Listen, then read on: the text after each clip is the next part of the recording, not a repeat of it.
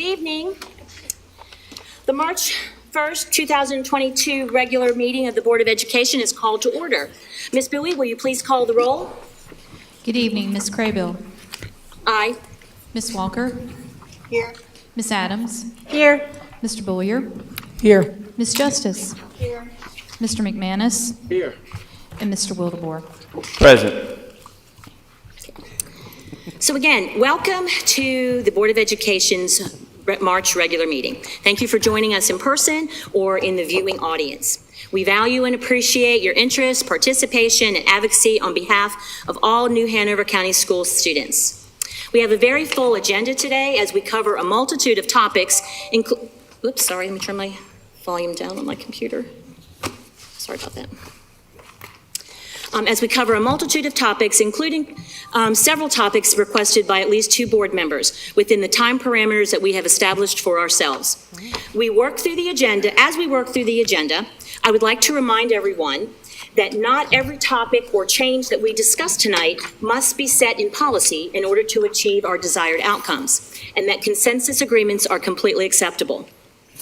Let's also remember to treat each other with dignity and respect throughout the meeting, no matter what your thoughts or feelings are on an issue or even a particular person or group, so that the board can remain focused on completing the governance work so necessary for our students, staff, and schools to be successful. Disruptions to the meeting will not be tolerated, and people disrupting will be asked to leave. If this happens, the meeting can be viewed via live stream on New Hanover County Schools TV and on the New Hanover County Schools YouTube channel. So with that said, next on our agenda is the invocation. The Reverend Angela Walker, women's pastor of Cora's Grove Church, will provide the invocation. And in addition, Reverend Walker also serves as the district's student record specialist. So we are happy to have such a fine person on our staff. It is so nice to be with you tonight. Everybody It is such stand, an please. honor.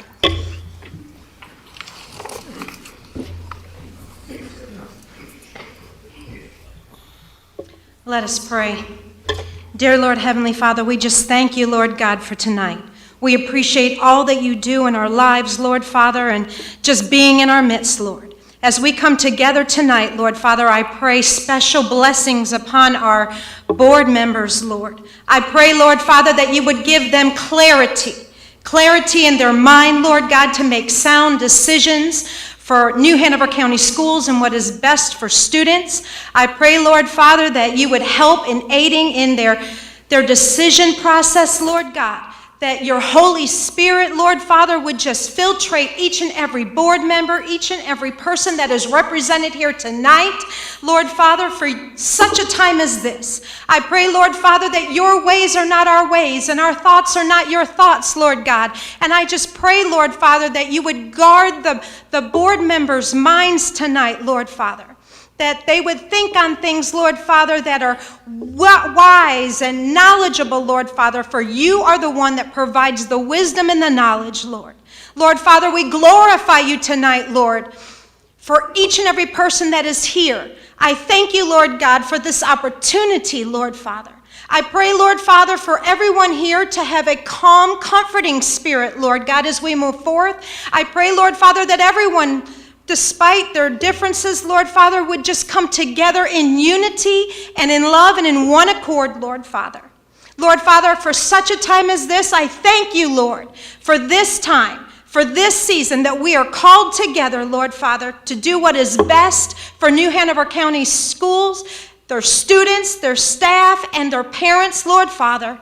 In Jesus' name we pray. Amen. Amen. Thank you. So now, everybody remain standing. Yep, we're getting your squats in tonight. So next we have the Harvard High School Junior North Carolina, the Navy ROTC Color Guard will present the colors. They are directed by Commander David Everett and Staff Sergeant Richard Giardo.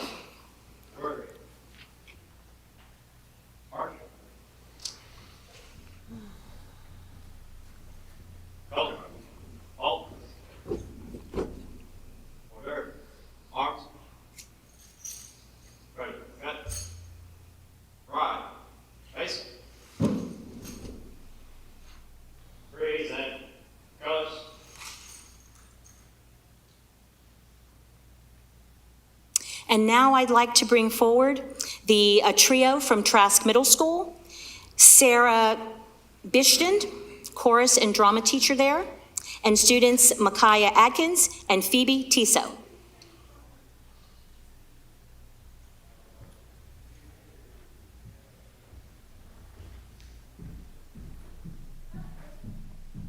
You guys can step up if you'd like.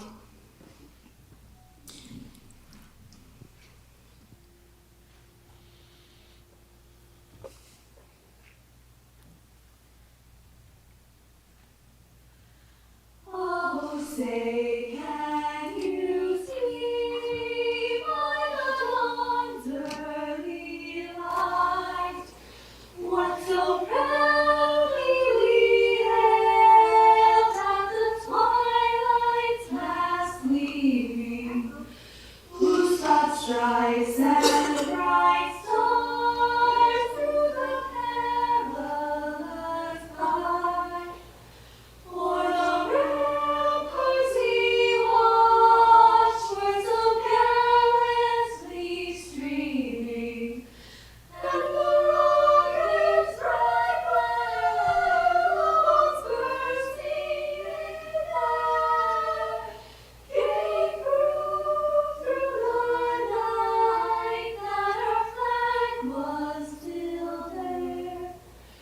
Oh, great was that star-spangled banner yet waved, o'er the land of the free, and the home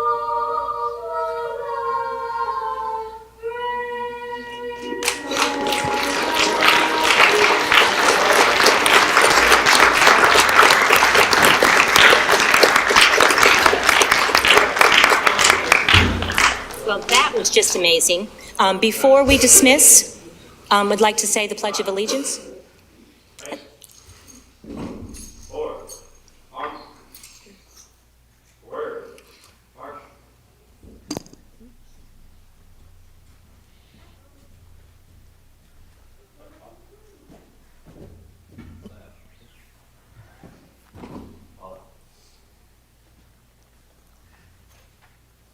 Okay, please join me in the pledge. I pledge allegiance to the flag of the United States of America and to the republic for which it stands, one nation, under God, indivisible, with liberty and justice for all. Guys, just stay there. All right, so that was just amazing. I'd like to bring to the stage Jackie Booth, who's our K-12 Arts Education Supervisor, to do some intros. Good evening, ladies and gentlemen. It has been a long time since we've been able to grace this stage in the arts, and we are so excited to be back to show all of the talent that we have all over. But tonight in particular, we had a very special treat. Miss Bishton from Trask Middle School was able to join her singers tonight, and I'm going to allow them to introduce themselves, but I also want to brag on them just a little bit. They are about to do a musical at Trask Middle School. They'll be doing Beauty and the Beast, and we have our Belle and our Mrs. Potts on stage tonight. So give them another hand, please. They have worked very hard to be here. I never miss an opportunity to brag. So, we're going to hand the microphone off, and they're going to introduce themselves and tell us what grade they're in. And then hopefully we'll have our ROTC cadets back, and we'll learn a little bit more about them as well. I'm gonna jump in. Yes, I am Mrs. Bishton. I teach at Trask Middle School, and I'm excited I got to sing with these wonderful people, and I'm excited we're able to sing in the schools again. So thank you. I'm Micah Atkins, and I'm in 8th grade. I'm Phoebe Tiso, and I'm also in 8th grade. Thank you for singing with us. Thank you very much for being here tonight, ladies. And now we've got our Hoggard ROTC cadets coming back. We are so glad to have them here tonight as well. Gentlemen, I'm going to hand you the mic, and if you'll give us your name, your rank, and your grade, please.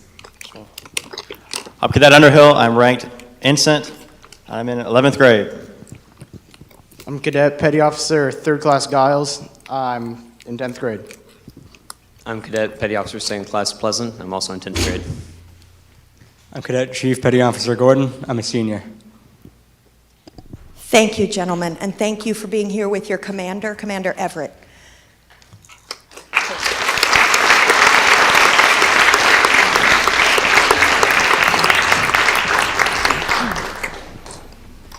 Okay, so next up on our agenda is approval of the agenda. Do I hear a motion to approve the agenda? So moved. Is there a second? Ms. Justice? There was an addition to the agenda? Yeah, we can. We have to second it, or we should second it before we do any changing. All right. Are you seconding? I'll second. Well, I'll Okay, second it. all right, Mr. Wildebohr? Ms. Justice? Oh, okay, yes, there's a couple things that I would like to, well, at least one thing at this point. Let's do them one at a time, if you would. Okay, that's it. I said I was going to do one here. What I would like to do is where we have the part where we are going to be discussing the task force and the endowment, I would like to flip those over and have the endowment discussion first and the task force second. That's all, just changing. Okay, is there any, is that a motion? That's a motion. Okay, is there a second? Can I have clarification on that, though? Yeah. The strategic plan review, do we have people coming in to Yes. present? So that's just something that needs to be considered. Yeah, I'm just thinking there's not really that need to switch those around, but we can. It's just a matter of semantics. I'll second that. Okay, second. Is there any discussion? I guess that was my discussion, I'm sorry. Yes. We don't necessarily need to do that, but Yeah, there's a reason for that. Just one flows into the other better if you have the discussion of the endowment first before the task force. anybody else have anything to add to that? So Ms. Billy, would you call the roll, just going down the dais, starting with Ms. Justice, and use that for this evening? Sure. Ms. Justice? Yes? Mr. McManus? Yes. Ms. Walker? Yes. Ms. Craybill? No. Ms. Adams? Yes? Mr. Wildebohr? Yes. And Mr. Bullier? Yes. Okay, so we're switching those two around with a vote of 6-1. Madam Chair, I have an addition, please. Okay? I would like to add to the agenda discussion under old business for facility dogs, please. Second? Is there any discussion about that? Yes, I think that at this point, it's pretty evident that we've got a lot of information, and we need to go ahead and do some action.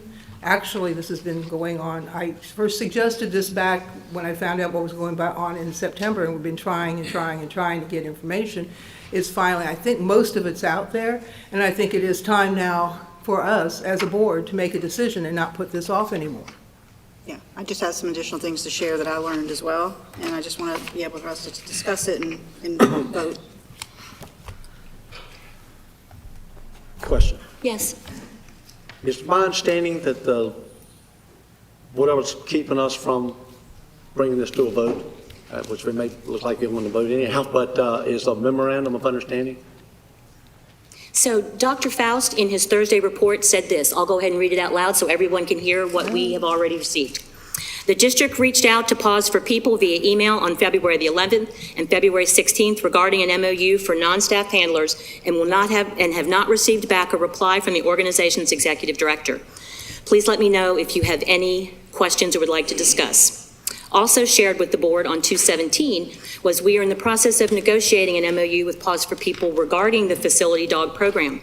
Once an MOU is in place that meets the requirements of the district and its insurance carrier, we will be able to move forward with the program. As a reminder, a facility animal is different from a service animal. Facilities animals accompany a handler and are available to interact with any student. Service animals are assigned to individual students to meet their social and emotional needs. Service animals are currently allowed and are in place in the district. Are there any other comments before we vote? Yes. Madam Chair. Yes, Mr. Bullier, since he hasn't had a chance to speak yet. Sure. Yeah, this is the approval agenda. Call the question. She already made a motion and we have a second, so we have to. So let's call the question. Okay. Let's I have another question before you call. Yeah. All we're trying to do is approve the agenda. Right. Do you want it on the agenda or not? That's where we are. Sorry. Okay. So, Ms. Bowie, will you please call the roll? Ms. Justice, Yes. Mr. McManus, Yes. Ms. Walker, Yes. Ms. Craybill, No. Ms. Adams, No. Mr. Bulliard, No. Mr. Wildebohr. Yes. All right, so that is 4-3, so I guess we will add that. And I'm going to give that 5 minutes. So that adds 5 more minutes to our agenda.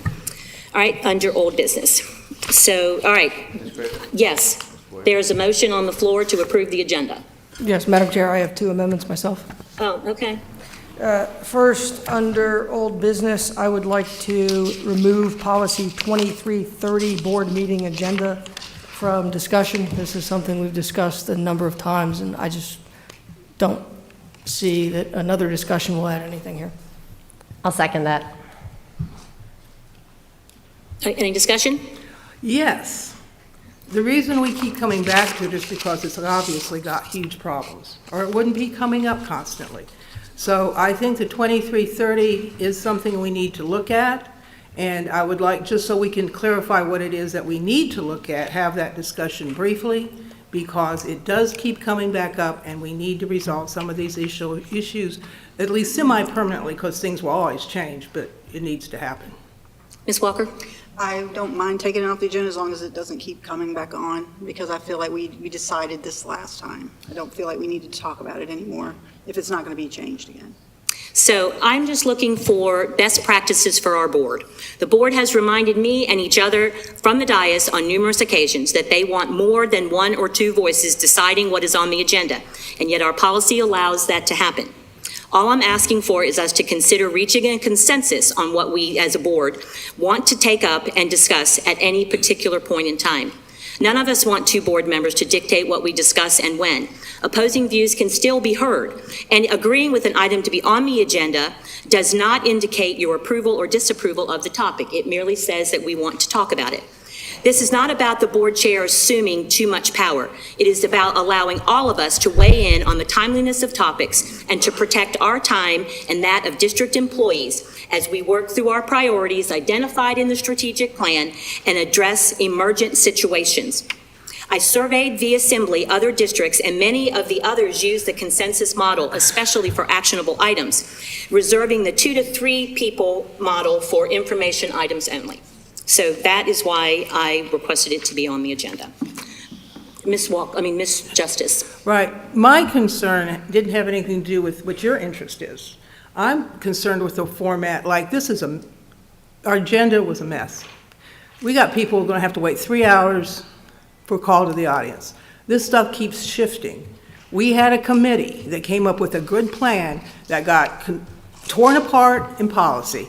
And now every time we come back here, the agenda keeps moving around. So I want it finalized. As far as 2 to 4 people approving items, I have a whole different statement about that. But at this point, since I think tonight that's more important, but I guess we probably might end up visiting it for different reasons, I would like not to have that discussion, because I think that having more than 2 people put things on the agenda is trying to literally, in my opinion, shutting down the public's vote. We don't have a problem listening to people. We may not like what we hear and vote against it, but they have the right to say something, and 2 members should be the number that brings it forth, so the minority has a voice. Is there a call for the question? Call for question. Okay. Ms. Billy, will you call the roll?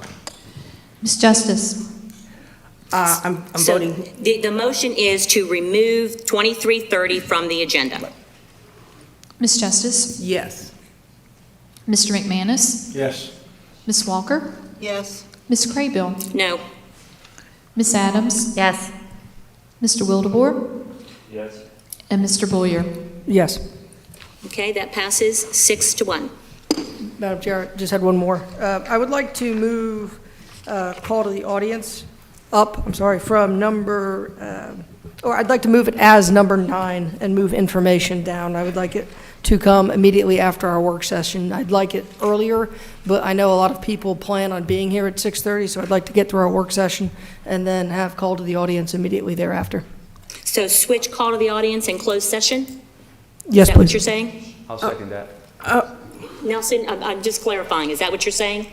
Because that would be a very easy switch because we don't have to mess up everything else. I would switch call to the audience with information. Okay, is there a second to that motion? Any discussion? I can see why. As I said, the agenda's got issues. But here's the problem. There's people that aren't going to be coming until later now because they were told that the call to the audience would be later. So they won't have a chance to speak because they won't know. They're not on the radios or on the computers. Some of them are at work. So they timed it to come. So if we switch it now, those who planned to come when it was on our present agenda will miss out speaking. This is why that's not fair to those that will be coming in after the call to the audience because they were under another impression at what time it would happen. I would love to actually be able to do that and have them talk earlier, but there are people that are planning now to come later because of the place it was on the agenda, and if we add it earlier, some of them will probably miss out, sadly. If I could, I'd like to amend that motion to add a second call to audience at the end. So if anybody does show up late, they could still be heard. So we could move it up for those that are here. Those that are not here can come at the end. I'll second that. At the question. Okay, is there any discussion? Yes, Madam Chair. Mr. Waterboard, do you mean at the end of the meeting or at the end of whatever we're doing at that time once they come in? Well, the problem being is they might trickle in at different times. So, I mean, we would have to do it towards the end of the whole day. Okay. What approximate, if we wait till... Ms. Justice? Yeah, if we wait until the very end, you're talking about it might be 11 or 12. So can there be some kind of compromise in putting him in? And at this point, I've looked at this agenda so much, I'm not sure where that would be. But so that even those people that do come in late don't have to end up waiting until 11 or 12, but at a more appropriate time, since they thought that it would be earlier and not 11 or 12. Some of them have kids. I really am sorry this is happening. Okay, let's call Ms. Walker. I was just saying, we usually have two, but there isn't one on the end, so we'd have to actually insert another one. You're right. At a particular time. Mr. Waterboard, what did you say you would put the second one? There you go. Well, probably at the end of new business. Before committees reports, would be towards the end, but I mean, it still gives those people an opportunity to stay and speak if they want to. And maybe we can move it up in the future. Okay, let's call for the question. Okay, Thank you. call for the question. So the motion on the floor, the amended motion on the floor is to move call to the audience up to after the work session and add a second call to the audience after new business. Ms. Bowie, will you call the roll? Ms. Justice? Hold on, I'm looking at them. After new business? That might as well be at the end. No, sorry, no. Yes. Mr. McManus? Ms. Walker? Yes. Ms. Craybill? Yes. Ms. Adams? Just to clarify, it's moving in front of information. That's what okay, Nelson yes, said. Yes. Oh, my goodness. Mr. Wildebohr? Yes. And Mr. Boyer? Yes.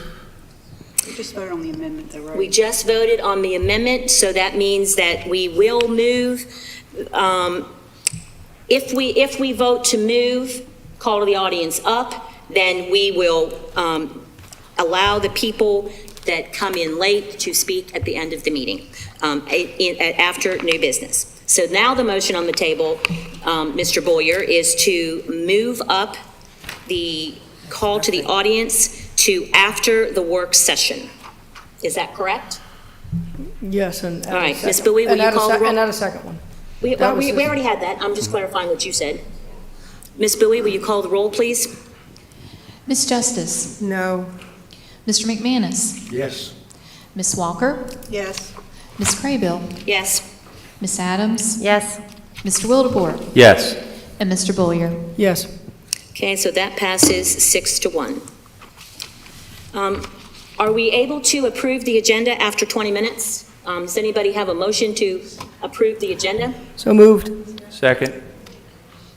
Okay, is there any more discussion? I I just would like to add that before we do this, is that this speaks directly to the 2330, that people give input ahead of time and allow us to have consensus on how we want to have things done. So, Ms. Bowie, will you please call the roll? Ms. Justice? Yes. Mr. McManus? Yes. Ms. Walker? Yes. Ms. Craybill? Yes. Ms. Adams? Yes. Mr. Wildebohr? Yes. And Mr. Boyer? Yes. Okay, thank you. The agenda has been approved. Next up on the agenda is recognitions. I would like to turn that over to Caress Clegg from our communications supervisor. We have some pretty talented people here tonight to recognize, so get your clapping hands ready. Good evening, Board, Madam Chair, Vice Chair, and Dr. Faust. I would like to start the night by welcoming the 17 international high school teachers joining as a part of the Fulbright Teaching Excellence and Achievement Grant with UNCW. These educators are taking classes at UNCW and have been observing in our high schools for the past 2 weeks. We welcome them here tonight. We'll welcome you back at the end then. All right. New Hanover County Schools strives for excellence in all that we do. I am not ashamed to say that it is for this reason that our recognition portion of the evening will be a bit lengthy. I am thrilled to be able to celebrate the excellence of the staff and students that will come before you tonight. They have trained, demonstrated, and given no less than 100% to their craft. When we look at becoming the top district in the state, they are leading the way. The first 37 individuals who join us today have shown a deep commitment to student learning and a passion for teaching. They are among 130,000 teachers nationwide who demonstrate the highest standards in the profession and have an enormous impact on the culture and learning in New Hanover County schools.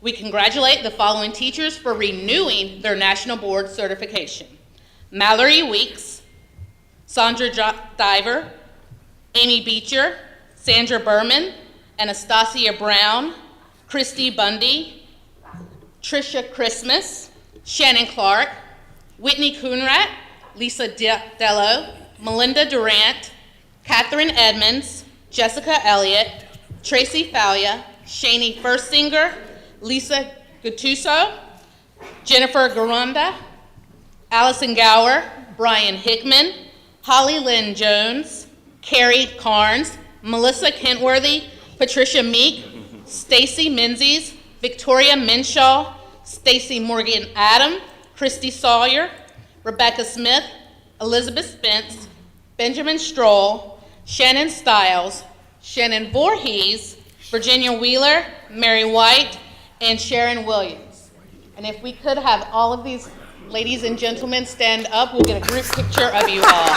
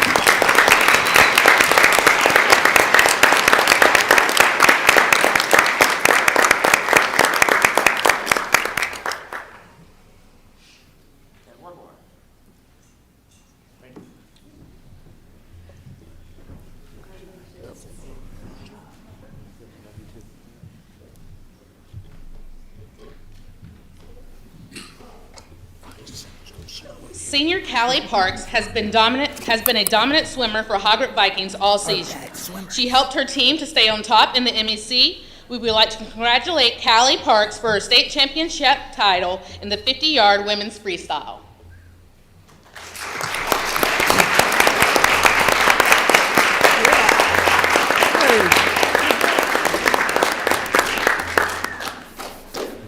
Today is her first day of retirement, but we weren't quite ready to say goodbye yet. It seems as if Mary Hazel Small has always been a part of the superintendent's cabinet, but after 30 years of service, she retired. However, she certainly did not go quietly. A few weeks ago, we learned that Mrs. Small would be awarded by the North Carolina Association of School Business Officials the Lou Thompson Distinguished Service Award. Over her 3 decades of service to public school education, Mary Hazel Small has contributed significantly in her field, helping to pilot new systems, serving as a mentor, in addition to supporting legislative efforts. We would not imagine a person being more suited for this award. We congratulate Mary Hazel Small on her Lou Thompson Distinguished Award and a very much earned retirement.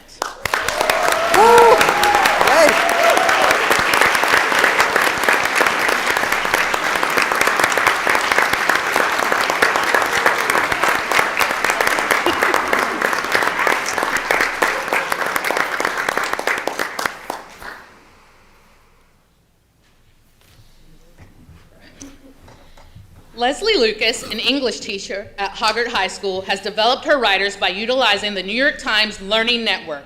The program has helped to develop critical readers, researchers, and writers. Students have submitted editorials, reviews, STEM research papers, podcasts, media literacy videos, and vocab projects. This year, a student has taken this learning experience even further. Dylan Schmidt, a sophomore at Hoggart, has been accepted into the New York Times Summer Academy, a selective program for students worldwide. During her fall semester in English, several pieces of Dylan's work were selected as Picks of the Weeks. We are happy to recognize her today for her acceptance into the Summer Academy.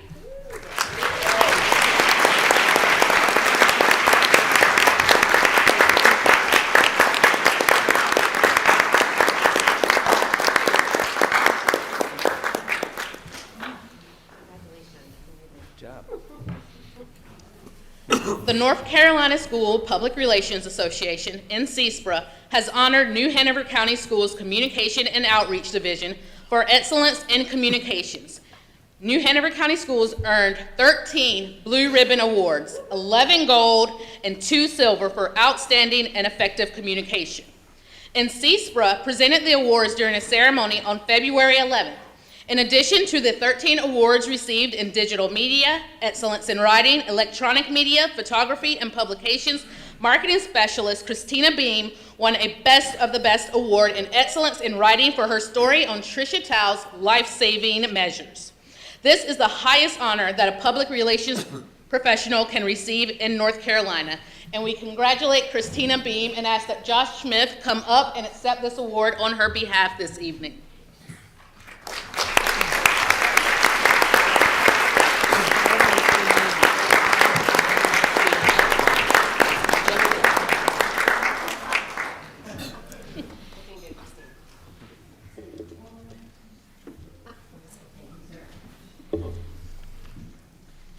Our next and final recognition of the evening is no stranger to us. We've sent them a total of 3 invites this school year to meet us right here at this podium, and each time has been better than the last. When we talk about excellence, you don't have to look further than Coach Andre Adams and his wrestling team. They are cementing a legacy built from excellence, not around one player or one coach, but a whole team. And that excellence spreads like wildfire and infiltrates its way into the classrooms, gyms, gazebos, and cafeterias until it encompasses the whole school. And these individuals are not just athletes. They are student athletes. Before performing on the mat, they must perform in the classrooms. This type of excellence does not happen overnight. It happens slowly and over time. It happens with 2 individual state titles and a tough team loss. It occurs with a comeback and a state title. It happens with a 3-time state individual title winner. And then it happens twice in the same year with a dual and team state title. It occurs because each individual that I call up here next puts in the time both in and out of the classroom and on and off the mat and commits themselves to nothing less than excellence. With great pleasure, I give you the Laney High School back-to-back state team 4A wrestling champions and the state 4A dual wrestling champions. I'm going to call you guys up here, but you can already come, and I will call names as you guys get up here, and they get pictures at the same time. Aiden Arrington, Devin Bale, Fisher Bushell, Charlie Bishop, Brent Bradshaw, Avery and Tyler Bonacore, thank you. Lucas and Trishan Cotto, Katie Edwards, Tommy Gibson, Jaden Harrison, Owen Harshberger, Alex Hopper, Dalen Horrell, Dylan Hugh, Marquise Kelly, Sam Kopelman, Lucas Malik, Santiago Pakachu, Corey and Elena Pollock, Tristan Richardson, Jacob Rosen, Marky Samuel, Caden Smith, Robert Tan, Noah Thomas, Dylan Webb, Holden Walker, and Michael Williams. Coached by Andre Adams, Leonard Harrison, John Mills, Will Merritt, and Dirk Borsma? Borsma, thank you. Additionally, we would like to recognize state championship individual winners, Mark Samuel,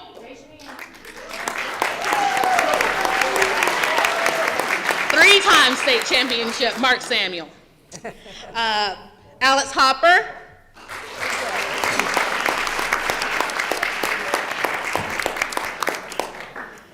Devin Bell.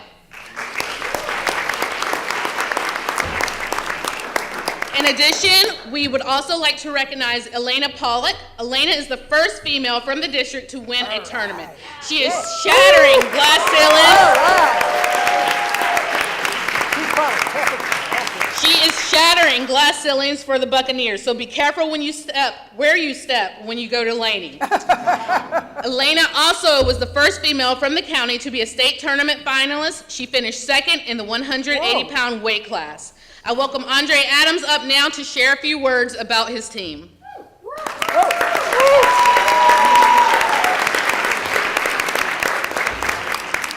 Thank you again for having us back. It's just great to be able to share this remarkable season that we had with everyone. At the start of the season, we had real high expectations coming off our state title that we had before, and these guys not only met our expectations but exceeded them and made history throughout the process. We've now become four-time conference champions, four-time regional champions. We won the WREL, Holy Angels, and Mark Adams for the first time in New Hanover County history. We had 3 state champions and on the same team, all getting pins in the finals. And then now we're opening up our room to female wrestlers for the first time ever, so we're excited to be a part of women's wrestling, which is the fastest growing sport in America. So just looking for more great things throughout the mat. We lose some great seniors, but we have a strong team coming back, so we're looking forward to making this a tradition coming in front of you guys. And it's all possible because of my great staff, my administration, amazing parents, and these guys. I love these guys. They're my family.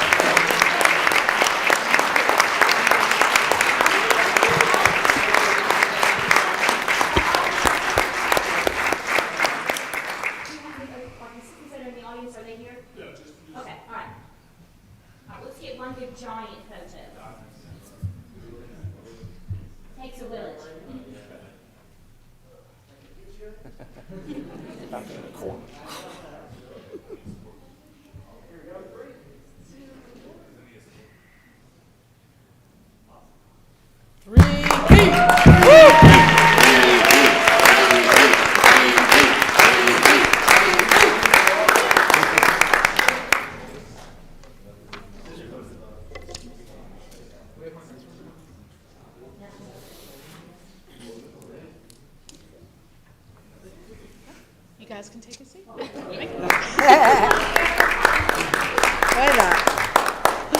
And going back to the beginning, I would like to recognize the 17 international high school teachers joining as a part of the Fulbright Teaching Excellence and Achievement Grant with UNCW. These educators are taking classes at UNCW and have been observing in our high schools for the past 2 weeks. We welcome them tonight as they are here to observe our board meeting. So thank you guys for joining us.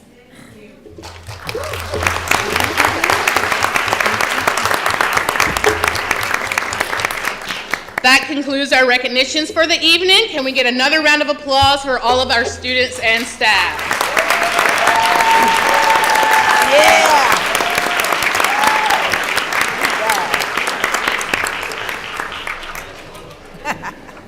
Now it's going to get very quiet.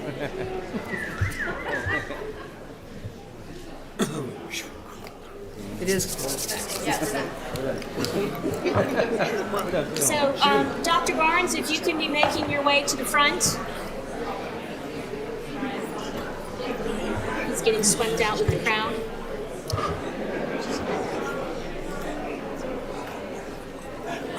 Oh, I see him. He was getting swept out with the crowd.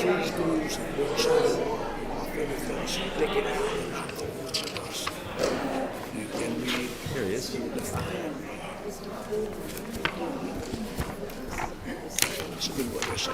Dr. Barnes, whenever you're ready. We'll let them just take another minute, but you can get in place. Here you go. Judy said to pass it down.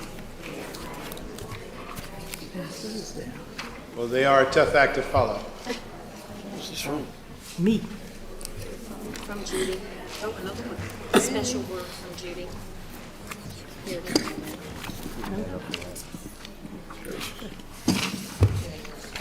Word is.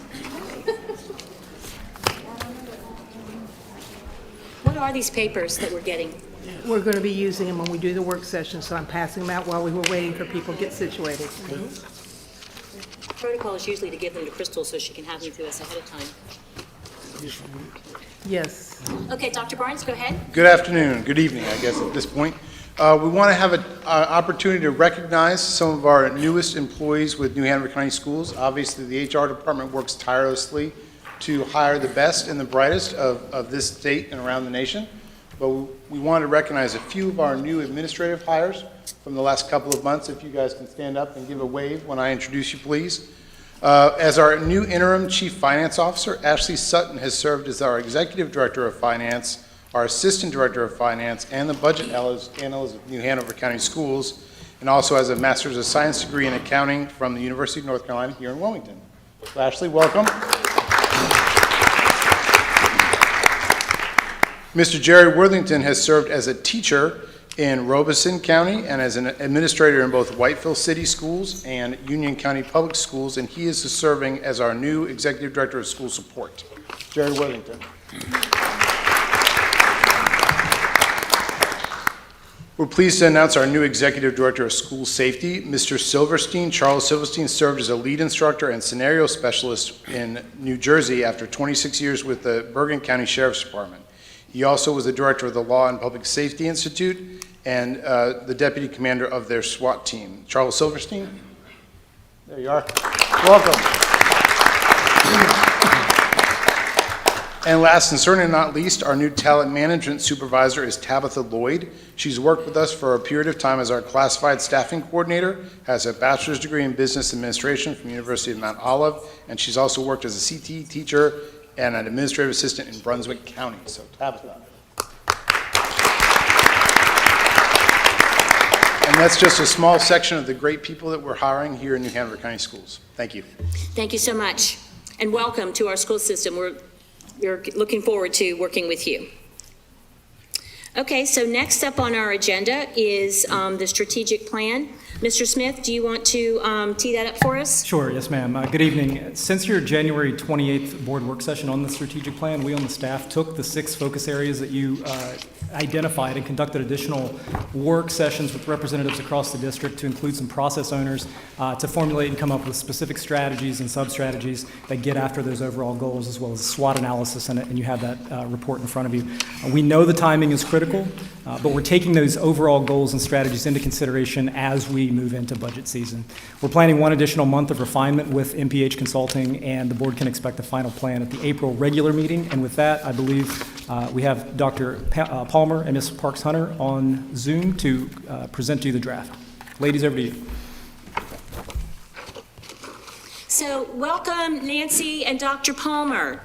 Board, before we get started, I'd like to ask that you pull out your plan that you have or your notepad and jot down some questions that you have so that we can allow Nancy and Pamela to go through the plan with us and we can ask questions at the end. So take it away.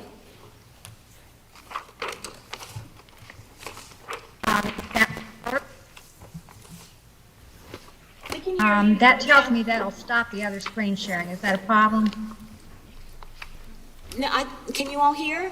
Or okay. Can everyone see the screen? She's still a little low.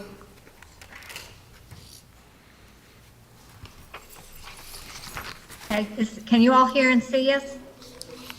Yeah, we can see you, but you're going to have to talk a little louder. Okay. Right, You is this can turn your better? volume up. You can Yes, turn your that's volume better. up on your left. Is that 100%? Okay. So I'll try to speak a little more loudly, but I think you'll see what I'm saying as it comes up on the screen also. I hope everyone does have their copy of the plan in front of you. We are so time so that we can share and engage.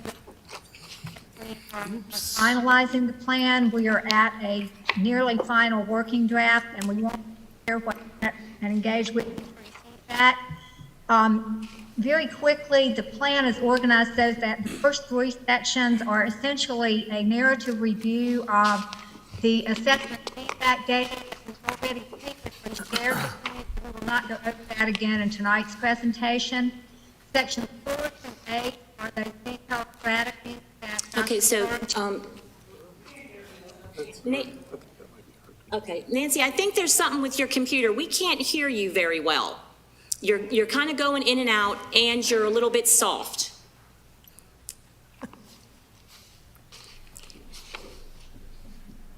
Can you try again? Can't hear her. Can you hear Dr. Palmer? Can you hear me? We can hear you just fine, Dr. Palmer. Okay, okay. Okay. So can you hear me now? Yes. Okay. All right, let me get a little bit closer to the mic, and that may help. Okay, so those sessions 4 through 8 are the detailed strategies and action steps that we think will take you on the direction of your plan. We're going to share with you verbally just the strategies. We won't read through all the details of action steps, responsible parties, timelines, and so on, but you should have that to follow along or look at in more depth later. We'll start with letting Pamela give you a brief recap where we are and the overall goals we've arrived at, and then we'll share those strategies with you, and then we will invite your feedback and discussion. Pamela? So what you have on the screen is the process that we followed. The process included 5 phases. The first phase, as you know, was to do the assessment and gain stakeholder feedback, both internal to New Hanover County Schools as well as the community. Phase 2 was to develop our preliminary focal points in terms of what our goals would be. We did that through a retreat, and we also just kind of set the stage for what would become our primary goal. In phase 3, we focused on building out those goals, working through strategy, along with the administrative team. We did and developed outcomes for those in terms of what you see in the draft. And I just want to mention here that this did occur over several work sessions that we coordinated and facilitated with the cabinet. In phase 4, which is part of what we're doing tonight, is the engagement in terms of getting feedback on where we are with those salient points that Nancy highlighted in the plan. And then finally, phase 5 will be implementation. And of course, that begins once the plan is approved and finalized and approved.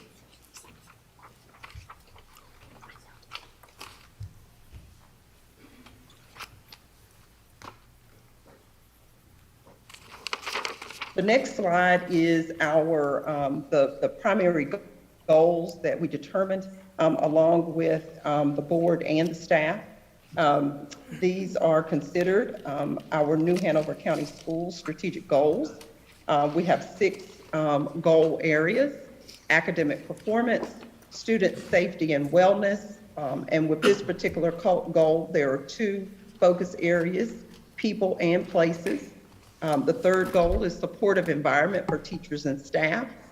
The 4th goal, equity, diversity, and inclusion, followed by family engagement, and community partnerships is our 6th goal. So here, for example, is what we have looked at as the goals, the outcomes, and strategies for performance, that through rigorous academics at every grade level, students demonstrate readiness for productive citizenship as well as higher education opportunities for meaningful employment.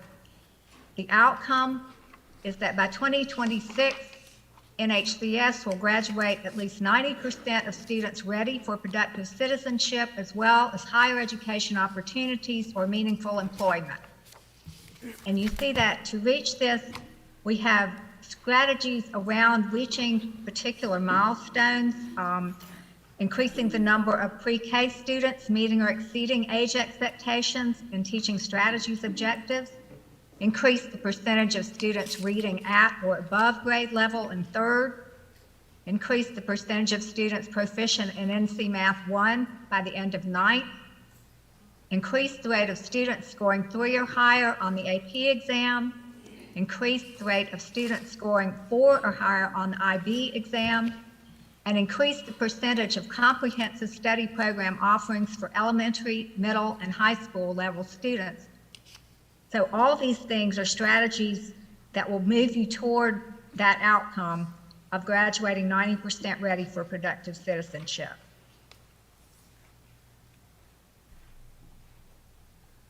Goal 2, student safety and wellness. There are 2 components to this goal. That's people and places. The goal is to provide facilities and services focused on safety and wellness to enhance teaching and learning.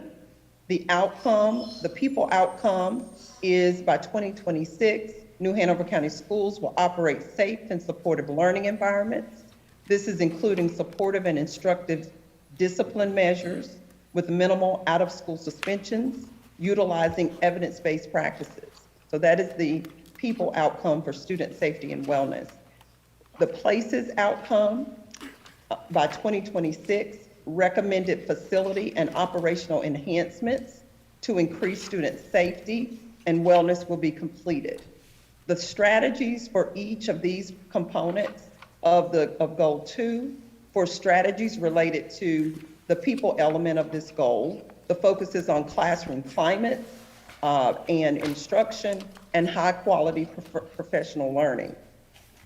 As it relates to strategy, with the 2nd component of this goal, the focal points are nutrition and wellness, bus transportation, teaching and learning, a safe and secure school facilities, and health and well-being of staff and students.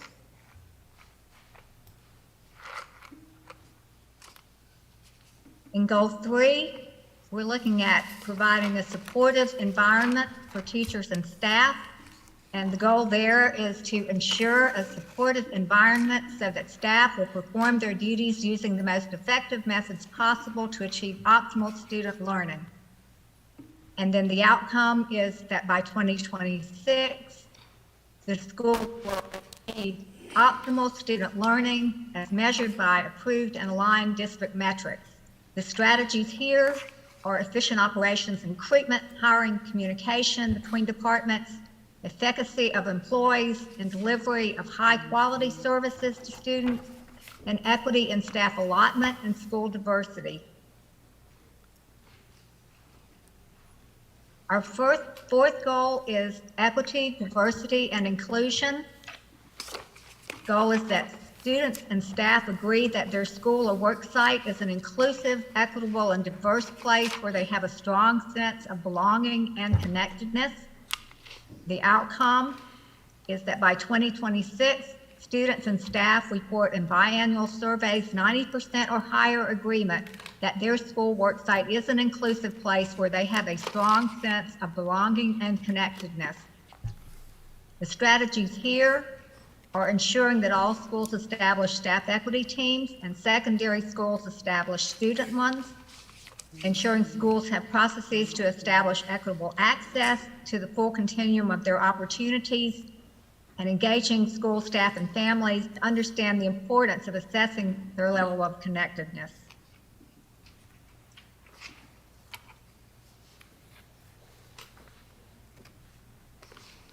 Goal 5 is family engagement. The goal is to increase meaningful family engagement and involvement across all schools in the district. The outcome is by 2026, more families are meaningfully involved in school activities more frequently, as demonstrated in family participation data. The strategies, there are 3 focuses for this particular goal as it relates to strategies. High impact engagement opportunities, to create a fund for this particular goal, and to also standardize large events that take place in the district.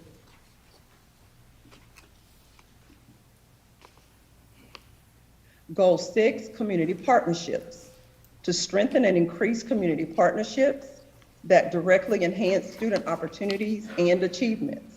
The outcome, by 2026, the number of partnerships and collaborative work will increase as evidenced by documented engagement. With this particular goal, there are also 3 strategic areas related to achieving this outcome. The first is related to partnerships and/or sponsorships by lowering the barriers. The second is related to partner recognition of those partnerships and sponsorships that we're able to secure. And the third is a mutually beneficial exchange between partners whereby those relationships are win-win.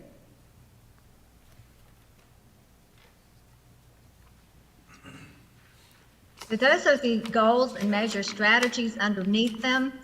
We are working on finalizing what we are calling a dashboard for success that will look something like this. It may be slightly different as we work with staff to determine what are the best ways to show you the information. One of the things that we want to make you aware of is that we can capture a lot of data. Some of the data is not going to change except on an annual basis. Yet you will want to know about your status and progress more frequently than that. So one of the things that we're suggesting is that you may use this red, yellow, green system to just know, are you going in the right direction? Are you at stasis? Are you going in the wrong direction? And as a reminder, this is not, it's not a grading system and it's not a pass-fail exam. It's more like a compass just to see where things are moving. Just as a quick example of how this might work, if you have a code yellow, maybe that's because you have a construction project that's awaiting the release of bond or grant money. If you have a code red, maybe that's because you had a goal that you were moving toward of increased family interactions, and yet a pandemic is causing you to have fewer family transactions. So those are the kinds of informational things you can get from the red, yellow, green system that won't show up in numbers as often as you would like to know about the status of your progress. And one of the reasons for doing this is that as we talked with you all about the previous strategic plan, something that we heard very frequently was that it didn't often stay in front of you. So we're suggesting that you might use this as a tool to keep the plan in front of you as you move through implementation. And I'll let Pamela explain a little bit more about that. So another way of thinking about this is related to the timelines that are indicated in the plan for each of the goal areas and strategies. And so in thinking about monitoring and tracking progress, here are some ways that we've included to do that. It could be that we have short updates at monthly board meetings, as well as reviewing progress as it relates to the plan every quarter. And then doing a formal report where we share the metrics or success towards achieving the metrics that are identified in the plan, and do that on a yearly basis.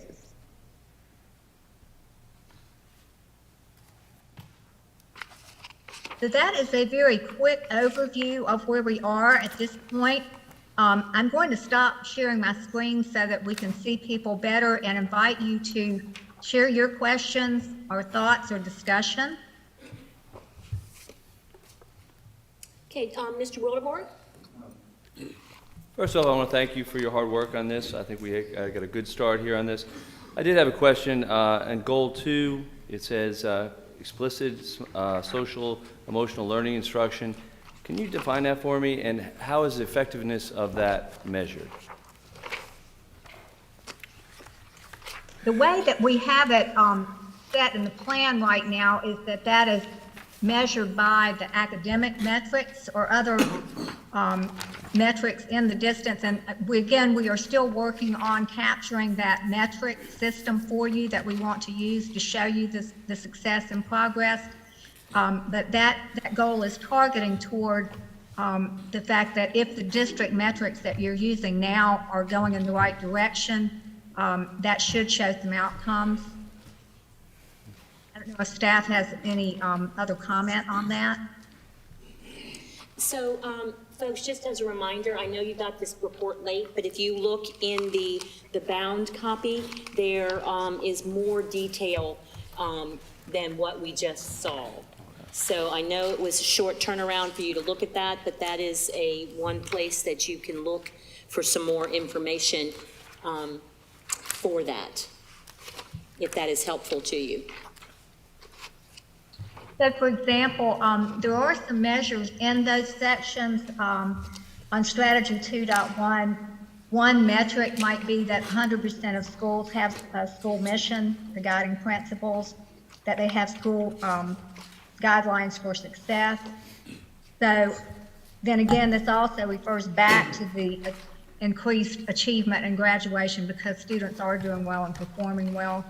So part of our work today to be completed is to decide which of those metrics is good to show you for the dashboard. The staff will be wanting to look at many of them to be sure they're on track in every way. Yes, Madam Adams. Sorry, I couldn't get it out.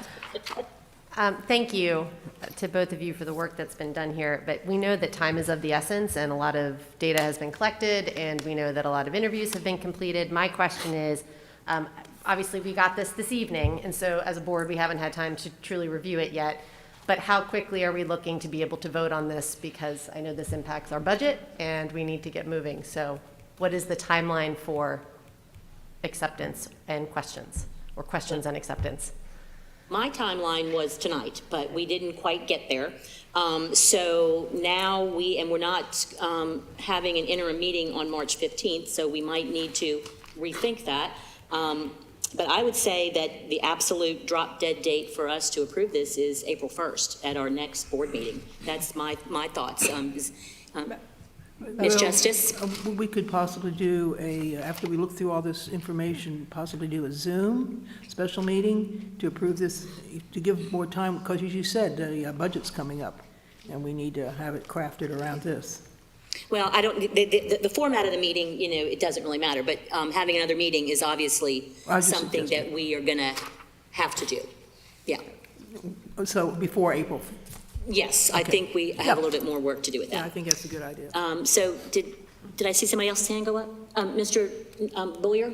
Yeah, Madam Chair, thank you. I appreciate all the work that's been done. The thing I really do appreciate about the plan itself is that it seems to recognize that there's not one area that we can focus on to improve, that in order to improve, we have to improve as a community and as we have to have a focus on the entire student. And that's not just math, that's not just reading. So I think it's a good start, but I do, as Ms. Adams said, I do feel the need for speed here.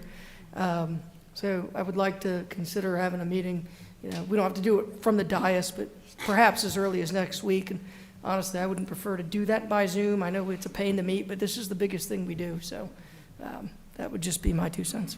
Okay, so I've noted, two people definitely are thinking about it, and I'm guessing, Ms. Adams, that's sort of implicit in your question.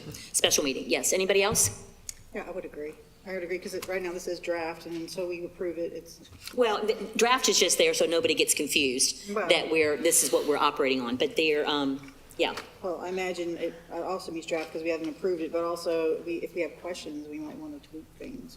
Right, so my suggestion would be for everybody to just read through this, get some ideas together, and when we have this special meeting, it's not the time to just start, blabbing them out. We really need to have some lists and have some ideas so that we can, and I didn't mean blab them out, I meant, so that we have some concrete ideas that we can share with each other and with Pamela and Nancy.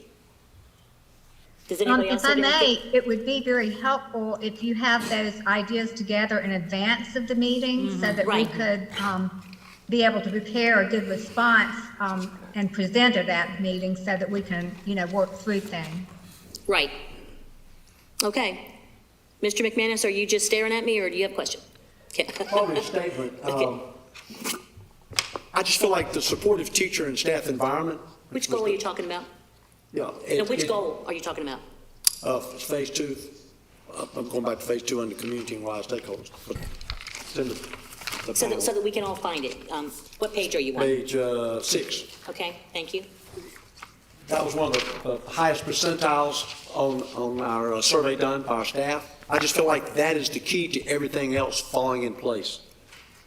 Is that and I haven't heard anything yet, but that how are we dealing with this difficulty with our staff from the survey about so much to do and not enough time to do it well, or sometimes maybe to do it. So, right or wrong, I think that needs to drive what decisions we make. Okay. And they need to know that we hear them still loud and clear. All right, so make sure that's on your list. Okay. Anybody have anything else? All right, then thank you, ladies, for your time, and we will be getting back in touch with you and checking all of our calendars, okay? Thank you so much. Thank you. Okay, so next on our agenda, looks like it is the Employee Task Force, and hold on just one sec. No, I thought we flipped it. Okay, I'm looking at this, and I thought that I didn't pay attention that we had already flipped it. So for that item, before we get started, this item was put forth by Ms. Justice and seconded by Ms. Walker and thirded by Mr. Wildebohr. The board discusses whether to hold a vote if they should request funding depending from the Hospital Endowment Fund, and depending on the vote, holding a work session compiling district needs if the vote passes. This is actually a good complement to the requested needs of the Teachers Task Force, and results can inform the requests from the endowment. So that was the request, and it appears that Ms. Justice has passed us out 3 handouts. Would you make sure that we have what you want in front of us so we are prepared for your discussion? Well, one is just a couple pages from a Wilmington Biz article, Where Will the Money Flow? That's one, Okay. 2 pages. And there was actually only one highlighted part, but you should see that. Okay. The second item that I handed out was what's called Exhibit D, Use of Net Transaction Proceeds. And this was signed by the county commissioners and I believe it was the new hospital owners, Novit, on October 6, 2020. Okay. So Is there, and there was another one? that one has to do with the task force. So there's only 2? There's only 2 for Two this. handouts, okay? All right. And so we have 10 minutes. It's 10 after 6. Go ahead. Okay. That was great what Mr. McManus just pointed out. Our teachers are in crisis. Our whole district is in crisis. We have had the pandemic. We've had more than just the pandemic, though. It's really difficult right now for our staff. And one of the things that we need more than anything else is resources in so many different forms. And it was, I believe, last year that the teachers got a supplement increase, but none of the other staff did. And that's one of the things they've been asking for us repeatedly. Then there's also resources here in the community. We had Mr. Anderson just presented last week a whole lot of different information about our facilities and how we need them upgraded, how much they would cost. The costs are increasing. It's on, and honestly, a lot of it has to do resources and money. Now, I have been hearing since this hospital sale first became public that this would be a huge amount of money. At this point, it was sold for $1.5 billion. And the interest alone is to be used to improve the community. And that is what was told to the community during the sale. And that is why it's where we are at right now. And what this is here, the Exhibit D, the use of net transaction proceeds. This is what they ended up signing and agreeing to, how the money would be used in the endowment. It's been placed in an endowment with a, I guess it's called a board, I believe that's the official name, that decides on how it's being used. Well, they had a meeting, an informational meeting, I believe it was back in November, where the They had two, one in October and one in December. Okay. They had a couple informational, say that again, October and what? It was October, I was there. Mm-hmm. Excuse me, that's not what October and what other month? Do what? What other month? December, October Okay, and December. okay. The October meeting was an informational meeting. The December meeting had to do with requests for the No, endowment. Ms. Justice, the December meeting was the same meeting. They were both called Okay. listening sessions. That's what I'm talking, excuse me. Now, the point is that the community has its requests, and that was part of the endowment. And in this document that was signed on the date back in 2020, it says use of net transaction proceeds. They have the purpose, they have the foundation board of directors, and then they also have the administration and fund management, the endowment itself, and then it gets to how the endowment is used.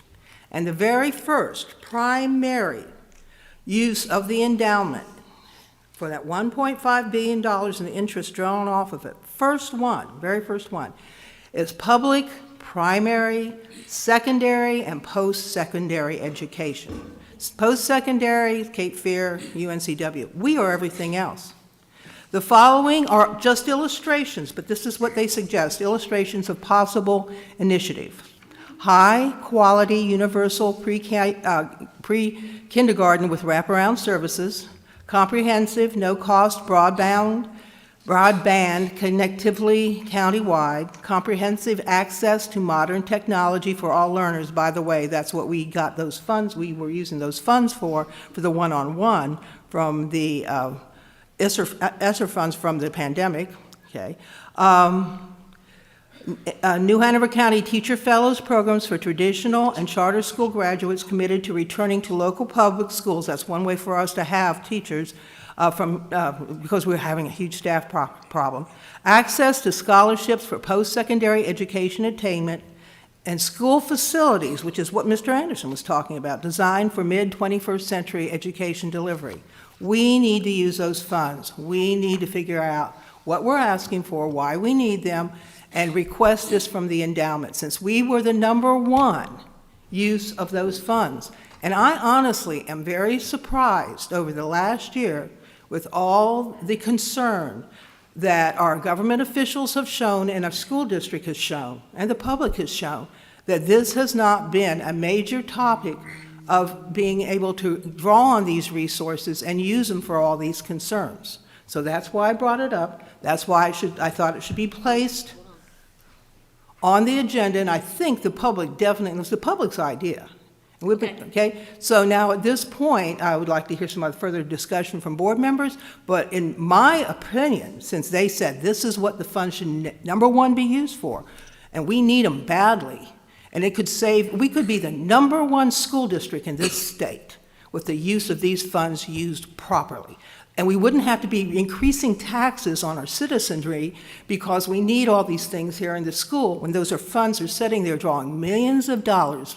We spent $350 million, or this county manager decided to spend $350 million, so the goal is for school safety. That's a lot of money. We've got one safety officer so far, and I'm not sure what the other use will be, but this is something we as a board need to be, we have 5 minutes left for others to make comments. Just letting you know. This is very important. This is something we as a board need to be looking at and discussing and coming up with requests, since that was what the promise was when this sale was signed. Okay, so board members, you also have in your packets this pink, and people in the audience can also see that. I would like to, if you want more information about this, to go to nhcendowment.org, and it will give you all the directions about that. One of the things, yes, education is one of the pillars, but the endowment committee has been created, and they are putting together the plans, not the school system. And we are not holding the school, it's not our job to hold the county responsible for that contract. But I did want to, this is what I wanted to call your attention to, what comes next. So first of all, we had 2 public listening sessions. I attended just so I could hear what other people had to say. The meeting on October, I can't remember the date, of like 27th or 28th, that had about maybe 35 people. Everybody got 3 minutes. The meeting in December, on December the 4th, had about 65 people, and each person got 3 minutes. Education and nonprofits were there. The purpose of the listening sessions was not to request money. It was to talk about what we thought as individual citizens and nonprofits and organizations felt that the money would be used for. It wasn't a session to ask for money. So then they had to establish their endowment website. They had to hire a new CEO, which they did. He's coming to town. He's very well qualified, it appears. They create a community advisory committee. And so if anybody in the community is interested in being on that, they are looking for a diversity in gender and experience to serve on that committee. Then they have to develop a model. They have to recruit staff. They haven't even developed what the grant application criteria looks like yet. And then they're not even accepting proposals until September. So we do have time. The grant application process is not even going to be announced until July. So yes, we can be thinking, but we don't know what the grant criteria is. We don't submit until September, and then they don't start making their first awards until November. And I have talked with several members of the board, and you guys also are welcome to do that too, about what some of the criteria are. And this is what I've been told, is that we need to submit ideas that are collaborative with other agencies and organizations within our county, and that they need to be sustainable, that they are not giving us operational funds. They're not giving, thank you, they're not giving any organization operational funds.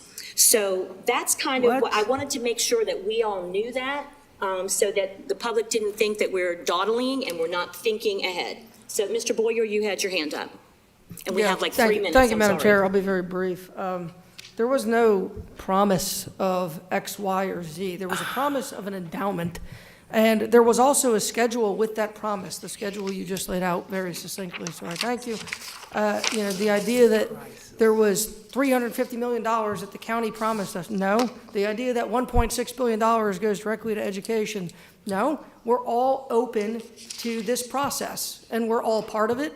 And the superintendent is leading it. Nobody's ignoring it. So I don't even know why we're having a discussion when applications aren't even being accepted until September of 2022. This is a publicly released timeline. Ms. Adams? I just would like to share that, I've encouraged board members to talk to county commissioners about what they're hearing in the community, continue to talk to constituents, what they're hearing about the community. I also attended the December listening session. What I heard was a need for workforce housing more than anything. Was the theme. And I've actually spoken with other people that have had that same idea. What I will say about this, I know that our superintendent is very aware that this is coming down the pike and this is an option.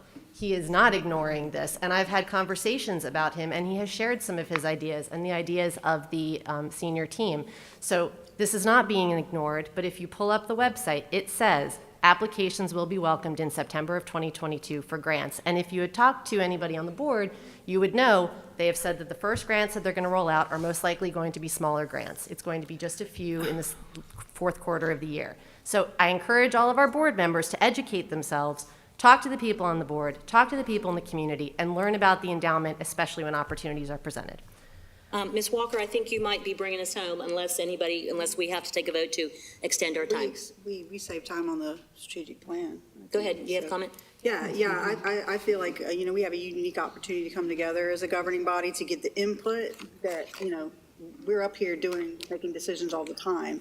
I take everybody's point about reaching out and talking to people, but this was our hospital. The promise for us was that we were going to have money to invest in our community.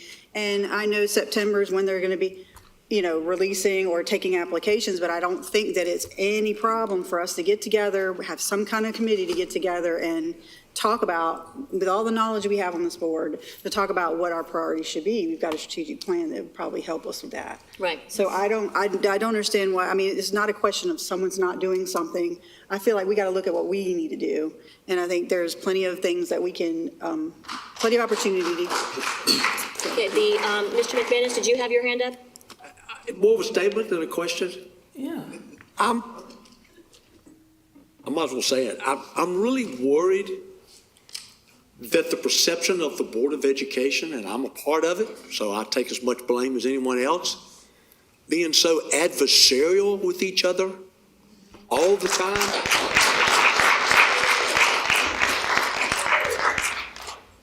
May well inhibit the things that we're chasing to support us both financially and otherwise.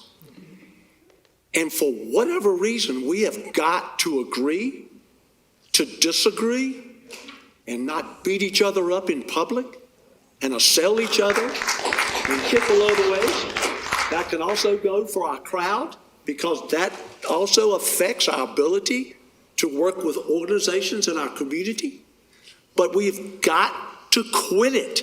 I truly believe we're in a bad place right now to start asking the things based on the perception of this board. That's all I want to say.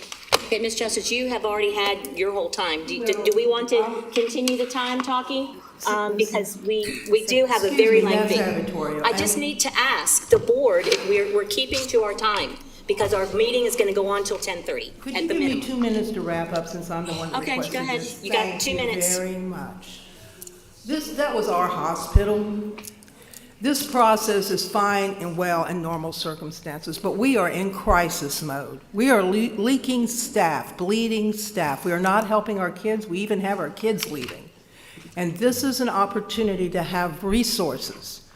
This is what they said they were going to do for our community. It was our hospital. And it's sitting there drawing in students. They got $350 million somehow, the county manager did, for safety. And yet, as I said, it's very vague and nebulous about how, but it's there and he got it. So if they can do that for safety, we could use that now easily to try to put our schools in a position that we're not bleeding our staff, we're not losing students, and we give them A+ class education, quality education, all students in this county. And waiting until September, we can't. We need to be acting now. And the superintendent, that's great he's talking, but all of us, this is our responsibility, not just one person's. And we were elected because we represent you. And I know from everybody I've heard in this community, they want these funds now to help our schools, and we need them. Okay, thank you, Ms. Justice. It is the Employee Task Force. Let me pull that up. Employee Task Force, this was also a Ms. Justice item. Discuss putting together a task force composed mainly of a variety of staff at all levels to come up with solutions to the problems we are having with staff morale and resource shortages to support our staff, such as pay and planning time. And this is the reason I wanted to put it following the request from the endowment. This is one fund source of how we can help the situations in our schools. Now, the purpose of a task force, that's a temporary grouping, as Ms. Crable just read, a temporary grouping of individuals and resources using a lot of data and things like that for the accomplishment of this specific goal, which is to improve the morale and effectiveness of New Hanover County's employees that will result in improved student learning, staff retention, and recruiting.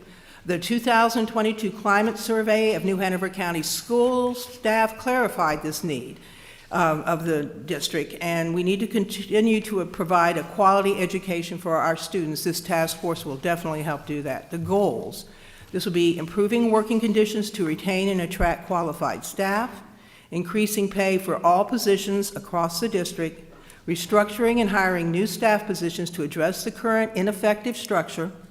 Times have changed, and the pandemic's definitely changed. We need to have our structure shift in order to meet them properly. Establishing student-centered learning in an equitable manner across the district. These resources would really help with this. Identifying current problems that are hindering staff and student performance and correcting them using experts from a variety of departments, schools, and knowledgeable education and community members. This is a group of people that should be members of the task force, the ones I just left. And something else I would like to add, and Mr. McManus just brought it up, we need to, if we're going to have a task force, there's going to be members of the board that need to be on it, that work together and aren't adversarial. I myself was put in that position against, I did never want it to be, but for some reason I've become very much a part of it. And I can work, if they will work with me, with anyone on this board, in order to improve our schools. That's all of our number one goals should be up here. Okay, any comments from anyone? Mr. Bowyer? Yeah, I definitely think this issue needs to be addressed. I'm all for a task force if that is the will of the board. I'm not sure a task force has ever inspired morale, but I definitely I support the effort. So if that's the will of the board, then I would support it.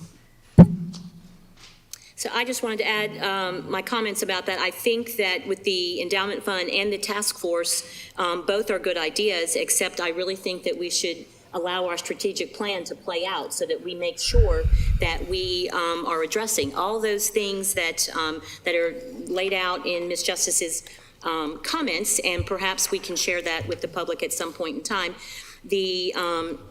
Is that we really need to work, in conjunction with that. Endowment money can't be used for pay, so we already know that. Why?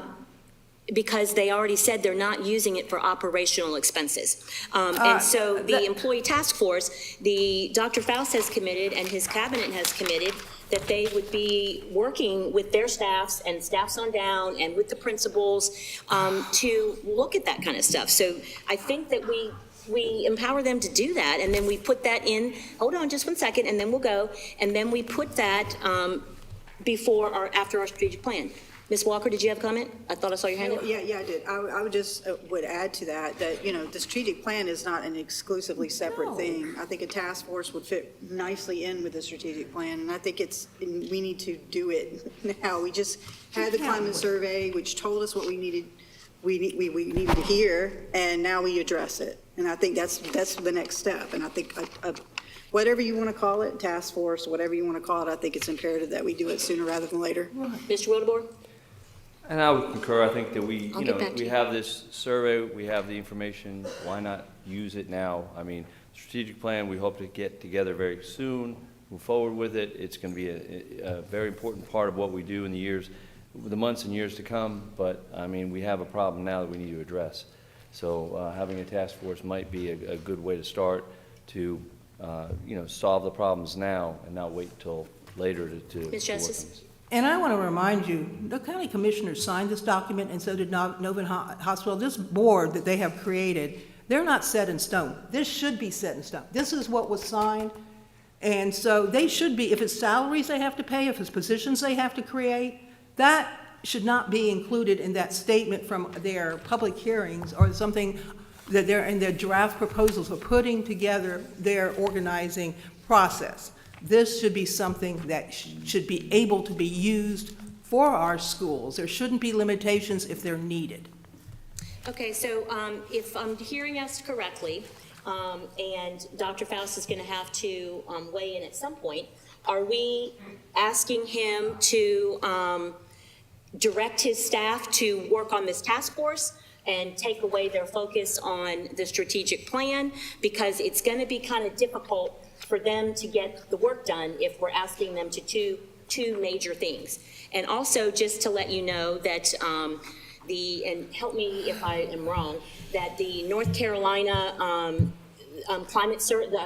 staff climate survey is coming out sometime soon. The working condition survey is coming out tomorrow. So we'll have even more information for that. So, Ms. Justice, go ahead and bring us home, because we're almost at our 10 minutes. I think that we, at least 3 members of this board, should be on this task force. I think that we should come up with the people along with Dr. Faust. We need to work with him. But this should not be directed from central office. One of the things that was very clear in that climate survey is that there's a lack of trust and a problem with communication with central office. I think we should be leading this task force. And I'm right now volunteering myself to be on there, because I've worked too hard and care too much for what Mr. McManus mentioned before, the adversarial relations among some people up here to keep good people from being able to do their job. We need to all work together. So I'm definitely volunteering myself, and I could volunteer other people, but I know there's good people up here, and we need to be focused on doing a good job, gathering lots of resources and working together. Okay, so if I'm hearing you correctly, you want a new board committee, and that means that we need to take it to policy to add it in, or we have to vote on that. Is that what we're asking for? Because there's no difference between a task force and a committee. Oh, yes, there is. A task force. Okay. Not if you're having 3 board members on it and we are leading it, it is a board-sponsored function, and we have to address that somewhere in our board work. Well, there's a lot of different interpretations of what a task force is, but it's something that you bring in an emergency with professionals. You can call it a committee, but then you're going to be putting it back into the never-ending, almost obstruction process that occurs when we try to get stuff done. If you're going to do the committee, let's do it and do it right, and let's do it with, I just said, to be responsive to our needs and not according to bureaucracy and procedure. Ms. Adams? I would just like to say that I think it's a great idea to address all of the issues that are listed on here. I think we have a strong HR team that is doing a lot of the work around this already. I also think that a lot of this work has to be done at the school level. We are a governance team. And yes, we have good ideas. And yes, we listen to our community. Yes, we listen to our school-based staff. But at the end of the day, the people that are living it, breathing it, and working it every day are where the best ideas are going to generate from. And so I don't necessarily agree that board members sitting from the dais should be dictating how we should be supporting our staff. And that's just my take on it. It's my thoughts on it, and I just think that we have enough committees. I think we've got very large, important issues that we have to face that are budget-related and are governance-related that I feel that we need to focus on right now. Yes, Ms. Walker? Well, I don't think we're dictating anything. I think we're collaborating together to solve problems, and I don't think we're telling people what to do. The suggestion was to have others, staff members, et cetera, be on it to give their input. So I think we have a difference to what our role is up here. Governance includes a lot of things, but it definitely includes leading, and we have to set an example, and we have to be vision oriented, and we have to set our mission to do these things. And a task force is more specific and time limited. It's not like a committee that we have to just, follow this, particular agenda with, or sorry, policy with. So Mr. Shive, would this fall under an ad hoc committee, since we're leading it? I'm not sure where you want to fall underneath your policy, but it would be if the board members are going to be attending them, and they would be public meetings subject to the open meetings law. Okay, so it would have to be like an ad hoc committee kind of deal. We could add them to the policy where we think it makes sense. Yeah. We don't have to change the policy. The policy says we can add ad hoc committees, but we just have to define what we're doing and make sure we're clear, right, on if we're leading it, then we're responsible for the results. That's all. All right, so did you want to bring us in? I think Pete had something. I was just going to say quickly that I think just to address what we're talking about, I think we would need school level teachers, school level administrators on such a policy. Or on such a team. Yes. All right, so does that get to what you want for the discussion, or because we have a minute Okay. to bring us home. Well, we need to do this as fast as possible, and if we're going to meet back the strategic plan, maybe we can have some more formalized information then. So maybe, we need to open this up to all of our input, not just a select group, so that we can get this done fast, but we can also communicate. All right, I'll make that a note of that for when we get together, and if anybody has anything else they want to add, please just send me emails and let me know so that we can work on that. Okay, so now we are on to call to the audience. Oh, I'm sorry. Yes, let's take a quick break. An hour and a half. Okay. Oh, wait. Come back in 5 minutes. Is it still cold in here? Did I get hot?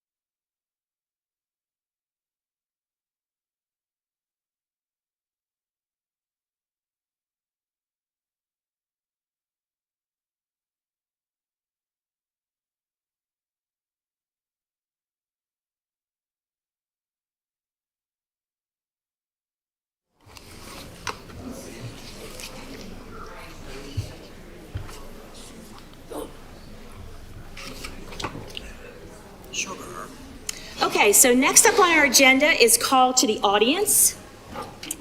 I want to thank you all again for signing up to share your comments and concerns with our board.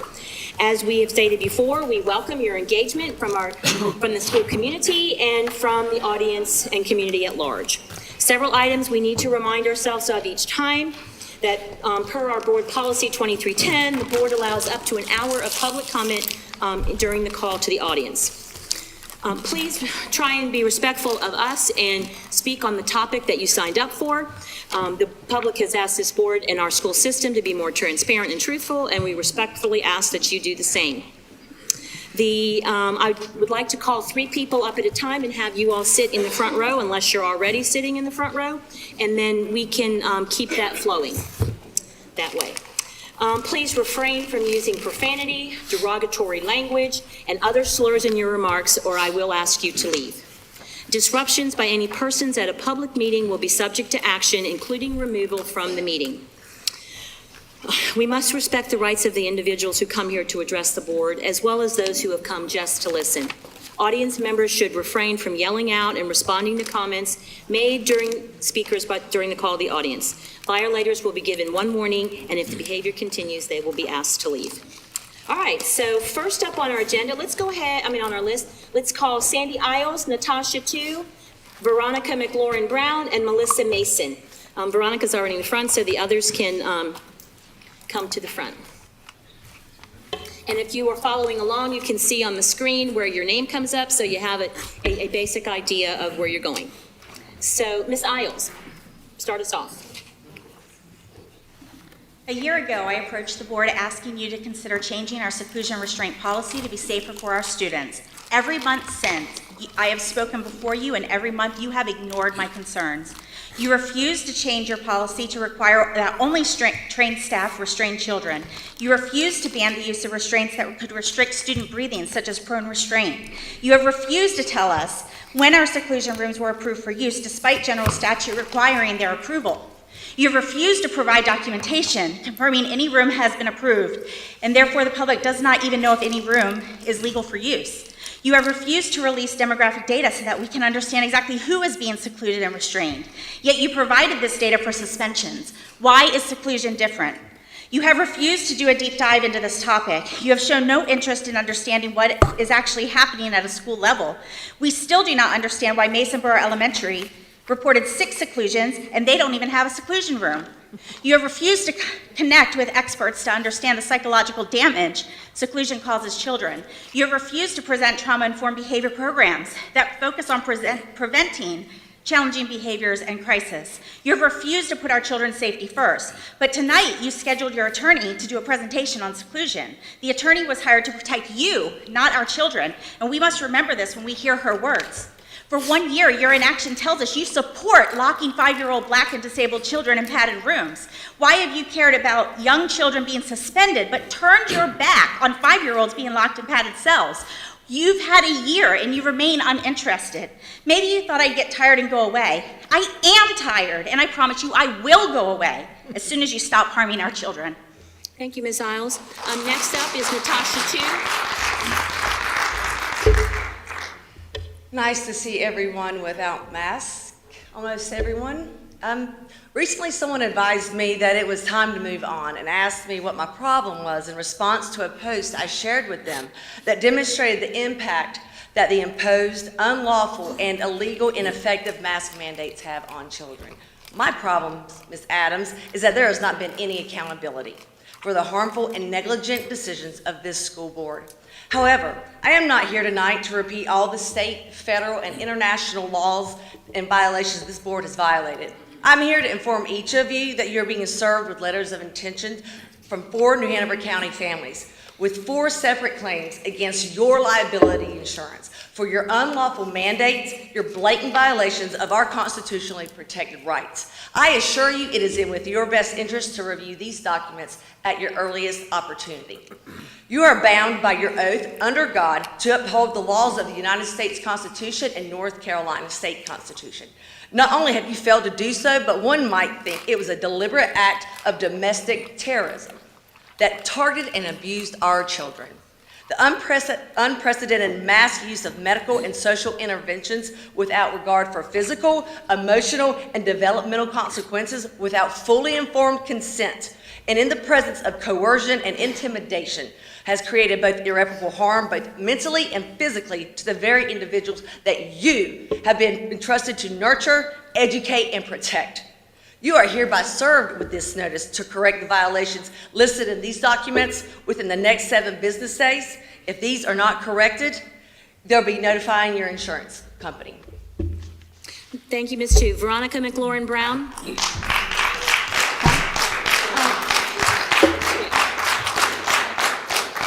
Thank you. Thank you. Ms. Brown, you can go ahead and start whenever you're ready.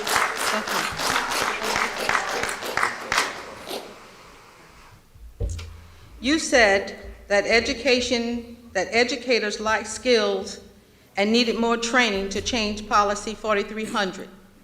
This year, 11 New Hanover County elementary schools participated in Behavior Leadership Foundation training. At the February meeting, Julie Bonham presented data that showed those 11 schools significantly reduced out-of-school suspensions. It also showed that 14 schools that have not received any of the training had 2 or less out-of-school suspensions. 6 of those schools that had none of the training had 0 suspensions. Educators are demonstrating the skills needed to change the policy. Stop the excuses. Adopt a policy that ends out-of-school suspensions for ages 4, 5, 6, and 7-year-old babies, except for guns, drugs, or serious injury. I once heard this comment at a principal's meeting. They said, nobody wants those animals in our schools. Sadly enough, some principals laughed as if it was funny. No one from the central office made a comment. My silence still haunts me. Tomorrow marks the 1-year anniversary of when you passed the current policy 4300 with a vote of 7-0. Does your silence haunt you? Thank you, Ms. Brown. Next up, Melissa Mason.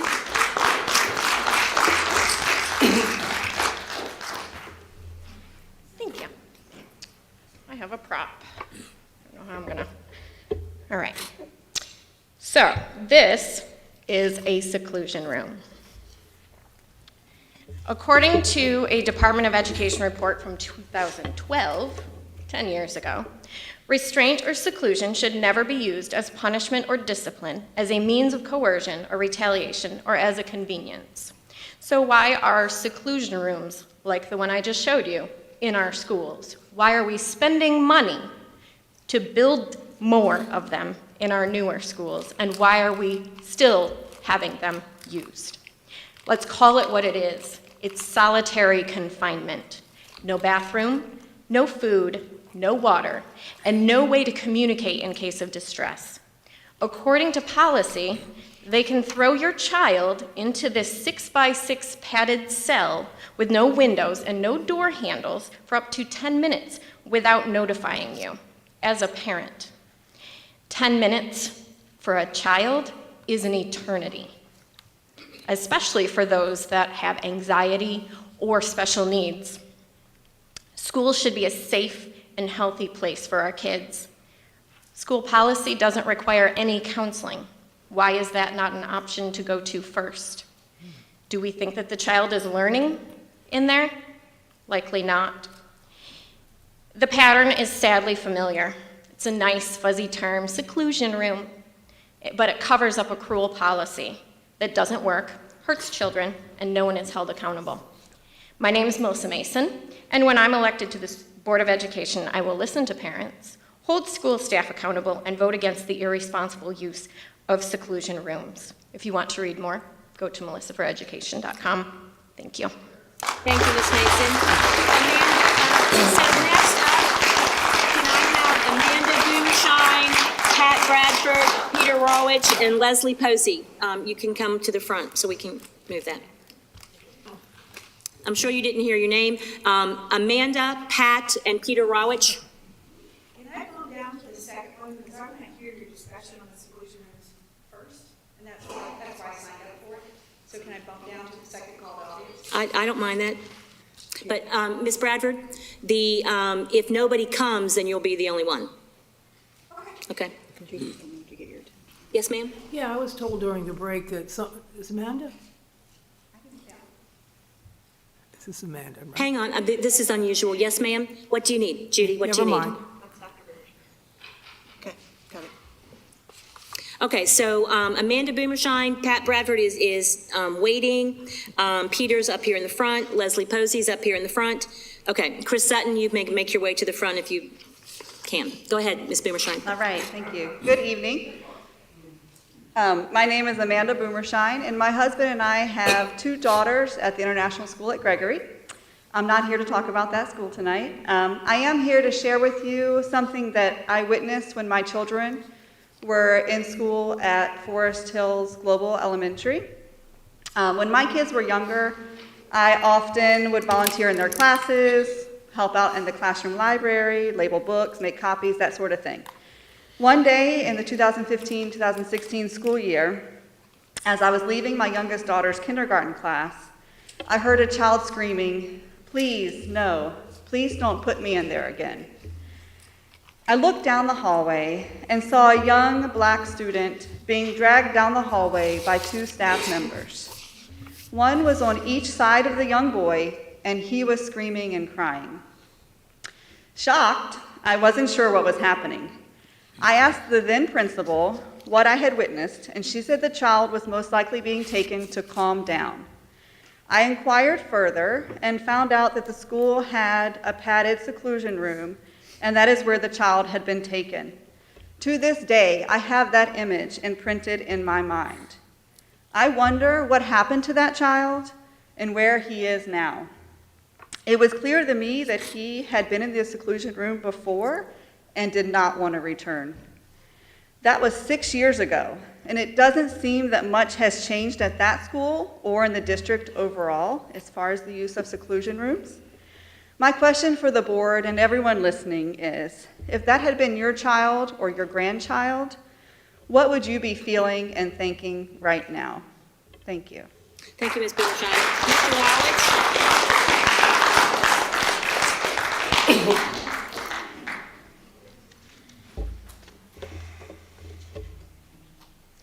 We've been told that the new Hanover County preschool program does not suspend 4-year-olds. We've also been told that there's a law that prevents the program from suspending them. That second statement is simply not true. There is no state or federal law stopping the pre-K program from suspending students. Even Head Start and the North Carolina pre-K guidelines allow for 4-year-olds to be suspended. 5 years ago, the New Hanover County Schools reported to the U.S. Department of Education's Office of Civil Rights that 6 preschool children were suspended. So when exactly did the pre-K program stop suspending 4-year-olds? Changing Policy 4300 tonight will end this harmful practice and its disparate application. And this includes protecting the children who are 4 years old when they enter kindergarten. Change the policy because research shows that children who are suspended are more likely to drop out of high school and are more likely to enter the juvenile justice system. The pre-K program may not be suspending 4-year-olds now, but a policy will ensure the fidelity and accountability that's needed to keep our youngest learners in school so they can get the help they need. Change the policy, not because of an imaginary law, but because it's the right thing to do. Thank you. Thank you, Mr. Rowich. Next up, Leslie Posey.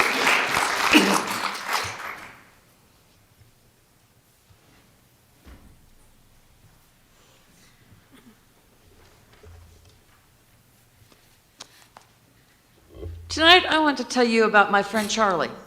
Charlie is a graduate of Hoggard High School. He is also a survivor of elementary school seclusion rooms. Early in his school career, Charlie was identified as having learning disorders and difficulties with anger management.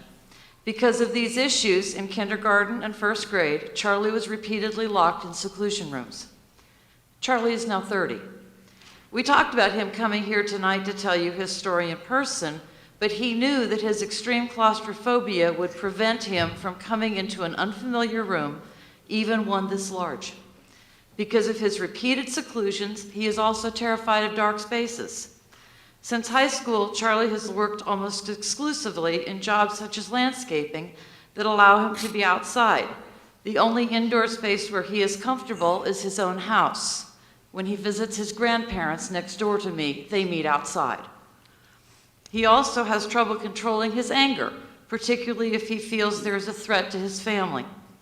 Being repeatedly locked in padded rooms did not help Charlie learn to control his anger or solve his learning issues. It left him further disabled with claustrophobia and nyctophobia. I hope you will invest in programs such as collaborative and proactive solutions or expand the use of conscious discipline. Seclusion is torture, not therapy. Thank you, Ms. Posey. I'd like to invite Jordan Ugandelli, Alicia Ugandelli, and Robert Bellamy up to the front. You always throw curveballs at me and change the agenda and everything. I was going to speak about 2330, but instead, let's really just talk about the difference in mentality on the board. I'm going to try and take Mr. McManus's non-adversarial advice on that one and try and shoot a little higher on this one. Legitimately, there's some people on the board that believe in the greater good. Ms. Crable, you and I obviously don't agree on that. You want to keep everything on the agenda that's to the strategic plan, and I understand it. The problem is that the greater good is the reason why I'm here. The entire reason I started coming to these meetings was about the sexual assault victims. And the thing is, I tried just to get them just a little bit of a semblance of justice, and I could not do that because of the greater good. And even now, look at the people that just came here and talked about the seclusion rooms. Really think about this. We have people that are running as Democrats. We have people that are running as Republicans. We have bipartisan support to change our infrastructure for good. Same thing with 4-year-olds and 5-year-olds. I have a 2-year-old at home. I get to see my friends as 4-year-olds. Throwing them in a room or suspending them, that does not help. We have to change what we are doing. This is not going to work. The problem is that some of these board members up here truly do not want the community, families, or even the teachers to have involvement in the strategic planning. And that's an issue. And the thing is, y'all are supposed to be elected officials to look after our best interests, and unfortunately, it's just not turning out to be that way. Ms. Crable, you were elected as a Republican. Everything you've done here has been against the values, the conservative values that some of these people uphold. Just letting you know that, and this is not personal, but March 15th, we are going to have a discussion. I will make a motion to try and have you censured at the Republican convention coming up. And the reason being is because of how you treat our community. And it's nothing personal. I mean, we really could have been friends if you worked on these issues. Thank you, Mr. Sutton. Your time is up. Yep, have a good one. Jordan?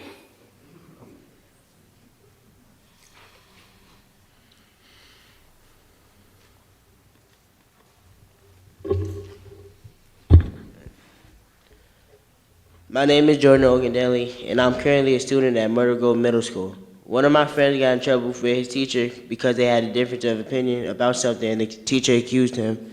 He never used no disrespectful words towards her, yet the teacher still sent him to the front office, where he was suspended for a few days. He didn't have a gun, he didn't have any drugs, and there was no physical violence. He was just trying to defend himself with words, and the teacher didn't like his tone. If I were the principal, I would have handled the problem differently by talking to the student and listening to his side of the story of what occurred. And then I would go back to the teacher and have them talk so that there can be a resolution between the two. Actually, we need less talking about us and more understanding us.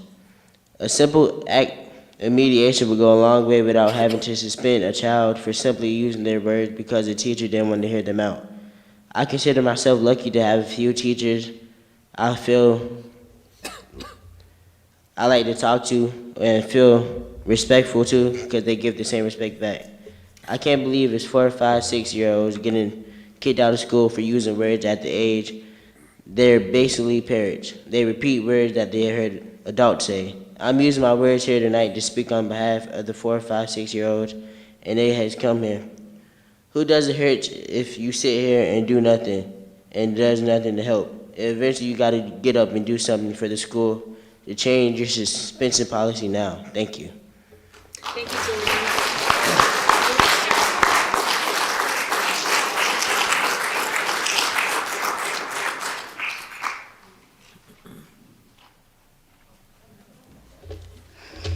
Good evening. Where is the humanity? Suspension of 4, 5, 6, and 7-year-olds needs to be done away with. The majority of you on the board have children and have grandchildren, yet you lack the concern of suspending 4, 5, 6, and 7-year-olds because more likely it doesn't affect your children. However, it does affect mine. You all were elected to be in the seat you're sitting in. You made promises to get in that seat, and now you sit there and turn a blind eye and a deaf ear to the people that supported you being in that very seat. Is your educational value system different from one group of children than another? I did the math and it appears so. Last month, none of you bothered to ask how many of the out-of-school suspensions were for black children and how many were for white children. Guess who it affected most? Change the student behavior policy 4300, in out-of-school suspension for 4, 5, 6, and 7-year-olds, except for guns, drugs, or violent assaults. Are you that far removed from reality that you can't relate to the crucial issues at hand concerning the students that attend your public schools, such as suspension of 4, 5, 6, and 7-year-olds, the sexual assaults in the schools, and the seclusion rooms? What about the support of the employees, making a living wage where they don't have to choose between bills and meals? Placing our teachers, teachers' assistants, and bus drivers under a stressful work environment. These are the people that we entrust with our children. We are real people, and it is essential that you address our concerns. We need solutions. To ascertain real solutions, actually. Now I'm here to ask you, where has your sense of humanity gone? This is not the same energy that you had when you were begging for votes.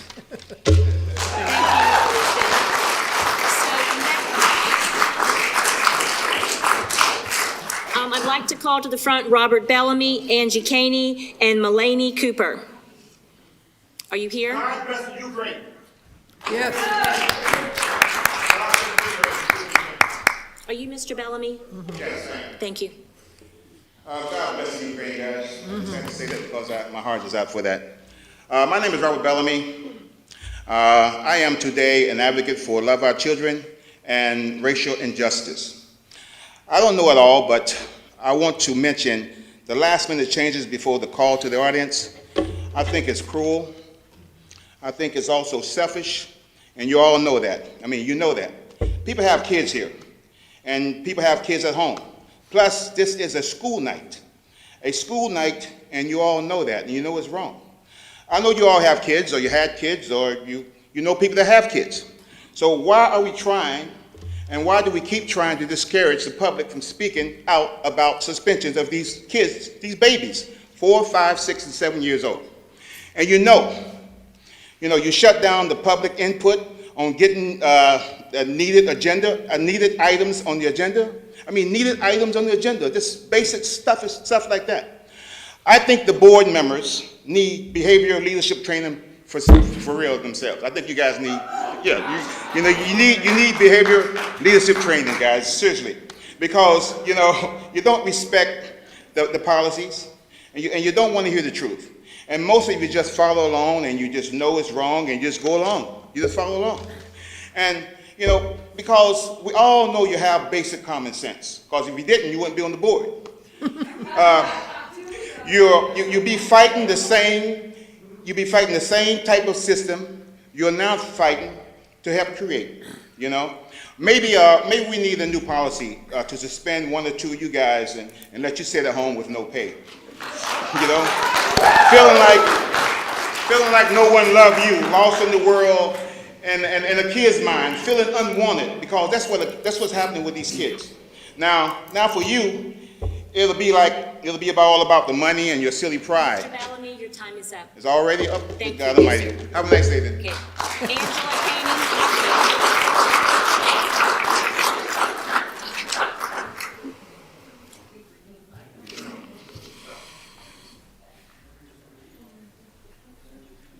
With your focus on silencing the public, Title IX was conveniently left off the agenda for this evening. During the upcoming sexual assault trial on March the 8th, despite the board refusing to settle and holding this case up in court for years, the board will quickly seek to pursue dropping some of the victims of Michael Kelly, a convicted child predator, from that lawsuit. This is based on a statute of limitations technicality that will likely be overturned. The board is jumping at another opportunity to intentionally cause trauma to victims in an effort to evade accountability. After almost 4 years, despite ongoing attempts by the board to sabotage it, we have the results of the Title IX survey. The results show evidence of not only sexual assault in our schools, but high numbers of sexual and gender-based harassment in females, non-gender conforming and LGBTQ students. Ironically, some like to claim they support victims of sexual assault, but discourage any mention of Title IX. You can't support one without the other. The same federal law that protects sexual assault victims also protects LGBTQ students. Perhaps denouncing pedophiles looks good on political campaign slogans, but Title IX doesn't fit the narrative. Truth be told, our district is failing them all. Despite any progress made regarding the Title IX legacy, a product of the advocacy and resilience of Randy Johnson, not any board member that claims otherwise. The findings of the Title IX survey also showed that our students are reluctant to report assault, harassment, and discrimination because of lack of trust in adults in their schools, and because this form of treatment has been normalized. We can thank you, the board and superintendent, for that. Your treatment of students who have already proven sexual assault by their teacher through trying to erase them and dismiss their cases sets that precedence that they are unimportant. Our kids nor our community trust you. Your elusive actions are cruel, and I only wish it was that easy to erase the trauma from the minds of victims so they could begin to heal. Time is up. Thank you. Mulaney Cooper. And while she's making her way to the front, Barbara Garrow, Katie Gates, and Loretta Stackhouse, are you guys with us? Okay, go ahead.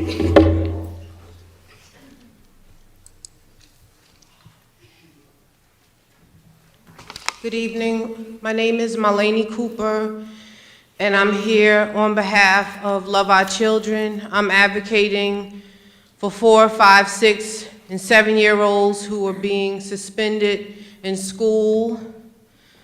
When children are suspended, it disrupts the entire household. And my question to the board is, how do you show up month after month sitting in a position to make moral and humane changes and instead make excuses? I just don't understand that. When I was in school, I was a pretty good English student, so I'm just going to go over a few words that I think that the board should understand. One of them is intention. It's a thing and intended or aim or plan. So you have intentions here to derail the students by your lack of no actions. Defiant, full of or showing a disposition to challenge, resist, or fight. Bold, impudent. Those of you who close your eyes to this are very defiant and have a lot of nerve, and you have deep stares. You should be looking at yourself the way that you're looking at me right now. Systematic, done or acting according to a fixed plan or system. This is systematic, and you behave as ugly as your wicked ancestors, and you know I'm talking to you right now because you're staring at me. It takes 2 minutes to conceive a child, but it's been 50 years since our children have gone through this horrible, horrible circumstances here. Cold-blooded, lacking affection or warmth or feeling. That's what you are, and you know I'm talking to you right there. Thank you. Thank you, Ms. Cooper. So next up, Barbara Garrow. Barbara Garrow.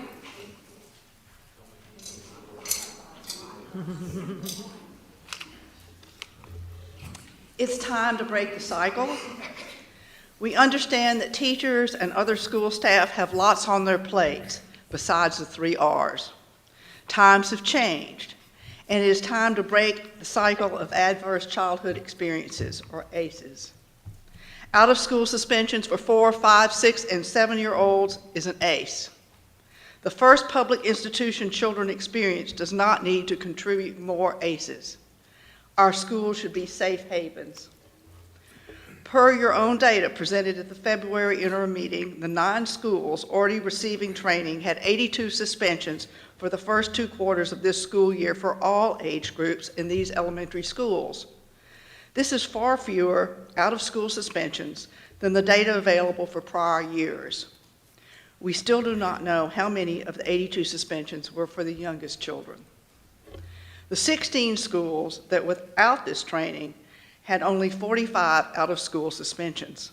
10 of these 16 schools had 1 or less, 0 school suspensions for all age groups. It seems to me that the Board of Education, as the leaders and policymakers for new Hanover County schools, can amend Policy 4300 to eliminate out-of-school suspensions for 4, 5, 6, and 7-year-olds beginning in the 2022-23 school year and not wait an additional year. You need to reinforce the good work of the school administration and make clear that this policy is a firm expectation.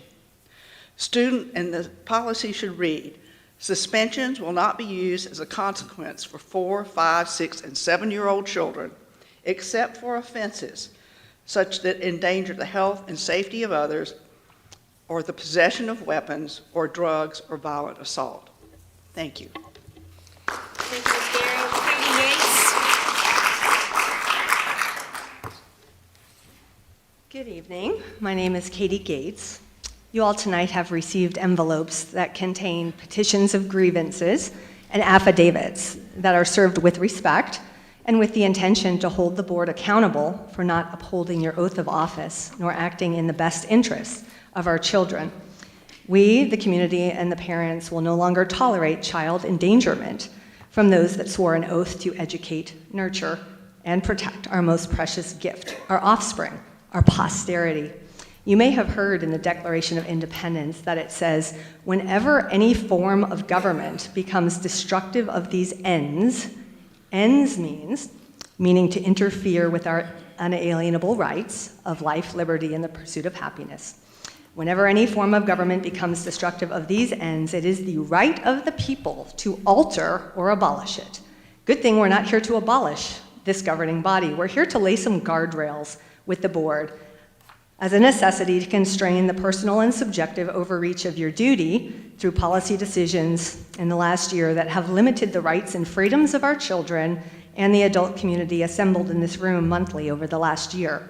We are very thankful that you have made masks optional following a year of national and local parental commentary. But as parents, we are obliged to make you accountable for your decisions in the last year and ensure that such liberties are not taken by this board again.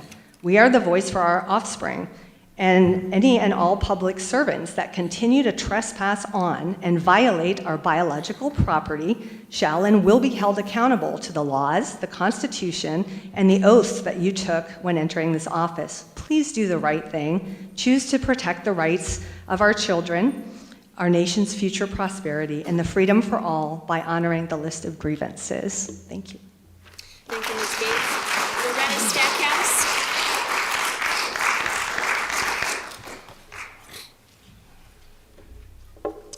Good evening. When I first heard that 4, 5, 6, and 7-year-old children were being suspended from school, I wanted to cry. Why are babies being suspended from a place that they are sent to learn? Then I heard about the padded room, seclusion rooms, and my heart hurt. The teachers and teachers' aides and other support staff for the learning process for children come asking for decent earnings so as not to have to work several jobs for the necessities of life. They deserve better working conditions. Better working conditions for them create better learning conditions for the children.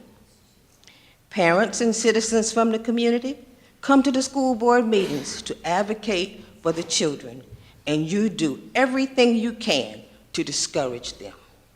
These issues are brought to you monthly. You do nothing. Now I cry because you use the time that could be spent finding and implementing solutions for issues to reduce the amount of time and shut down the time for call to the audience and not hear the issues. You can and have the authority to change the policies. I cry because I realize you do not want to change the policies. Who is supporting the children? Who really cares? Thank you.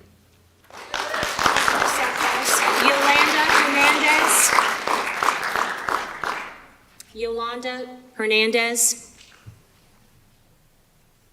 Okay.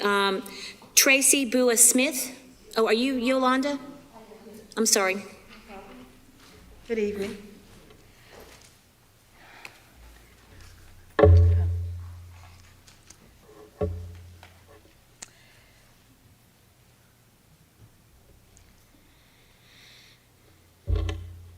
We're tired of waiting. We're told that we have to wait for a culture shift in our schools before the policy can be changed.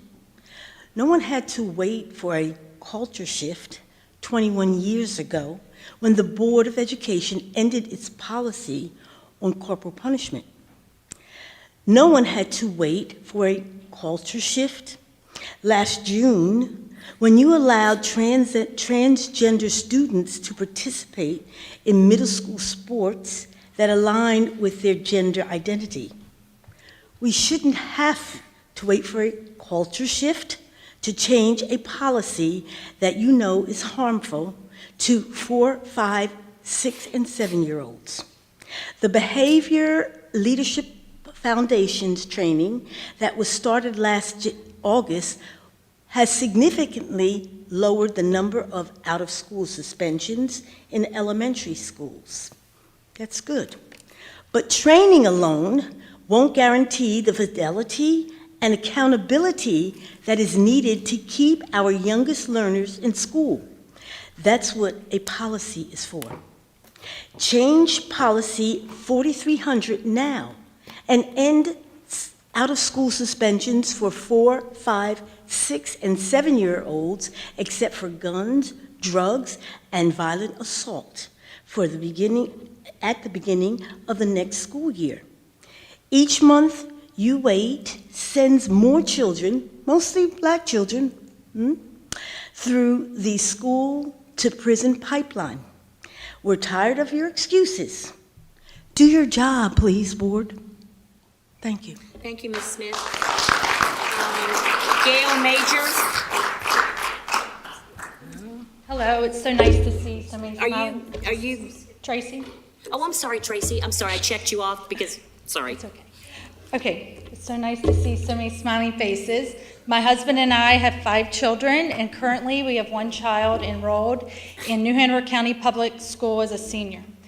Are you aware of the following book titles that students can access either in school or online media centers in New Hanover County Schools? Out of Darkness, The Glass Arrow, Stamped, Racism, Anti-Racism and You, Forged by Fire, What Riley Wore, BLM, A Good Kind of Trouble, Queer There and Everywhere, Me and Earl and the Dying Girl. In these books, there are many examples of racial divisions, sexually explicit language, bullying, harassment, and obscenities. For example, with a quick search on an NHC high school's online library resource, I located the book Me and Earl and the Dying Girl. The male main character is quoted as saying these words, F-U-C-K, D-I-C-K, S-H-I-T, and A-S-S. When I signed up to speak tonight, there's a message on your Google form that states messages that contain profanity or other derogatory language will not be permitted and participants may be removed. So adults can't use profanity at this meeting, which is great, but our children can fill their minds with the filth. Can you make that make sense? Why the double standards and hypocrisy? Our tax dollars are not intended to be used to purchase obscene books. These books lack serious literary and educational value. They do not belong in the NHCS libraries, classrooms, or virtual apps on computers. How can parents trust that you have their children's best interest in mind when you come across as not caring what they are exposed to in our literary choices? What criteria are you using to choose books in our schools, media centers, and online resources? What is the process that is being used to choose books? Parents have a right to know these answers. School board, you work for us, and it's time you stop grooming our kids and instead work on purging NHCS libraries and online resources with Ms. concern. Smith, your time is up. Thank you.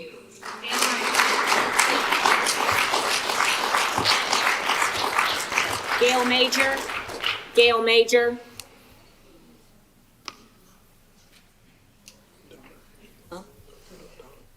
She is sick. Hello, maskless. Nice to see you. Oh, we missed one. Sorry, Mrs. Adams, still don't get to see you. Gail Major, child advocate, also was a substitute in the school system for 3 years before I resigned a year ago. I think the news media called me the retired teacher.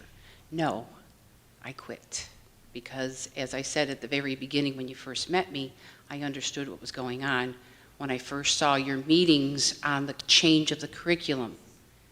After COVID came, the children were behind in reading and all the other subjects, but we decided to put in a brand new curriculum. For what? Why would you do that? So what we are doing, and I think you all know by now, is we're getting the budget for the EDI from last year, working on the new one, presenting it to the commissioners, because I know it's up for approval come, I think maybe May, is it? Fingerprinting lobbying. I was the girl. I thought we had that in the bag. And it got passed around. You got served with a violation, Dr. Faust. You sent it over to Sheriff Ed with an MOU, and there it sits. And nobody can make a decision to solve a fingerprinting problem that you've had for decades. And I've only been working on it for a year here. So those of us who are new to this area and have lived in other places and know laws that are in place for the good of our children, we are coming forward and we're getting stronger. And I thank you. Today I see diversity in the sense of no politics in this room. We all know that you are failing our children in so many ways. So right now we are looking at not only the fingerprinting, the EDI, we're also looking at Head Start, the preschool, and special education. And I'm somewhere along the line, I think I heard something about the PTA getting involved, Miss Crable. I think that was your little baby when I first started researching you. So the research has been done on people, places. Sorry, you're done, Ms. Major. Oh, yes, we wouldn't want No, you I to didn't call the police. see it. Stephen Powers.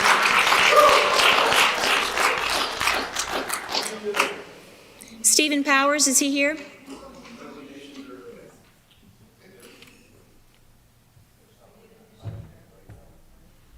Good evening, everybody.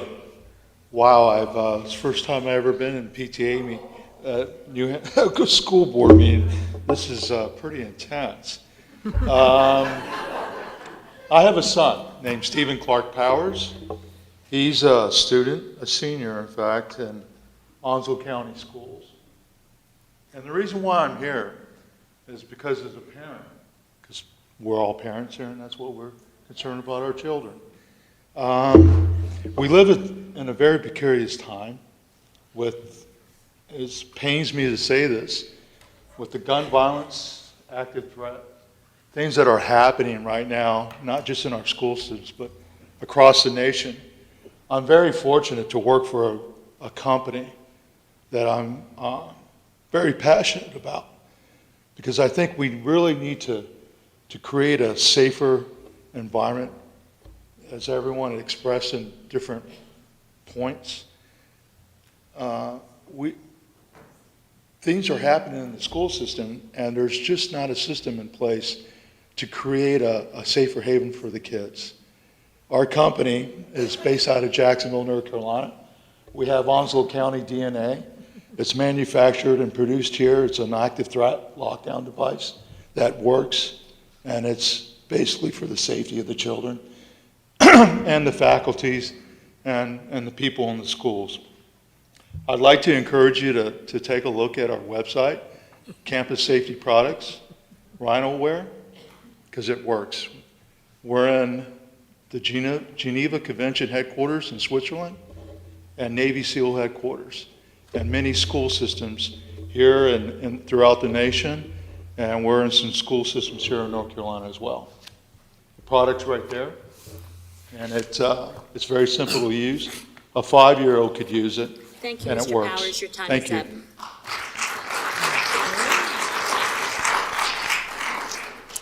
Okay, so now we're on to our next. Oh, I'm sorry, Pat. Yes, ma'am. Go ahead. I'm Pat Bradford, and I have to thank you. I really have to thank you.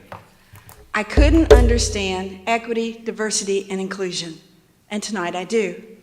You have created equity and inclusion.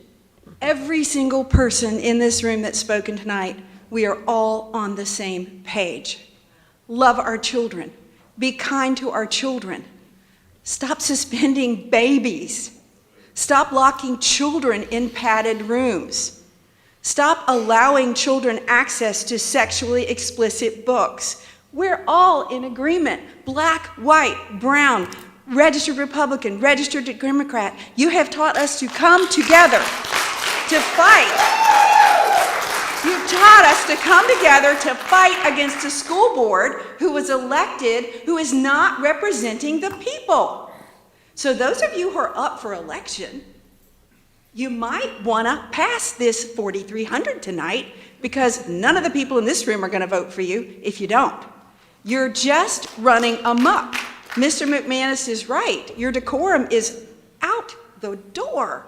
It's embarrassing. It's actually kind of funny, though. I mean, bring popcorn, pass it out. This is like reality TV, watching you guys work. And you don't get anything done because you're busy fighting.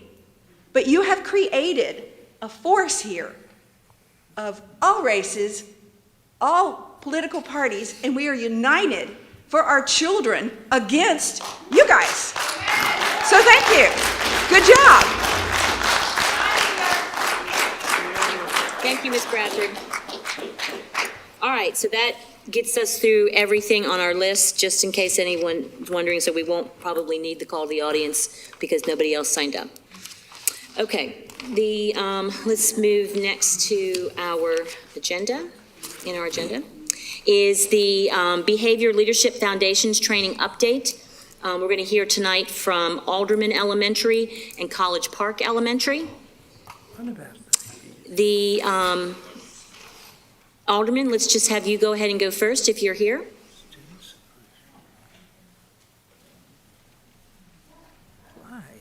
Or you can flip a coin on who wants to go first. Okay. You can introduce us? Are you gonna, is there any intro? Okay. Yeah, no, he's got it. So I'll go first. My name is Tyler Shoemate. I'm a fifth grade teacher at Alderman Elementary, and we had the privilege of starting the Behavior Leadership PLC in August of this year. Basically, for this part, I'm just going to cover what we did in the beginning. So we took a deep dive looking at what behavior looks like across the school and really establishing the base of everything. I've had the privilege of talking to a few people on the board about this before, but right now we're really in that preliminary stage of getting to the grassroots. So we are excited. We started really excited to learn more about improving our school culture overall and the climate. and really looking at how do we address the behavior proactively instead of reactively as educators.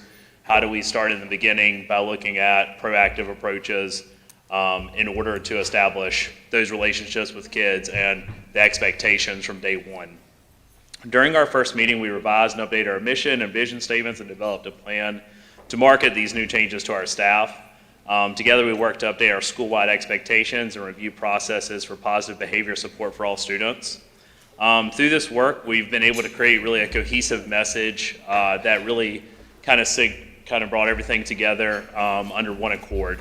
So through this work, we were able to create that cohesive message in order to help engage, accept, grow, and lead every one of our Eagles every day. Here you see on the slide, if we can turn to the next slide, please. That's possible. Yep. Oh, I do. Ah, you're right. I do, Ms. Cole. Right there. I see. So this is my slide.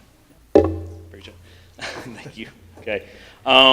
Just a few of the beginning slides. So at the bottom, that was where our first kind of think tank PLC meeting happened, and we really got to have a good team come together with teachers, with our principal, our guidance counselor, and social worker, really start looking at improving our school culture from the inside. We also have Soaring Eagle cards that we do with our kids, as you can see in the top left photo. So kids are nominated currently for being respectful, responsible, safe, healthy, and kind in different ways. We look for what's extraordinary. What are they doing that's more than just your typical behavior that exemplifies what we want them to be. And by doing that, we're able to reward them every day on the intercom. Our principal is able to announce their names every day on the intercom, and that little bit of recognition goes a long way. So it really falls in line with positive behavior support. You also see the bulletin board with the SOAR, the Eagle Way acronym, which is engage, accept, grow, lead, every Eagle every day. And again, all these accumulated cards for the students, individual students, and also the classroom cards overall for when we see classes going above and beyond. So the idea is, really turning the tide on behavior. How do we start in the beginning? And that's kind of the stages that we started at this summer and are continuing to work on and address in meetings every month. So.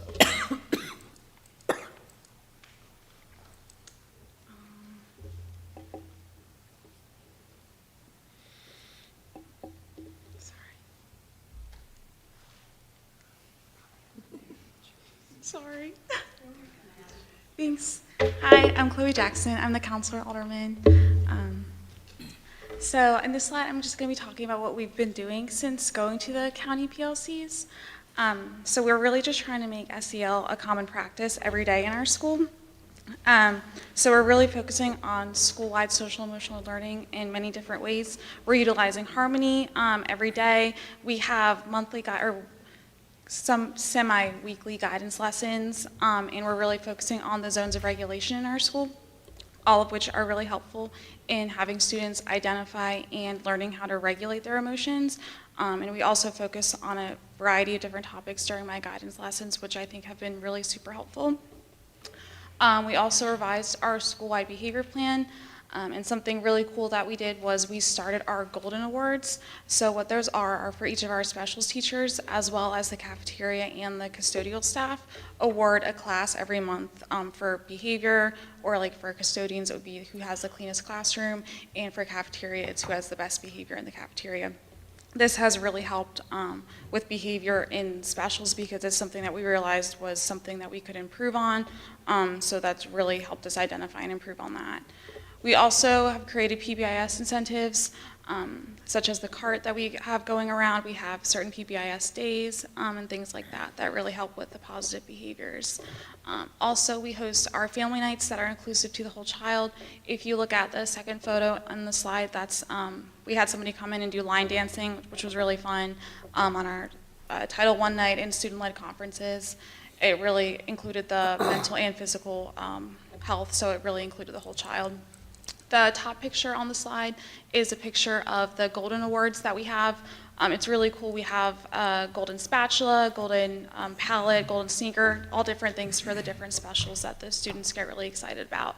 The last picture on the slide are different zones of regulation. The different colors each represent a different group of emotions that we have, and every classroom in the school has one of those posters. It's interactive. It's a dry erase poster where all the teachers went over with their students how to regulate each emotion that we have in those different zones. But that's what we're doing right now. Thank you.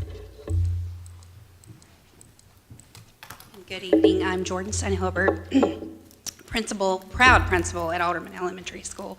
And just as my colleagues have so eloquently stated, this is a process. And so although we continue to experience our new challenges daily, our hope is to continue this work in order to foster a stronger sense of community in our school, more positive climate, and a safe place for our students to learn. To do this, we like to focus on involving and empowering more of our staff and our families in this work, using data from this school year to continue to plan and problem solve forward, and continue to improve our implementation of school-based social emotional learning for students and staff. To do this, we will also specifically strengthen our use of harmony in the classrooms, like you see in the first slide at the top, and as well as the use of positive communications between school and family, like you see on the top right-hand corner there.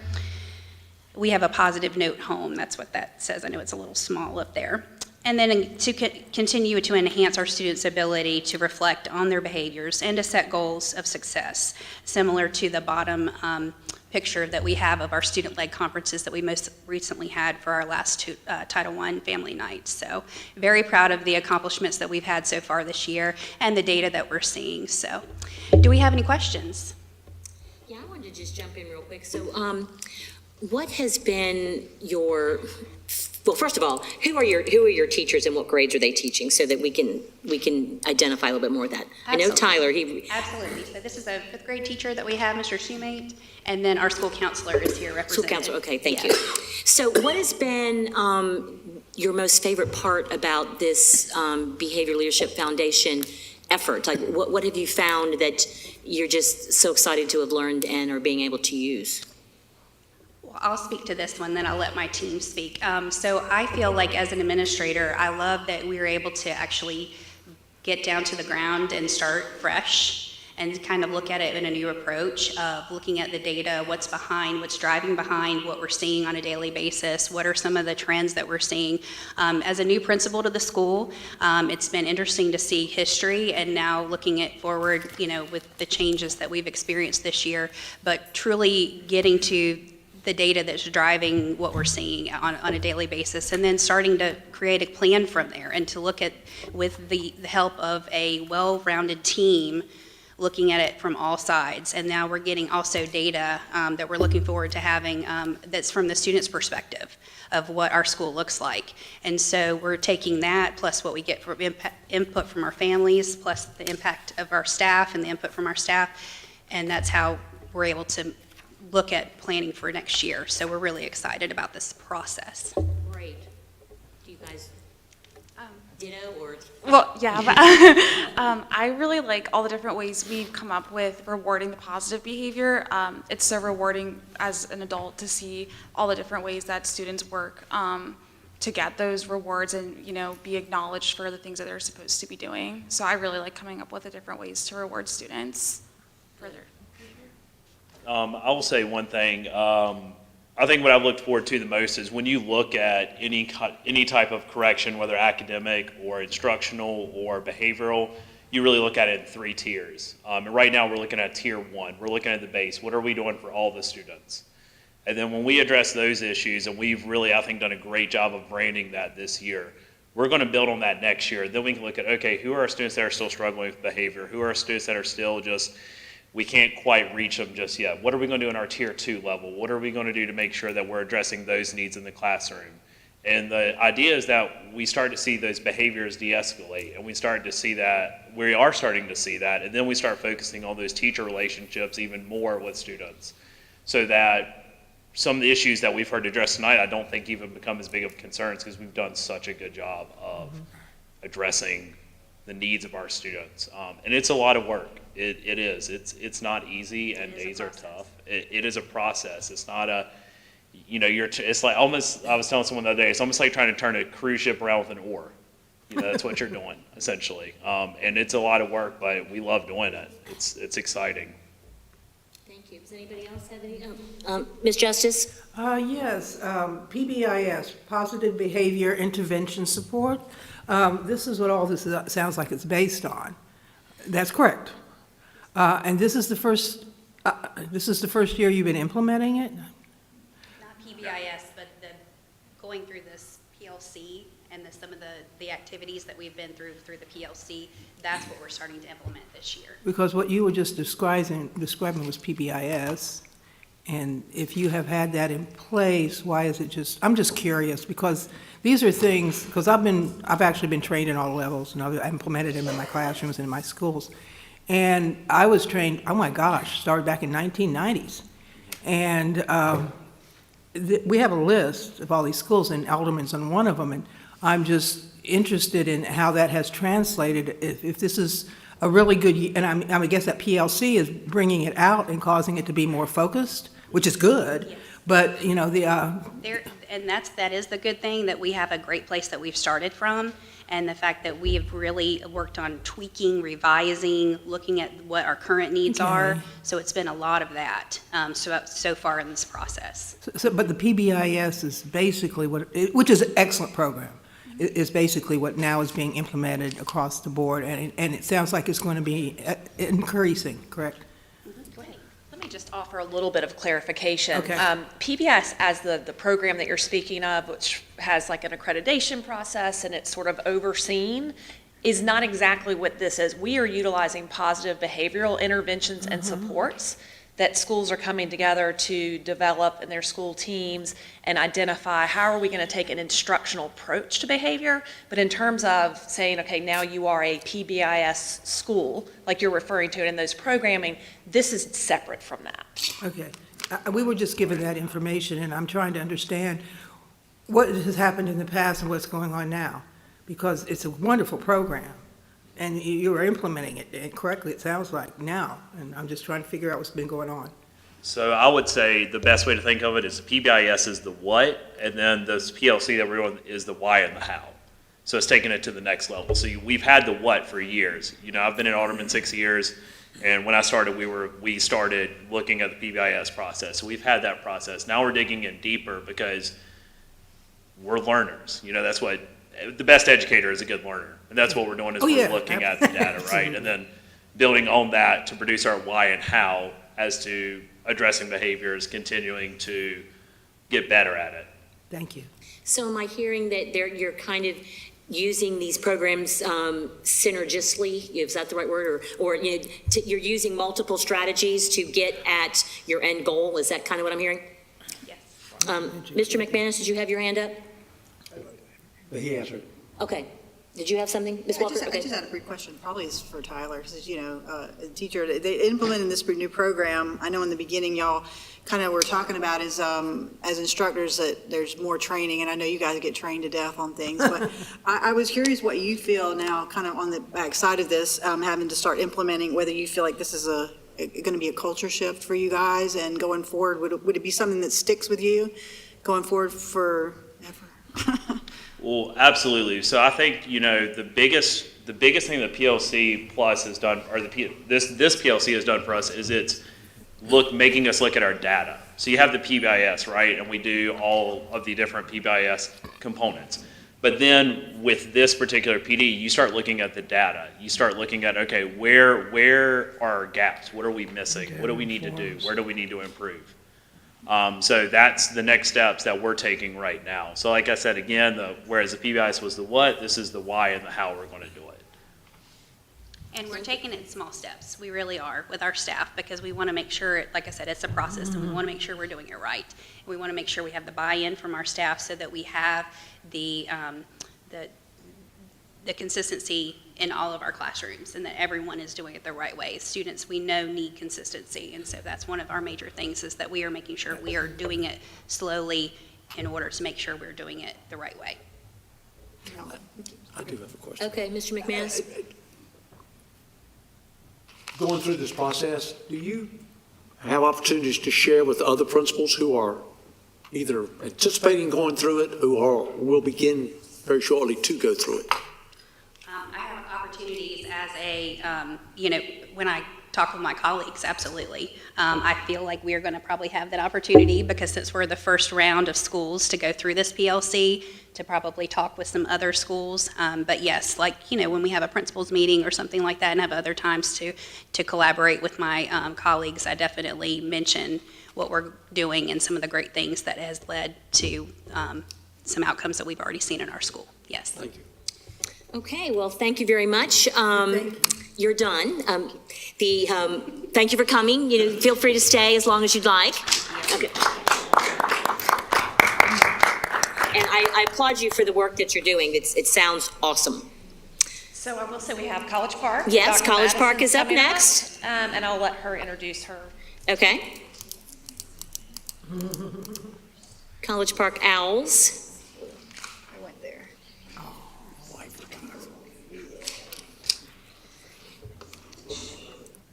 Good evening. It gives me great joy and great pleasure to stand before you to share what the outstanding wise leaders are doing at the park, but I also want to invite you to come and see what is happening at the park. I am the proud principal, Dr. Maria Madison, and I have with me today Ms. Jeannie Havis, our phenomenal social worker, and Mr. Kelly Courthand, my right hand. And we want to share with you because we had the pleasure of being a part of the first cohort in the Behavior Leadership Foundation. But what we have done is we brought a brand new flavor to the team. So what we have had the opportunity to do was talk about the pilot that we experienced a couple of years ago with several of the schools. And that pilot was working alongside the Resiliency Task Force. And that allowed us to have hands-on knowledge in regards to how to help our students and our teachers to approach everything with the brain in mind. And if we do that, we will become even better. And so over the years, several staff members have participated in trauma-informed trainings, and what has happened because of that participation, we have shifted the atmosphere at our school. And when I say that, that means that when we are addressing anything academically, social and emotionally, behaviorally, instructionally, with our staff, we begin with the brain.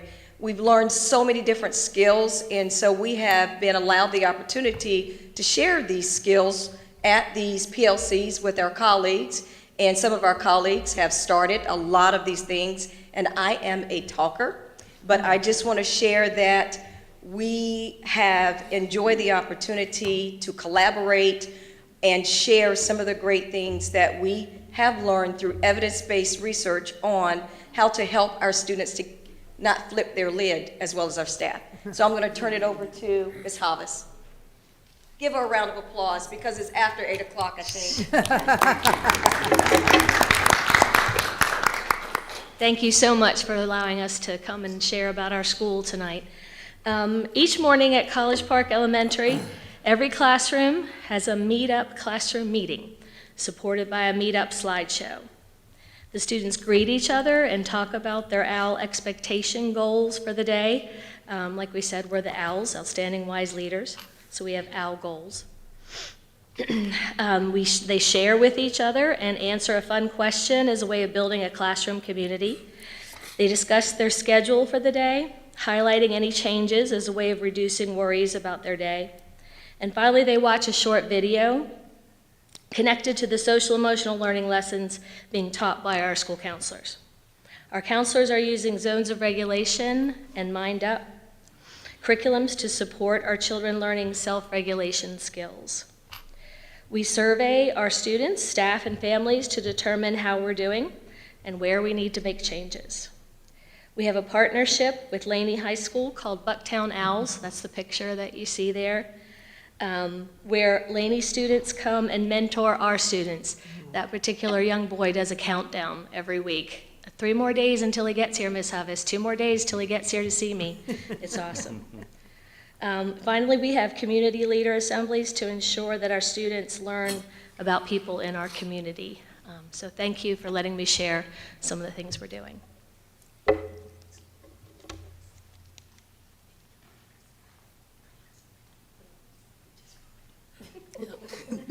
All right, she always wants to talk so much, I don't know. We just put up there morning meeting regulation stations in every classroom, and then the zones of regulation and Mind Up are our curriculums. So, do you have any questions? So I guess I'll ask sort of the same question. It sounds like your trauma-informed pilot program helped you out a lot in the behavior leadership. How did you see that working synergistically? Again, that word I just made up. Yeah. Both ideas come from students coming into a calm environment. So expectations. So we are all, just from my previous training, principal training, I think I was on the conservative side, I want to know an agenda. I want to know what my day is going to look like. And sometimes we take it for granted as adults that kids you just need to come to school. No, it's okay to talk about procedures, rules, expectations, and review those throughout. So by combining the behavior leadership, PLCs, and what we are continuing our journey with learning more and more trauma-informed strategies to help our College Park family, it's just a melting pot melting together because it's so important as a leader.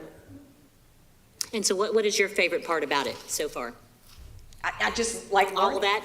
I just like learning. Just the learning of how the brain works, how to develop a stress response, good, solid stress response system. So whenever you do meet a challenge, you don't win a game, what do? Instead of, bopping your friend or saying something that's not appropriate. So building that stress response system at an early age is very important to our College Park family. Thank you. Anybody else have any comments, questions? Ms. Walker?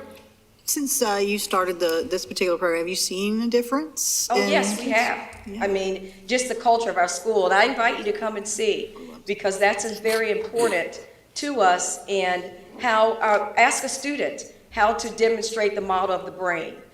Just ask them questions about their emotions and their feelings, and they can tell you. That was my elementary school, College Park. Yes, that was very awesome. I had to get a plug in. All right. Thank you so much. Anything else you want to add? Have a good evening. And Okay, we appreciate thank you your for time. being here with us. We Thank you so appreciate your much. time. Have a good evening. Bye. Okay.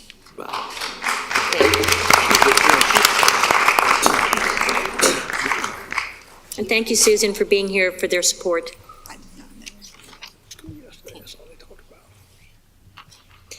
Okay, so next we have, Dinner. nope, we do not.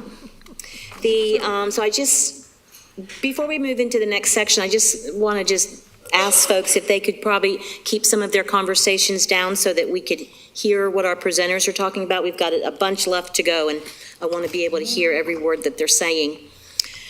So next up is student seclusion rooms. We have that on the agenda for 15 minutes. This was brought forward by Ms. Justice. Discuss and vote on ending seclusions and restraint in New Hanover County Schools. Ms. Walker indicated at agenda review that there was not necessarily a need to vote right now, but we needed to talk about a plan. So which one of you want to take the lead on that discussion? Well, I'll go ahead. Oh, yeah, that's what I was going to say. Is Ms. Murchison with us? Oh, I'm sorry, there she is. Sorry. We can't say it. Okay. Yeah. So this is Carolyn Murchison from Tharrington Smith, who's going to be guiding us through just a little bit of information about the use of seclusion rooms in a public school setting. Good Thank you for being evening. with Thank us. you for having me. Can you all hear me okay? Yeah. We can, yes, ma'am. Okay, great. So I just have a couple of slides here. I seem to be a little bit behind the eight ball. There's been clearly this is a subject that is people are passionate about right now in your district based on your public comments tonight. So I put together just a couple of slides. If you can go to the next slide. I'm happy to take questions from the board at any time. What regulates the use of seclusion, and I'm also talking about isolation, just so you can, so we are using the same terminology, is both North Carolina General Statute 115C-391.1, as well as your board policy, which is Board Regulation 4302-R. And that policy, as it relates to seclusion and isolation, tracks exactly as it is in the statute. This statute, in addition to seclusion and isolation, also regulates the use of physical restraint, mechanical restraint, and aversive procedures in North Carolina. Next slide. So before we talk about seclusion, I just want to make sure that we're all on the same page for isolation. Isolation, when that term is used, means that it's a behavior management technique which the student is placed alone in an enclosed space, but they are not prevented from leaving. So the student could leave at any time. Because the student is not prevented from leaving, then the law in North Carolina does not limit when or under what circumstances isolation can be used. As long as you meet these following criteria: the space that's being used for isolation needs to be appropriately lighted, ventilated, and heated or cooled, and free of objects that could expose the student or others to harm. The length of isolation is reasonable in light of the purpose of the isolation, and the student is monitored. So we want to have somebody close by. Next slide, please. Here are a couple of examples. It's one thing to kind of talk about and use these words, but I think it's much easier when we think about how this might come up. So leaving a student to calm down in the assistant principal's office for 20 minutes without an adult in the room, that would be an example of isolation. That happens somewhat routinely in some schools as you're trying to figure out things that happened and you're, if there was a fight at school or so on. So you do have students that are in this situation in our schools. This is okay as long as the door is unlocked and there's at least one adult nearby. So the student is capable of leaving that room if they feel they need to. Another example would be placing a student in a 3-sided timeout cubicle within the classroom as a disciplinary measure. That would also be okay. The cubicle only has 3 sides, therefore the student isn't physically prevented from leaving, and an adult needs to remain nearby to monitor. So those are just a couple of examples of isolation. Next slide. Seclusion is also involves a student who is left alone in an enclosed space, but in this case, the student is physically prevented from leaving by locking hardware or other means, or is not capable of leaving due to a physical or intellectual capacity. Next slide, please. So when we're talking about the use of seclusion with special needs students, what general statutes tell us is that it can be used if it's outlined in the child's IEP, the 504 plan, or a behavior management plan, as long as certain conditions are met. And a couple of these are the same conditions that we just reviewed for isolation. The space needs to be appropriately lighted, ventilated, and heated or cooled. It needs to be free of objects that unreasonably expose the students or others to harm. The space in which the student is confined has to be approved for such use by the Board of Education. The student is released from seclusion once the behavior stopped that led to the seclusion in the first place, or as outlined in the student's IEP or 504 plan. So sometimes the IEP will dictate how long a child stays in there. It's very rare for that, but that could happen. So if it's outlined in there, you could also follow that. And the student needs to be continually monitored by an adult in close proximity who is both able to see and hear the student at all times. Next slide. There are 2 other permissible uses of seclusion, and this isn't specific to our special needs students or students with a disability. Seclusion can be used as reasonably needed to maintain order or break up a fight, or as reasonably needed when a student's behavior poses a threat of imminent physical harm or to self or others, or imminent substantial destruction of school or another person's property. So those are all the reasons that are outlined in the statute of when it is legally permissible to use seclusion in our schools. Next slide, please. There's also reporting and notice requirements that go along with seclusion. Next slide. What 115C, well, this is true for both your regulation that we referenced before, 4302, I believe it was, as well as North Carolina General Statute. All employees are required to make reports to the principal promptly in the event of any seclusion that exceeds 10 minutes or goes beyond the length of time specified in the student's IEP, 504 plan, or behavior intervention plan. It's my understanding that per practice, your district actually requires all seclusions be reported to the principal. So that's irregardless of the length of time that it's used. Next slide. Parents then are notified by the principal once the principal has either personal knowledge or actual notice that the student was placed in seclusion for longer than 10 minutes or longer than the time in the IEP or 504 plan. Then the parents get a call. The initial notice to the parents usually occurs in that day, if at all possible, and it will be verbal. It may happen the next day if you're unable to get a hold of the parents. In any event, after they get verbal notice, then a written report gets sent within 30 days. Again, this is required if it's for longer than 10 minutes or is longer than the length of time specified in the IEP. Now, again, it's my understanding that principals notify parents of every seclusion, not just the ones that go beyond 10 minutes. And that is all of the overview that I have for you on seclusion, but I'm sure you have questions. I'm happy to answer any from a legal perspective that you may have. Ms. Justice? Well, these aren't new, none of this is new information. We've been talking about this for months and months and months. I'm not even sure how long at this point. Year? I'm not sure. So thank you very much. I appreciate this information, but this really isn't any new information, and the concerns are still there. This doesn't really satisfy anything, except to say that in this state, you can do it, and in our county, you got some rules, but that still doesn't change the practice itself, and that's what I want to talk about. Ms. Murchison, are you able to stay with us as we have our discussion so that we can ask you for your expertise if we get to a place where we might need that? Absolutely. Okay, thank you, Gabe.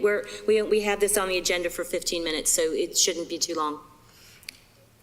Ms. Walker?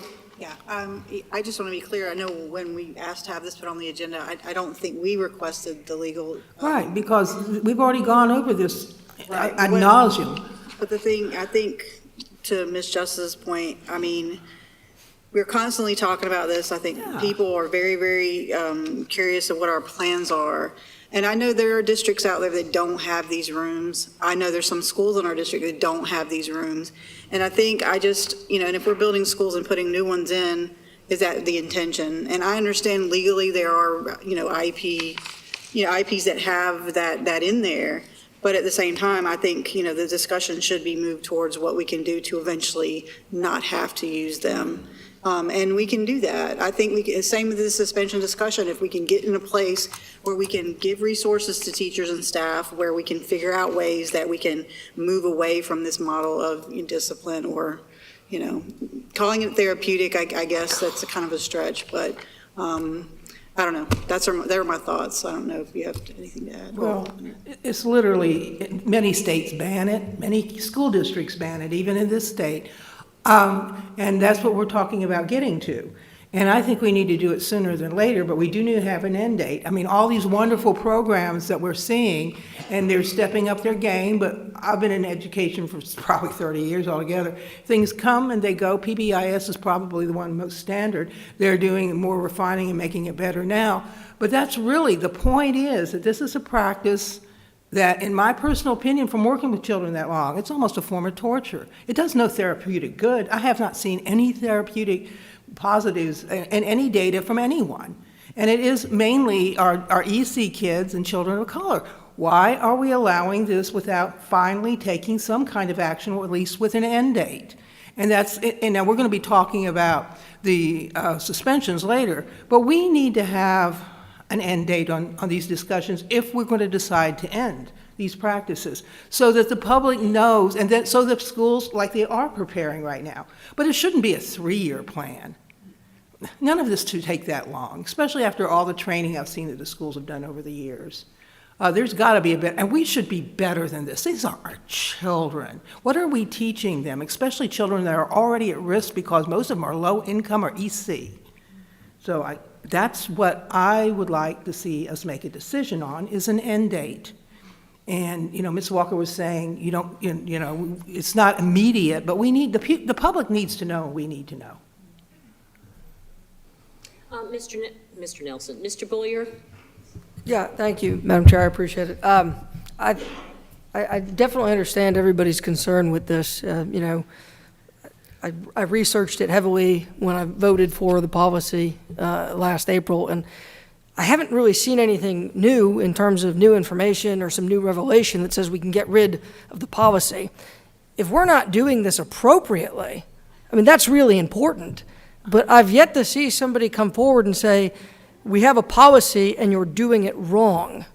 I've yet to see that. And to say that New Hanover County Schools, engages in some kind of torture, that's just not correct. We're not torturing our children. We're not almost torturing our children. Okay, that can be an opinion. Ms. Justice, did you have? Yeah, that can be an opinion, and I think it is. Folks in the back, please. I think it is an opinion, and mine's a professional opinion. I've worked with kids, lots of small children for many years in other districts. All I'm asking is to change the policy.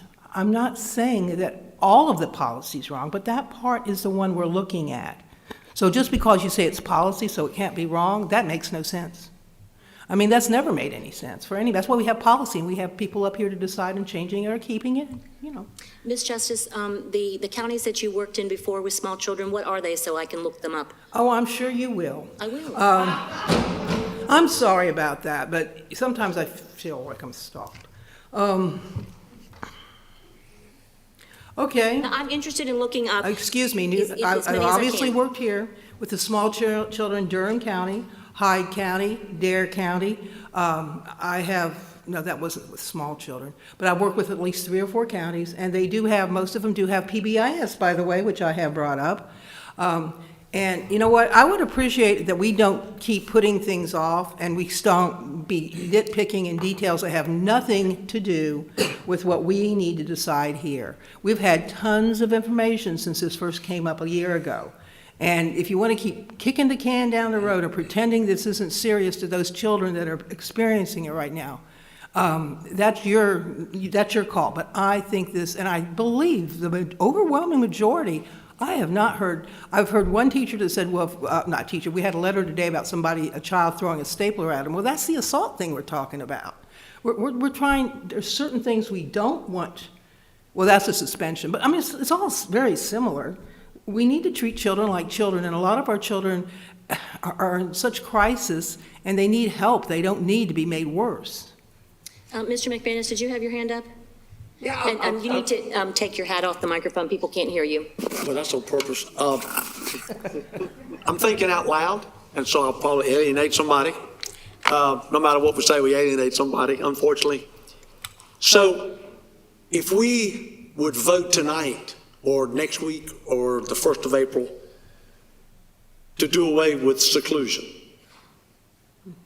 and or suspension, what's the plan? Yeah. Because I feel and I hear from teachers there's no plan. And that's I'm not throwing that to anyone for them to stick on the wall. I'm saying, what's the plan? Because my understanding is part of seclusion, that doesn't mean that it's right, is to protect kids when they lose control and to protect other kids. But obviously anything can be too much or too little. So I'm just saying, if we're going to do something, kind of agree with her, let's do it. I'm ready to respond, not this tonight, but I do think we need to make it one of our many priorities, but we need to have a plan. Otherwise, we are throwing the staff, and I almost asked Ms. Madison, because she's got 30 years, and I'm somebody in the audience I'd like to ask, but I'm not. We got to have a plan. It's just not going to all of a sudden work immediately because we say so. that makes sense. So I'm thinking out loud. So, Mr. McManus, would you suggest putting something like that into our strategic plan so we can put the plan together and measure it and actually have, hang on, please. And then, is that what you're suggesting? I think we need to deal with it before school ends. Okay, thank you. Mr. Wildebohr? And just, one thing we have to put in this whole plan, as we're talking about here, is the idea of, a lot of IEPs already have this as a piece of the plan. Now, the parents are part of that team, the educators are part of the team, the EC teacher is part of that team. And so we can't, in my humble opinion, I don't think we can turn around tomorrow and say, you know what, no more seclusion. We need to look at it, we need to update those IEPs, to change those IEPs so we can go forth. So that's a piece of the whole thing we need to look at. Okay, we have, we are at our time, so do we want to extend the time, or do we want to let Ms. Justice bring us home? I got one more comment. All right, Ms. Walker, and then Ms. Justice bring us home. We're already over our time. Okay, no, just piggybacking off of that, like, I believe that it's true. We need to set a plan. We need to set a course for that plan. We need to have that plan include supports and services for staff, because I'm not going to say anything negative about staff. I know they're doing, a lot of them are doing the best they can, but they cannot implement a program without supports. But also, I think a component of this should be finding out how this affects the students, because I don't know that that's necessarily part of this discussion, is how do we know if it's not creating more trauma for the children? As a HIACS kid, I know it, we're grown-ups now. That was a long time ago, but we're not thinking about it from a child's perspective. And I think we need to start doing that, so. Okay, so Ms. Ms. Justice, wrap up for us, if Okay, you I'll would. wrap it up. Thank you, Mr. McManus, for bringing this up, because I hadn't thought. I've also worked for Eckerd Youth Alternative, which uses restraints, different. What was that? I'm sorry, whoops. Eckerd Youth Alternative. Effort? Eckerd, like the. Thank you. Thank you, you know about them. They're excellent. And in order to be working there, I was the education director there, in order to be working there, you've got to be trained, it's every 3 months, literally, in restraints, safe restraints, psychologically developed too, not just physically, in order not to traumatize, very traumatized children with a lot of IEPs and emotional issues. So they can be it can be trained. There's training, there's ways to do it. That's the way we should go. And I never said just to do it tomorrow. I've been hearing that from some people, like you just want to end it. Never. We got to do this right. We're already working on it, obviously, in the school level, and that's very helpful. But we need an end date, and we need, if you got a goal, then you're going to achieve that goal, especially if it's realistic and you've got lots of information how to implement it properly. And that's all I ask, and that's all I think everybody else is asking. All right, well, thank you. Anybody else? Well, but no, we're not going to do that. We're done. All right, so next up on our agenda, thank you for your input on that. The next up on our agenda is the long-awaited compensation study presentation. From Dr. Barnes, would you like to introduce your guests? Jen. Oh. Jen. I will choose Jennifer Geller. Okay, okay. Sorry. Ms. Geller is our executive director. Thank you for being with us. Yes, no problem. So joining me tonight in office here tonight is Mr. Hank Hurd and Mr. Ricky Lopes from Hill Consulting. They are the consulting group that conducted the compensation and classification study. So before I ask them to present their findings, what I'd like to do is just give you a little heads up, a little entryway into what they're going to share tonight. So most importantly, while we have been undergoing a compensation and classification study, tonight's presentation will focus primarily on the salary component. As you may be aware, or if you aren't, these studies can take a long time. And it's been a priority of the superintendent, of course, and under Dr. Barnes's direction, to make sure that the first component of this was completed in time for the superintendent's proposed budget. So first part tonight is the salary aspect of the study. Get it? Thank you. What I want to make you all aware of is the goals of the study. So when we set out to look at what it exactly was that we needed for the group to look at, it was important to identify what it was we wanted for them to study, and then ultimately what would the recommendations be? What was it that we were looking for? So compression is a problem that we've identified in our scales, and you'll hear tonight that is not unique to New Hanover County. We see this across the state and across the country. We were very interested in understanding and looking more closely at the market value of our positions and sort of, what the going rate is for our classified positions. We wanted to ensure that any and all hiring inequities would be studied, and then, of course, we would look to have any recommendations from our consultants. That way we could ensure moving forward we would have compliance so that all of our practices are transparent, that we were competitive in this market right here in Wilmington as well as across the state, making sure that what we're offering is equitable as well as fiscally responsible. So as an organization, we wanted to make sure that any recommendations that could be made are able to be sustained and maintained responsibly. You just did it. Sorry. Thank you. So for the purpose of this study and the aspect here that we're talking about, it was a process. We have been a part of the Southeast Regional Salary Study for New Hanover County's participation in that. You'll hear about tonight, as well as some references to the study overall. We sought out information from representatives across the division within each department, so child nutrition, transportation, operations, really was a comprehensive attempt at really hearing from all of our departments and understanding where they saw some potential issues, not only in the salary schedule, but also in job classifications. We've provided all of our salary schedules and approved stipend schedules to our consultant group to be able to review. Over the past 6 months, we've had regular check-in meetings with them so we could remain in conversation and communication so that way this study could progress as it is. We also selected and identified benchmark districts. So we know what our neighbors right here next to us are doing pretty well. We keep an eye on things, but it's equally as important to make sure that we can benchmark ourselves against districts like us. So that may be in enrollment, that may be in a division's ability to pay, level of support and effort. So they'll speak to some of that this evening as well. And then of course, within the division, collaboration between human resources, finance, and then the consultants, that's been ongoing. And then tonight, we are looking to provide you with an initial report, and then we would look to meet back again later to share the classification information. Okay, so with that, I'll turn the presentation over to Mr. Hurd and Mr. Lopes. Good evening, Madam Chairperson, board members, and Dr. Faust. My name is Ricky Lopes, and once again, we're with HIL Consultants, and we're going to do what's usually a long presentation in 15 minutes. So I'm going to talk fast. I apologize if I talk too fast, but let's see if we can get to the... Well, get in all the information you need to get in. Okay.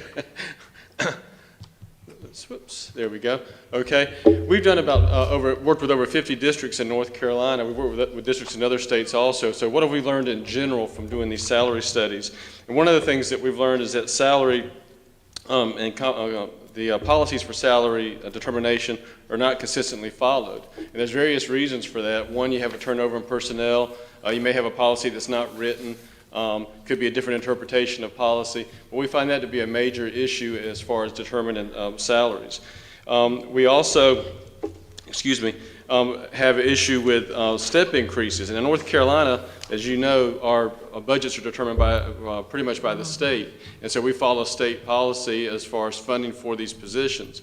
And so over the last 13 years, we're going to look at an example before we get finished, but over the last 13 years, there's been very little increase in classified employee salaries. You're going to find it's been less than 11% over a 13-year period. And so what that means is if the state's not giving raises, that falls down to the local units. And in most cases in North Carolina, that's not a possibility. So what we have learned is that the classified employees have kind of been left behind as far as salaries are concerned, not just New Hanover, but we're talking about it from in general across the state. Let's see. I'm not going to go over every slide once again because and so we talk about salary compression. That was mentioned just a minute ago. Salary compression means that a person maybe that starts today is making the same thing as a person that's been here for 10 years. So you talk about morale issues. That person that's been here 10 years is going to be very upset that they haven't had an increase. So when we talk about compression, that's the general idea.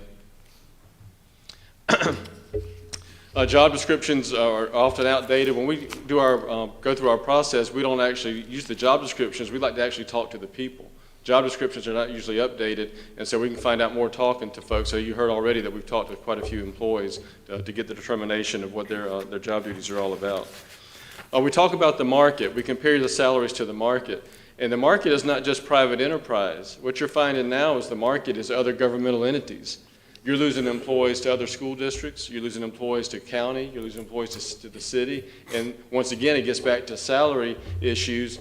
And because ours is dependent on the state, sometimes we don't keep pace with what the local salaries are because the state hasn't done their part to fund the allotments to pay for these classified employees. So when we talk about markets, sometimes we just think about private enterprise, but we need to remember there's also other governmental entities. Living wages. That's been kind of a buzzword the last few years is what's a living wage? And we have to remember there's two parts to that discussion. One is bringing up the minimum, but how about those employees that are already at the minimum or just barely above it? I'll just give a quick example. Next year, the state says that the minimum is going to go up to $15 an hour. So what if you have an employee that's been with you for 10 years and right now they're making $15.01 an hour? Okay, where do they go? Okay, so the person that's making $13 or $14 an hour is going to get a significant raise to go to 15. The person that's making $15.01, question mark. And that's the purpose of this salary study, is to give you some options to look at as to how we look at all employees, not just those that are going up to the minimum wage. Let's look at cost of living for New Hanover County. And it may be hard to read on the small slide here, but it's got North Carolina, the United States, and New Hanover. And so if you look at North Carolina, they're about 90% overall of the country's average for cost of living. But look at New Hanover. You're almost at the national average, 98.6. So what that means is your cost of living here overall is about 10% higher than the rest of the state. Go down about 4 bullets, look at housing. Housing at the state of North Carolina is 81% of the state average. You're at 101.5. So that employee that's making $15, $16 an hour is trying to live in New Hanover County, and it's hard for them to do that on that particular wage. As a follow-up, the report will have a lot more information in it. We're doing this real quick, so you'll have some other things that back up what we're saying, but we just want to show a couple slides here. So, Hank? Go over one slide, Ricky. Everybody knows about the cost of living in New Hanover. Just look at the paper, the price of real estate. We all are aware of what's happening there. One of the things that we do in our methodology is our on-site interviews, is interviewing staff, classified staff, as Mr. Lopes referred to. Being former school administrators, the 3 CPAs that are partners in our firm, we spent our entire career in school districts. You've seen our bios, so we know when we talk to classified staff or any other staff of the school district exactly kind of what their perspectives are. But we interviewed 4 transportation staff, 4 maintenance, child nutrition, teacher assistants, and support. Some of the issues that they raised, by the way, we mentioned earlier, we've done 52 of these salary studies just in North Carolina. Of the 115 school districts, we've done 52. 3 of them were done in RESAs, which are 16 districts together. You're familiar, obviously, with the Southeast RESA. But some of the comments particular to New Hanover County Schools, morale's low because pay's low, was a comment by a child nutrition employee. Ricky, can you go to the next slide just so they can see? Many classified employees must work 2 and 3 jobs due to the cost of living is so high.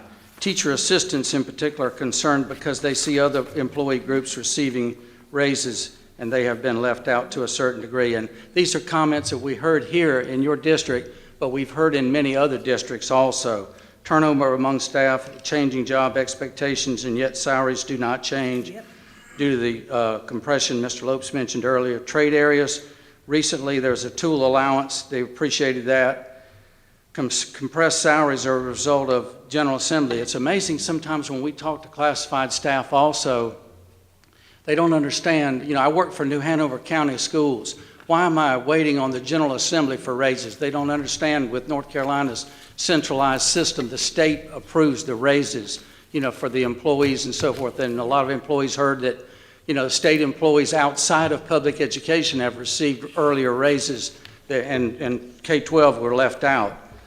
So basically, you know, just a lot of confusion about that here. Now, we're doing a study in Buncombe County, and a lot of the comments we received from your employees were very similar to what we received in Buncombe County, with Asheville being the city there, 2 districts in Buncombe and Asheville. However, cost of living was huge. You know, the fact that employees were saying we're having to drive in 45 and 50 minutes from outside the district, and obviously we talked about that earlier here. Cities and counties are competition here that Mr. Lopes mentioned, as well as the private sector. So just a lot of competition for your employees. So what do we recommend? We recommend that you adopt salary schedules, place employees on the correct levels, and modify the steps each year, even if it's a small amount. And you've already done a good job of doing that. You're in better shape from a step standpoint than a lot of school systems because it's not as compressed as some of the ones that we've seen. And so you've got 4 or 5 different grades that have compressed steps, but for the most part, you've been able to maintain the integrity of a 30-step scale, so you're to be commended for that. The recommendations that you're going to be looking at tonight, we recommend that if it's cost prohibitive, that you phase them in over a period of time. We work with school districts that have done these over a 3-year period. We've worked with some that have been able to do it faster than that, but the intention is not for you to take it to do it immediately, unless of course you have the resources to do that. But we'll look at the numbers in just a second. One of the things that we are looking at, but we don't have a recommendation for you tonight, is being able to tie in principal salaries and administrative salaries. Typically, what we see in school districts is there's no continuity from one to the other, and we like to see a progression from the principal's position into central services positions so that you can see a tie-in to salaries, and we will have that later. It's just not part of the report tonight. One of the things, and I'll just give an example, we did a salary study for a district, and at that time they implemented the salary study immediately. The next year they had new administrative staff, and they completely got away from the salary study and started paying people based on who they were again, as opposed to the salary study. So the morale is even lower now than it was before we did the salary study, because the employees were excited that they could see where they were going to go, but now it's been frozen for a number of years. And so we like to see the recommendations handled with fidelity. The employees appreciate that.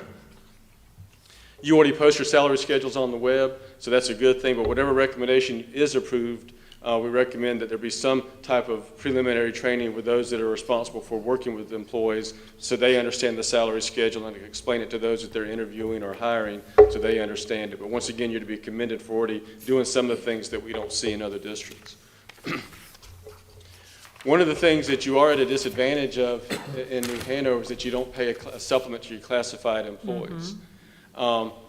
Your salaries are right now, compared to other school districts, are comparable. But as far as the supplement, you'll see that, and this is based on some of the large systems, that you even have some local districts that are smaller than you around you that are paying a supplement. But just let's look at this for a second. You see Buncombe County pays almost 11% supplement. Once again, they're a district very similar to you in that they have Asheville being a vacation city, so to speak. They have a lot of dollars that come into their community from outsiders, but it goes all the way to, and then down to 2%, as you can see in Cumberland. So the amount right now isn't as important as the fact that you see that if you just paid $15 an hour to your employees, because that's what the state's saying is the minimum, you'd be behind. Okay, irregardless of the cost of living, you'd be behind because the other districts are paying the supplement in addition to the $15 an hour. Here's an example of a person that, and this is just a hypothetical, this is not a real person, but a person who was employed by, we'll just say any school district in the state back in 2008, 2009, a classified employee. They were making $13 an hour back then, okay? If we go to 21-22, we'll skip the middle bracket. If we go to this year, after they got a 2.5% increase, they'd be making $30,231. They'd be making $14.63 an hour. So in a 13-year period, they've received less than 1% a year increase, okay? Next year, Ricky's going to go work for that school district. I'm going to make $15 an hour, all right? This person's going to make $15 an hour. That person's been working 13, it'll be 14 years next year, but been working 13 years. We're going to be making the same thing, okay? And so that's just to put into numbers what an example would be of somebody that was going through this situation, okay? Now let's get to the summary of the salary schedules. I know we're running short of time probably. We did 3 options and we did 2 variables under one of the options, but we did 3 options to be considered. One is, what if you had a $17 minimum? And you say, wait a second, 17, the state's only recommending 15. Once again, you're not paying a supplement. Your cost of living is higher here, and the people that you're competing with around you are going to be paying at least the $15 an hour. In New Hanover, for you to be able to get that employee, it's going to cost more than $15 an hour, okay? So then we say, well, what if you did $16 an hour? And our 2 examples under 16 are going to have 2 variables under that. And the 15, which we would not recommend in your situation, the 15 is just the minimum. That's the amount, you have to do that anyway, the $15 a minimum. The compression issue is separate, but the minimum will be $15 an hour beginning on July 1. So what if we do a $15 minimum with a 1% step? And what that means is each year of experience, that person would get a 1% increase. That would cost the district roughly $6.5 million, and thanks to the finance staff here, they were able to work out these numbers on short notice based on the current payroll information. The $16, we did 2 variables, and I'll explain why in just a second, but a 1% step would cost $10 million, okay? 2% would cost $17 million, and the 2% over a 30-year period, a 2% step increase is roughly about a 66, 68% difference between the minimum and the maximum of that particular job. And that's typically what you see in the marketplace. As a matter of fact, I went to the New Hanover County website, and their minimums and maximums have about a 60 to 70% difference in each of their grades. And so their beginning salary is about $15.30 right now, $15.30. So that third option is very close to what the county is doing, and these numbers can be tweaked once based on what you want to recommend, but that's very similar to what you already see in New Hanover County, just not necessarily with the school system. The 4th bullet is, what if you went to $17 an hour? And the $17 an hour with 1% step would be $14 million. And one quick explanation of this, a grade determines the job classification from a hierarchical standpoint. This job is paying more than X, Y, and Z. A step values the experience, okay? So the lower percentage you use for the step, the less value you're paying for the experience for that position, and that's when you see employees leaving because they can go somewhere else where they may be given a bigger step differential for that experience. And so we like to see, one's about the lowest amount that we would use for a step. We like to see anywhere up to 2.5%. 2.5 is very hard to fund, but really higher than 1, but somewhere between 1 and 2 is what we like to see for a step differential. So those are the 4 options that are on the table as far as our draft report is concerned at this time. And did I stay within the 15 minutes? Okay. You did go over just a tad, but only by 5. Okay. So anybody want to, I have a couple questions, but if somebody wants to go first. Mr. Boyer? Yeah, thank you. I think, Mr.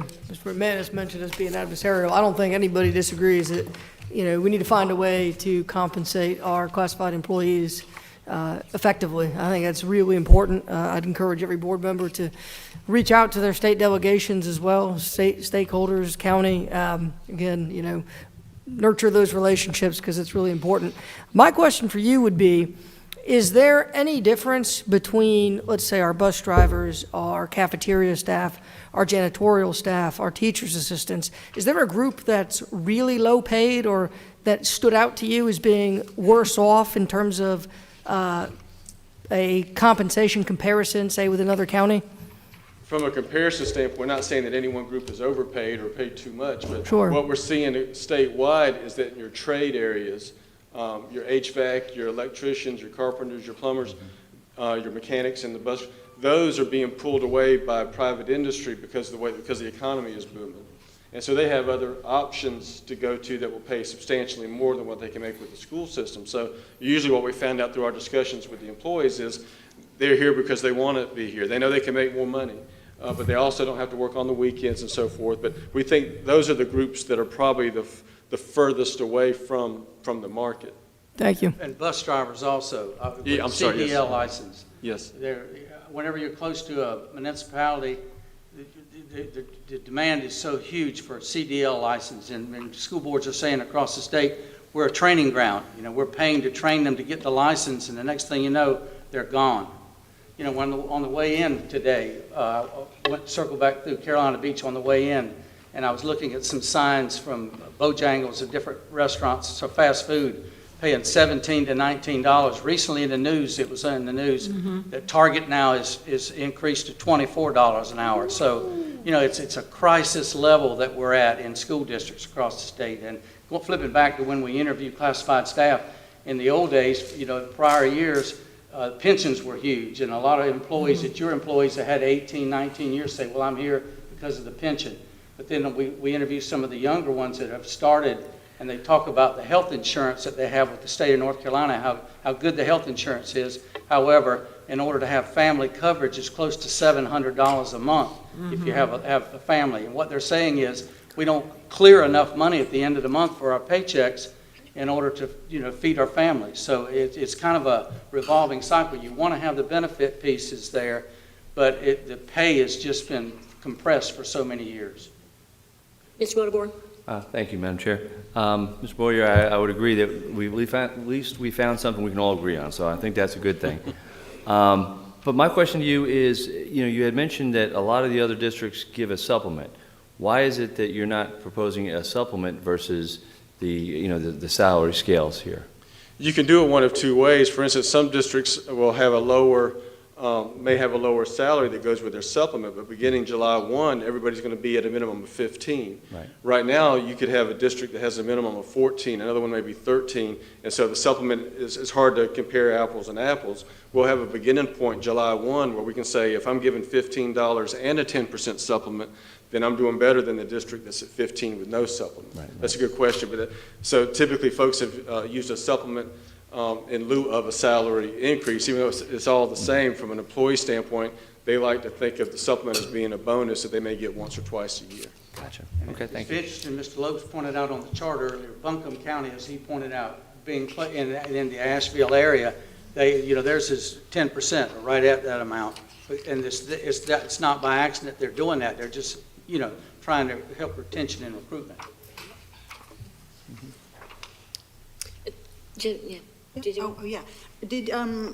I know I just attended the housing panel last week, and housing prices have gone ridiculously crazy all over the state. I don't know about the country, but Wilmington's getting particularly hit hard.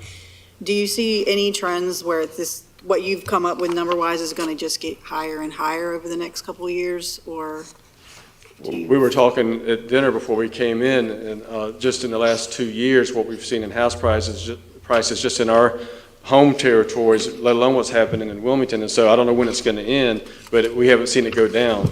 Right. And so it doesn't look like it's going to get better anytime soon. And we looked at house prices. We also looked at rent. We didn't put that on this chart for lack of time, but we also looked at what it costs to rent a 1-bedroom, 2-bedroom, 3-bedroom. And the Wilmington, New Hanover area was about 20% higher than the state average. So whether you're renting or buying, it's more expensive to live here than it is in most parts of the state. Once again, you'd be comparable to an Asheville. We had some of the same issues up there, but for the most part across the state, Wilmington's going to be a higher place to live. But the other thing, not only housing, the cost of living. I filled up with gas on the way in, it was $86. I mean, we all do that on a daily basis. The cost of living is astronomical now, the most it's been in 40 years. So the time is crucial to look at, you know, the compensation study that you're going to have. Now, a lot of districts, when you start looking at these numbers that Mr. Lopes has presented, that your staff worked up, well, a lot of school boards have tried to work with county commissioners to develop a multi-year funding model where, for example, suppose you look at the $6.5 million,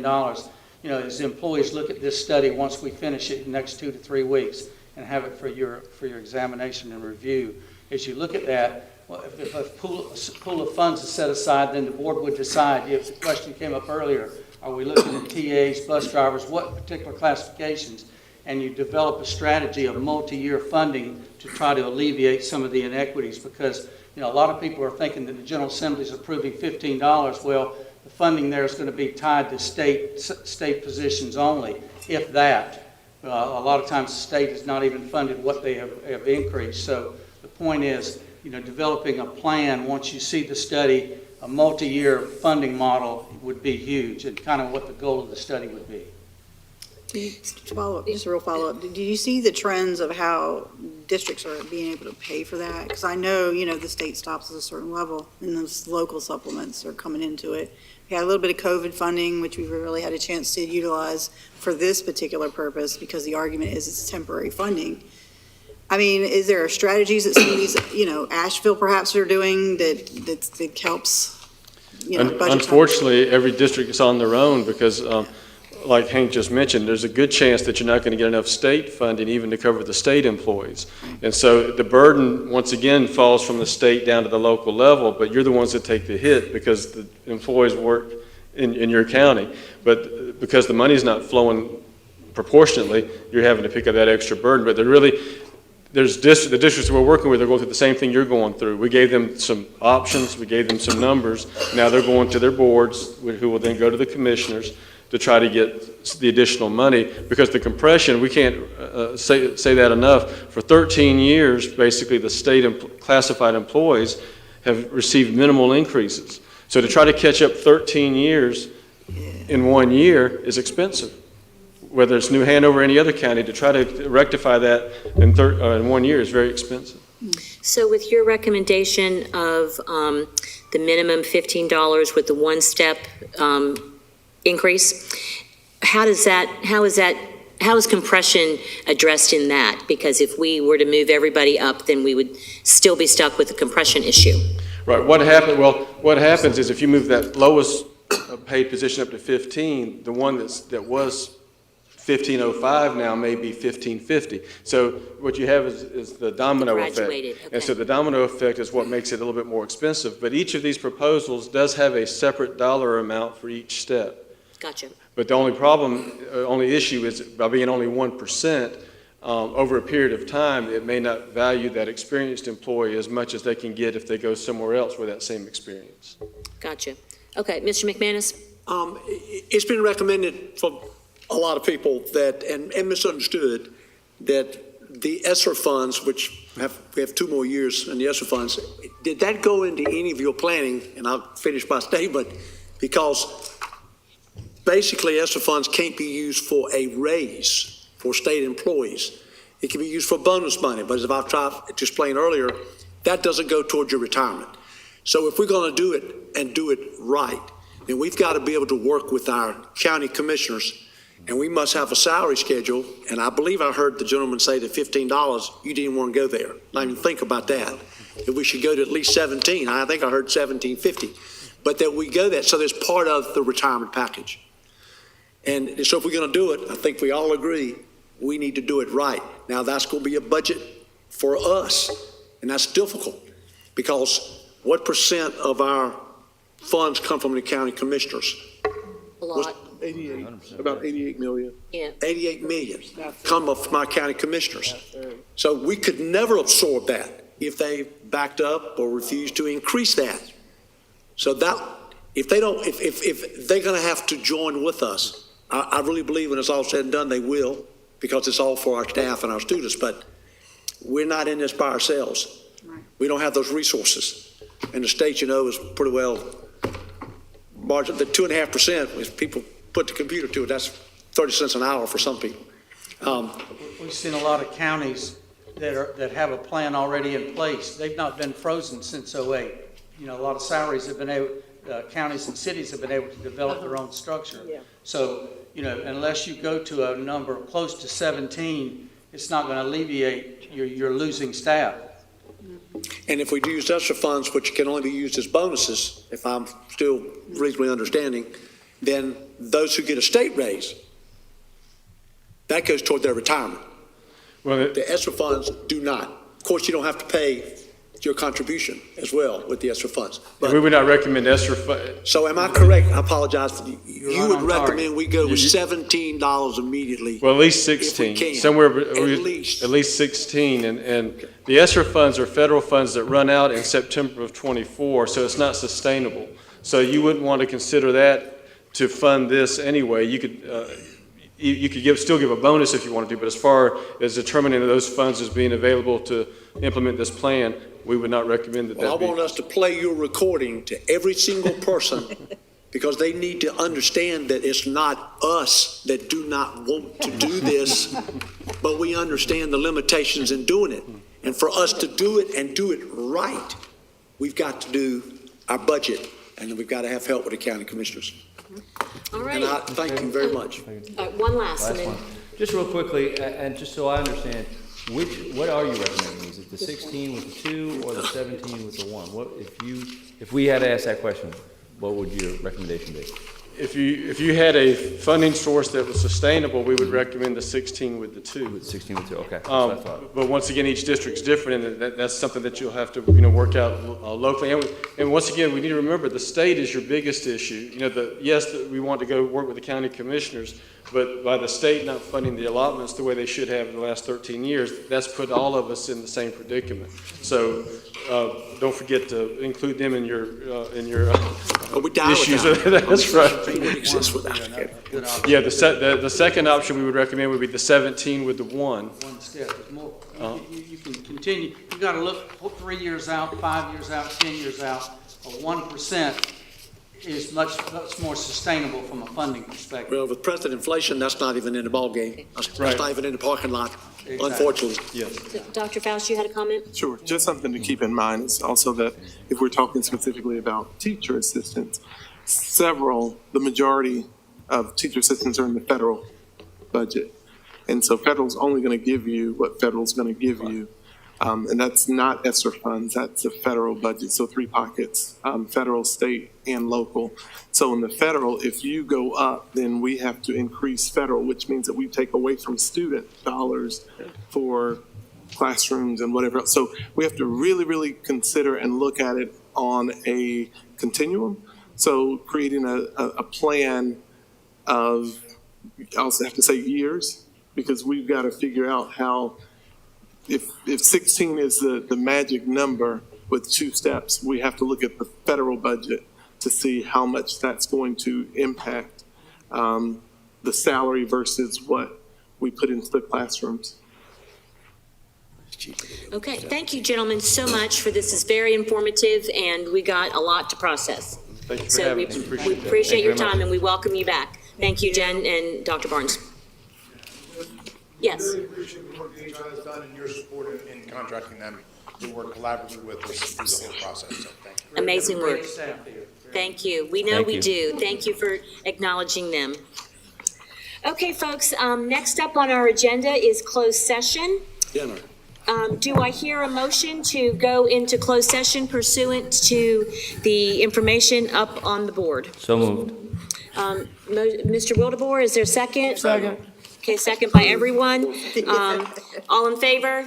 Aye. Any opposed? Okay, we are in closed session. Ooh-wee.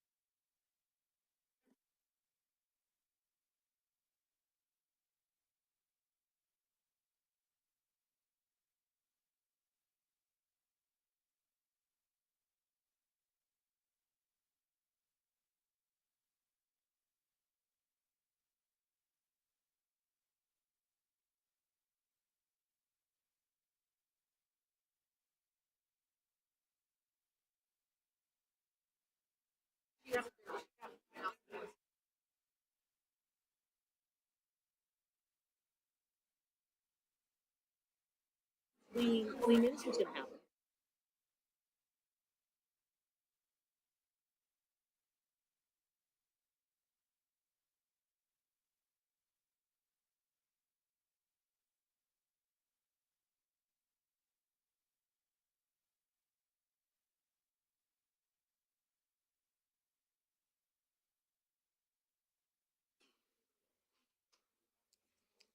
Okay, we're in the home stretch. We have about an hour's worth of stuff left to go, so we will work through that.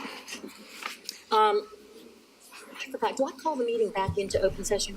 Okay, no? All right, well, we're back for open session. So here we go. Next up on our agenda is the superintendent's report. Dr. Faust? Approval of minutes. Oh, I'm sorry. I'm skipping ahead. I'm trying to knock down that hour. But yeah, so approval of the minutes. Do I hear a motion to approve the minutes? So moved. Second. Any discussion? All in favor, say aye. Aye. Any opposed? Okay, great. Minutes are approved. Next, Dr. Faust, superintendent's report. Good afternoon or good evening. Just a point of clarification, we do have an MOU for our fingerprinting machine, and it is at the sheriff's office. And so the sheriff's office is working through everything. So fingerprinting machine is all at the sheriff's office.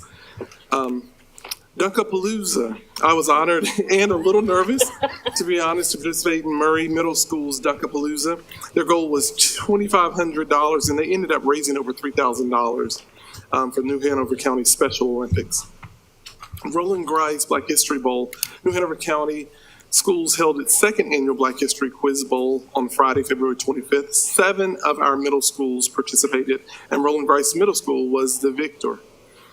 Congratulations to the winning team. We look forward to bringing them for board recognition next month. Advisory committees. I met with both student and classified advisory committees, and we meet with teachers next week. The conversations, feedback, and ideas are invaluable, and we continue to improve how we distribute the information from those meetings to those groups. CFCES, or College for All, Brilliant Pathways at the high school level. And I'm excited about the progress we're making for college and career readiness through our partnerships with the nonprofit organization Brilliant Pathways. Newly established opportunities and partnerships include no-cost summer programs at West Point and UNCW, and pipeline programs to North Carolina Central University and Cape Fear Community College aimed to help students who begin a 2-year path complete a 4-year degree. Budget season, and finally, as you know, we're at our highest peak for the budget season, and I look forward to presenting the superintendent's budget in an upcoming meeting. Students have been and will continue to be the focus of our efforts and resources, and this will be reflected in everything that the strategic plan and our budget priorities. This concludes my report. Apparently somebody can't hear out there. Could you turn something? It is. Yes, it is. I'm sorry. I think they're off. She's, yeah. Anita's checking. Okay, thank you. Okay, next up on is the board chair's report. So it is my desire and my hope that the board shares to collaborate in creating strong agendas, but not lengthy ones, for all of our meetings. That is why the board vice chair and one other board member attends each agenda review to provide input and guidance on topics and placement of topics on the agenda. Next, talking about meetings. Beginning April 1st, all board and district committee meetings will return to in-person only. The district will continue to live stream and post our regular, interim, and special board meetings to YouTube. Those interested in attending committee meetings or other board meetings will need to do so in person. This is in alignment with other New Hanover County governmental agencies. There will be no interim meetings in March and April. In March, we will have one of our first participation meetings. The format is still being finalized. In April, we will have a budget work session. I also, too, was invited to participate in Dunkapalooza, and it was a little chilly. I enjoyed my time with Dr. Faust, Mr. Smith, and Principal Justin Fischetti, where they dumped ice-cold buckets, 5 gallons, on our heads. Luckily, it was warm outside. I also want to thank the number of schools that have invited me, and I'm sure other board members, to their Read Across America events. There's nothing more fun than putting on my Dr. Seuss hat and reading to the elementary school kids, and then showing up with the principals, with the hat on. Also, too, I'm looking forward to the community celebration with New Hanover High School, where they're putting the 100th anniversary plaque on their school on Wednesday, March the 9th. So the strategic plan update, I just wanted to kind of wrap that in. I was hoping to get a chance to say something before we talked, but as you know, the board and the superintendent are working together to create a strategic plan that will establish a set of priorities for the school district. We're using our priorities to create goals for the budget and to ensure adequate services are available to our students and staff in a timely and methodical manner. Neither the board nor the superintendent can do this work alone. The board clearly defines a vision for the district while leaving room for the administration to use its judgment in selecting an approach to implementing administrative procedures and education programs. The board sets policies, establishes priorities, and evaluates outcomes, and the superintendent leads the district's daily operations and school activities. The superintendent ensures sufficient information and insight is provided to the board to make informed decisions and to evaluate the results of those decisions. I am looking forward to, as I'm sure my other the fellow board members are looking forward to as well, adopting a strategic plan very soon and using the information in it to plan its governance over the coming months and years. So that concludes my report. Next on the agenda is consensus items. Do I hear a motion to approve consensus items? So moved. Mr. Boyer, is there a second? Second. Ms. Adams, any discussion? All in favor, say aye. Aye. Any opposed? Okay, that passes. Next on our, oh, wait a minute, no, we're good. Sorry. Next on our agenda is old business, policies for second reading. Do I hear a motion to accept the policies for second reading? So moved. Mr. Boyer, is there a second? Second, Mr. Wildeboer. Is there any discussion? Okay, all in favor, say aye. Aye. Any opposed? Nay, okay, we've passed that 7-0. Next up, the state required vote regarding masks in the schools. Before we take that vote, I need to read a statement. Effective February 25th, 2022, the CDC is exercising its enforcement discretion to not require that people wear masks on buses or vans operated by public or private school systems, including early care and education child care programs. The CDC is making this change to align with updated guidance that no longer recommends universal indoor masking in K through 12 and early education settings in areas with a low or medium COVID-19 community level. So is there a motion about masks? I move, Madam Chair, I move that we continue our optional masking now and additionally add the buses as optional masking. And the early childhood. And early childhood, thank you. Okay. Is there a second? Second. Is there any discussion? Could we wait and take, as far as the buses go, until the day after tomorrow, so we won't have the confusion in the morning with the kids and the bus drivers and everything else? Give them 1 day. You mean for the buses? For the buses. Yeah. I'd like to amend it to just the day after tomorrow, because apparently that can cause lots, and it would, and not apparently, it will, so, for some people. So this will go into effect on March the 3rd, Thursday, March the 3rd. And so we're still continuing the mask optional everywhere else, and you want March the 3rd for the buses and the early childhood centers. Sure, yes, that's, okay. I guess that's an amendment. I guess I should amend it, or?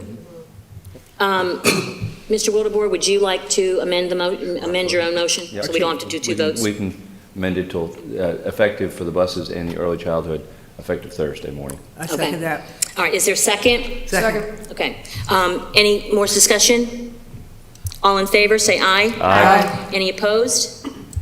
Okay, that passes 7-0. Next up on the agenda is facility dogs. Ms. Walker? I think that was I think we still have to vote. That was voting for the amendment, and now we have to, is that right? No, we Amendment? didn't. Pete changed. I'm just trying, I'm getting Pete confused. changed, so we're good, thank you. Okay. Facility dogs, Ms. Walker and Ms. Judd, I'm not certain who, oh, you did, Ms. Walker brought it forward? Yeah, well, yeah, we all added as well. I just, I've had a lot of stuff sent in our packets. I've read a lot, I've discussed a lot, I've researched a lot, and I've come to the conclusion that I cannot find any other reason, and actually just had a discussion with Colin earlier about the fact that you guys are working it out. Julie's not here to talk about it, and that's okay. But, I just wanted to reiterate that this was a board decision back about 5 years ago, 7-0 decision to do this program. And I feel like the teacher that ran this program, he has an impeccable record. He's got a good reputation, and I feel like there's nothing that he has done, and I just wanted to say that out loud, that had caused this program to be done away with. And I also believe that it is, if the board has to take a vote again, I think we should do that in order to just say, let's get this program back in gear and going. I think the sticking point was the employee couldn't be the handler, but we've since found out that that's not an insurance issue and not a legal issue. So I don't know why we want to mess with a program that is done really well and never had issues before that, and is clearly needed in our schools, especially with the mental health issues that the kids are having at the moment. And I would love to see it expand further, but I would like to just go ahead and start with this particular program with this particular person, if that's what it takes to get it back in swing. So, help me understand, you said that we have worked out that it's not an insurance issue? I'm not certain that, when did that change? I don't think it was an issue, at all. From what I read, I've got the list here. It was when you told us before, you said that the insurance was recommended that we did not have the handler be a school system employee, so. No. I don't know if that's the case, I don't think so. There were a list of requirements the insurance company wanted to be met, and so those are all going to be included in the MOU. But I don't think the insurance company was objecting or trying to hold up on Okay, so we're waiting for the ground rules. MOU, and it's my understanding that the MOU is that Ms. Farnham has reached out to Pause for People, and It did say that. It said that once an MOU is in place and the meeting requirements of the district and its insurance carrier, we'll be able to move forward with the program. Okay. All right, so we're waiting for the MOU. Yep. Okay. Point of clarification. Yeah. I think we need to clearly delineate the difference between a facility dog and a therapy dog. Right. Because the thing we received in our packet was talking about actually a therapy dog that would have an outside handler, not a facility dog. From my understanding, and Ms. Walker, tell me if I'm wrong, but a facility dog would have an employee handler, correct? And that's the whole point of a facility. A New Hanover County Schools employee handler? Yes. And that's, All right. that is the MOU that would be presented to the board would be for facility animals, as you've described. Okay, thank you. I just want to clarify, there won't be any other issues, right? With the handler being the employee, because I feel like that's been a sticking point that we want to clear here right now. If it needs a vote, Yeah, and that's the reason last time I got so excited about the whole idea. I had no idea that was going to be, and I know that you didn't intentionally put it, but that was my understanding that wouldn't have been a problem, because that's what a facility dog is. You can't have a facility dog unless one of the people in the facility is working with the dog. So, why is this so loud? Yeah, so I think probably what happened too is some people got confused with some of the media presentation where they weren't clear on facility versus therapy and service dogs, so that was reported incorrectly. Mr. Bullier? Yeah, I just want to echo my support for the program, and I do appreciate our administration putting together a working MOU with Pause for People, and it's a wonderful program. It's just really important that we cover our bases and we make sure that, when we bring these animals into our facilities, that we're doing so with, under the guidance of the law, and making sure that everything is all covered and I's dotted, T's crossed. Yeah, and I don't think there's ever been an issue that nobody wants it. It's just a matter of how we get it done. So we'll wait to see till the MOU comes back, and then that'll be put on the agenda. Do we know if there's a timeline on that? I'm not sure of a specific timeline, but I know that there's been active communication between administration and Pulse for People, and we're working towards I it. think we're ready to get Palmer back in the And- classroom. Okay, Yeah. Ms. Justice? Yeah, and I want to say this. I mean, this was traumatic for a lot of the kids. I have no idea where this idea came to remove the dog. But in the future, whoever made that decision, please be more proactive and think about the effect it's going to have on the kids. They are no longer here. I'm not sure whose it was, but It started with the interim superintendent. Well, Okay, wherever. All right, so well, we don't have to go back and see who did it. We're not good. We're no, all I in just agreement want to that we make want sure, it. always put the kids first. Okay, so we removed that policy. So next up is policies for first reading. Thank you, Madam Chair. The policies you see before you are for first reading. I do know Mr. Wildebohr wanted to discuss policy 7520, family and medical leave. These are only for information, but if there are no objections, Mr. Wildebohr. Yeah, it was actually 7262. I'm sorry, 7260, I apologize. And I just would like to look at having more than one avenue of information. This kind of, as I read it anyway, in my humble opinion, it lends us to the health department being the sole place to get information, with the CDC being the backup on that. And I've actually had a conversation with the director of the health department, and he's, because I was asking for 4 straight months information about masking, or excuse me, at the sickness at the hospital for certain age groups.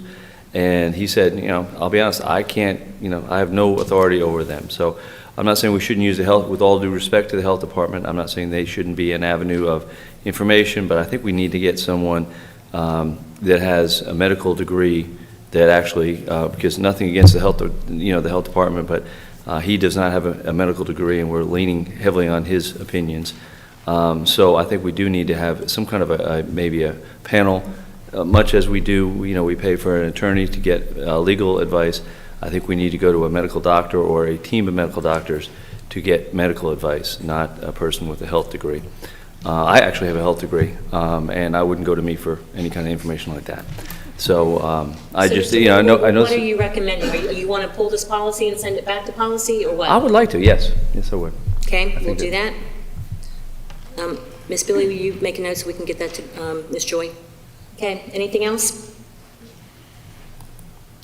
All right, so those we just move on. The next section is consideration for change order to the CMAR agreement for Brogdon Hall Gymnasium floor replacement. Mr. Anderson, you can do it from your chair, or you can Thank you, Madam Chair. come up. I'm pleased to present tonight a change order to the construction management at risk contract for Brogdon Hall Gymnasium floor replacement. This change order will establish the guaranteed maximum price for the project at $2,501,335.52. So by approving this, we are on schedule. The work is proceeding. This will authorize WM Jordan Company to proceed with the full scope of work currently underway, and it will be completed in August of 2022. Does anybody have any further questions for Mr. Anderson? Recommend for approval, Madam Chair. Okay, is there a second? Okay, multiple seconds. All in favor, say aye. Aye. Any opposed? Okay, that's 7-0. Thank you very much. Next up is the topic of middle school wrestling. We have with us our District Athletic Director, Kelly Lewis. Good evening, Dr. Faust, Madam Chair, Madam Vice Chair, rest of the school board members. Thank you for having me here tonight. Just a little, I was asked about what middle school wrestling would kind of look like for New Hanover County schools. So I immediately put together with the middle school ADs, and we came up with some items to bring before you, and then I have a recommendation of what it would be. Currently, our middle schools, we're at 13 sports with the recent addition of cross country and lacrosse for both our boys and girls team. funding for all 13 of these sports is stretched very thin, if not pretty almost underfunded. And if you didn't know, New Hanover County Schools, we have more middle school sports than any of the counties that surround us. We have more than Wake County, Guilford County, and we have the same number of middle school sports as Charlotte-Mecklenburg. But none of those school systems even offer lacrosse and cross-country. And from the other research that Brunswick County maybe has middle school wrestling, because I talked to a school today and they are having a hard time finding coaches, so they ended up having middle schools that weren't able to have a team this year because they weren't able to find anyone to coach the team. There would be a very large one-time cost for two things. The wrestling mats. Wrestling mats are going for about $12.99 a square foot. So you're going to go from $12,000 to $20,000 to purchase a wrestling mat. The only middle school that I know of that has a hoist is Murray. And so then we have to have a place to store the mats. So if we're going to put hoist in our schools, that's going to increase thousands of dollars to add our hoist. Most of our middle schools just don't have simply any storage where you can roll up the mats. That takes a lot of space to store the mats. Now on the regular, coming out of their budget, there's the purchase of uniforms, the mat cleaner, the mat tape, the cost of officials, the cost of securing buses for transportation. That's going to be a yearly cost to middle school wrestling. And a big concern, as I mentioned, Brunswick County was not able to have wrestling because they couldn't find a coach. And if we're going to talk about middle school, most would be entry-level wrestlers. We're going to need qualified wrestling coaches that can conduct these practices safe and sound and teach the fundamentals. And I think that, and the middle school ADs were quite concerned about finding a coach that would be able to coach the wrestling. Where to put middle school wrestling right now, if we had to do it, it would have to go into the fall, because with our middle schools we have the extra season. So our volleyball teams are getting ready to start. Typically in our high schools, our gyms are now done because basketball is over. But in our middle schools, we still have another sport that's going to be in the gym. So then you think about putting wrestling in the fall. Well, if you put wrestling in the fall, then you're going to take away a lot of participation because a lot of the wrestlers are going to be football players. So then you're going to lose participation. Not to mention the fact that middle school wrestling has 18 weight classes from 76 pounds all the way to heavyweight 285. I don't know where you get 76. I don't think I ever weighed 76 pounds in junior high school. But they have 18 weight classes where our high schools only have 14 weight classes. So if you put it in the fall, you're going to lose some interest.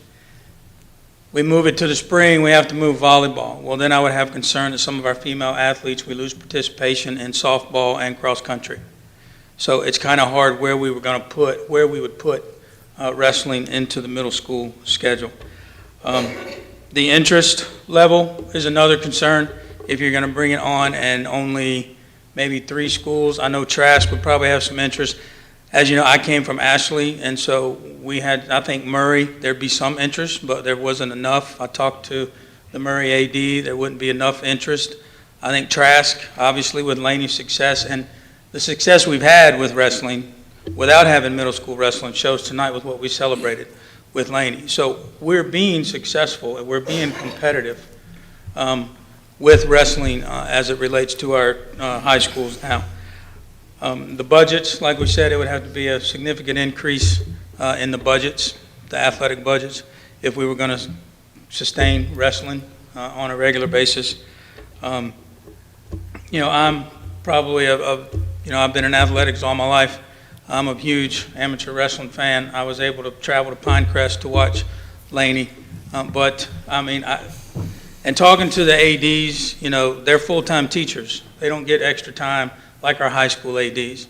And if we added a 14th sport, I'm afraid that, some of them are going to think about maybe not being an AD anymore. That's a lot to manage. Plus you have to find more game workers. That's more game workers that we have to find as well. So I am more inclined to try to work with the high school coaches that have an interest and see if we can generate some type of where they can come to the high schools, because that is within the North Carolina High School Athletic Association. Our 8th graders can go to our high schools to work out. in the off-season. I need to check on the 6th and 7th graders, but I know our high schoolers can do it. They just can't work with our current high school athletes. So we could find an alternative where we have the most interest. But as a whole, for all 7, I would not recommend bringing a 14th sport, middle school wrestling, into the mix right now. If I can. All right, does anybody have any questions? Mr. Wildebohr, of course. Of course. Yeah, well, Mr. Lewis, I actually used to be the athletic director at Trask Middle School for many years. I also brought wrestling there, so anytime we can do anything for our kids to give them, and as we heard tonight, it's a male and female sport now. So, I mean, we found places. At Trask, we had in the back hallway, we had the mats. We usually, you wouldn't have to do, I disagree with some of the things you said, because we could use some of the same mats that, like Laney has. They discard some of their mats. We could use them.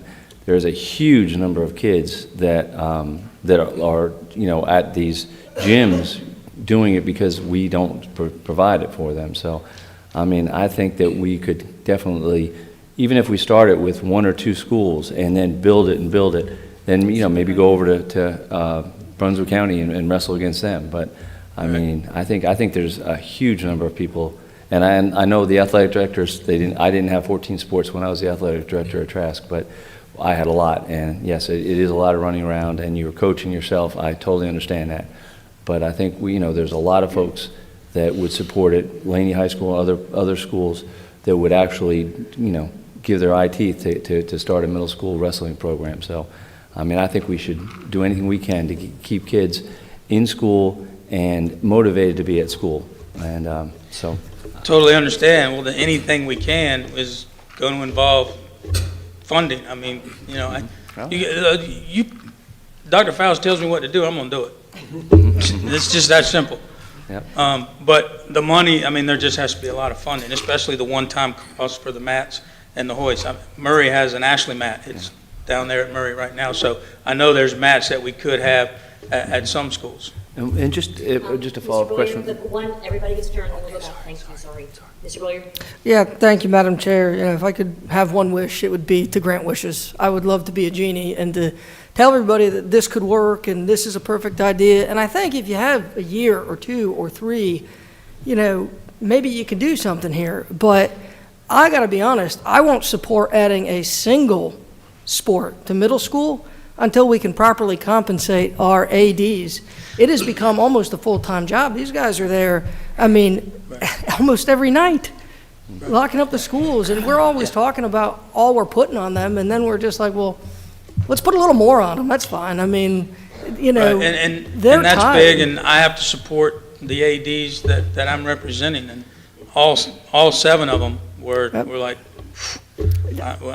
where, how can I do this? Yeah, I mean, and if you look across the state, compensation-wise for these ADs, we're low, and it's not a huge lift to get to where it's competitive with other counties, and with the budget coming, I certainly hope we can find a way to do that rather than put more money into another sport. Ms. Adams? I have a question and a comment. The question is, you mentioned that we have 13 sports currently in middle school, which is a lot more than our neighboring counties. Who would they compete against, first off, is my question. And then my comment would be, is it possible just to do an interest survey? I know that you've talked to the ADs at the middle schools. Could we do an interest survey with students just to get some raw data? Just a one question, if wrestling were offered in the middle school, would you like to participate? Absolutely. So that would be the issue. Who would they compete against? Because if we have our 7 middle schools and say Trask and maybe 2 others, well, we have 3 schools, and then Brunswick is fading. Talking to Brunswick, it seems like they're fading. So then not that you couldn't, not that it's not good, you'd wrestle the same people over and over again. There's nothing wrong with that. It gives them mat time. It gets them better. But that maybe could work by creating a club type atmosphere and let the high school coaches, the ones who are going to be receiving these children, let the high school coaches coach them. So then we know that they're getting coached appropriately and the fundamentals are being taught. Because another major concern would be finding coaches to coach our middle school wrestlers. Ms. Justice? Well, he's had his hand up Okay, long Hugh, enough. sorry. No, please, do. I'm serious. So I take it you're not for it. No, he said no. Yeah. I cannot recommend it at this time. Being for it is totally different, because I'm all about all of our student athletes participating in as I many didn't things ask as you they very can. well. From the input you've received from all the coaches and the staff, et cetera, you're Right, you're the not. funding and the staff, and right. Being a high school principal for many, many, many years, there's nothing better than a good feeder program. Right. But our priorities, once again, we don't need to overload anyone else right now, no matter how much we want to do it. I think that's two. And one, or one and two, and we've got a budget to work out. And I'm convinced that the compensation plan that we heard tonight and that we need to discuss must be our first priority before we do anything else. I like your idea, and thanks for doing that, about the club. I actually started club soccer at Hoggett Girls because nobody would approve it, and then it became a sport the next year. But that would show the interest. Right, yes, sir. And if that interest is there, then we can reevaluate that next year. So I think that's a great, but right now, I just think we don't need to take on anything else, because budget's going to be our priority, and this compensation, I hope, is our first priority, or at least one of our top two. Ms. Justice? No. Thank you, Mr. McManus. I think these are good ideas. I'm hearing good ideas here. A survey be a good idea. Having the coaches, a club, that's a very good idea. And another thing is community interest. One of the things, I brought it forward, and I brought it forward in the past, because people reached out to me. So, and at the first time, I think it's been 3 years since we had talked about having middle school wrestling. When it was proposed the first time, there was all these wonderful ideas coming out of the community about how to get the mats, and they're, without, even costing money. So maybe if we started this process this way, with the survey and with the club idea, then maybe we can get more community input and find out if we should eventually implement it or not, or just leave it at the club level if there's enough interest. But, this is a good starting point so that the community can give the feedback, because it's obviously interest, obviously. Yes, ma'am. Okay, Ms. Adams, looking right at you, Ms. Walker. It's 9 o'clock. Sorry, I know, my brain's getting crusty. Mr. McManus? No. I like your idea a lot. I think showing the interest, working maybe a little bit with the high schools, in a way, like you say, club soccer to club wrestling, to see what the interest, but also show that the kids coming up through to the high school level really are serious and want to do it. Maybe, I don't know how you would suggest to do that. Maybe you can write something up or let us know, or. Absolutely, yeah. I would love to hear your ideas, so that's a great idea. Okay, so I'm hearing that we need to, that everybody has an interest, and gave you some ideas, and can we just, ask him to do that when, in his spare time?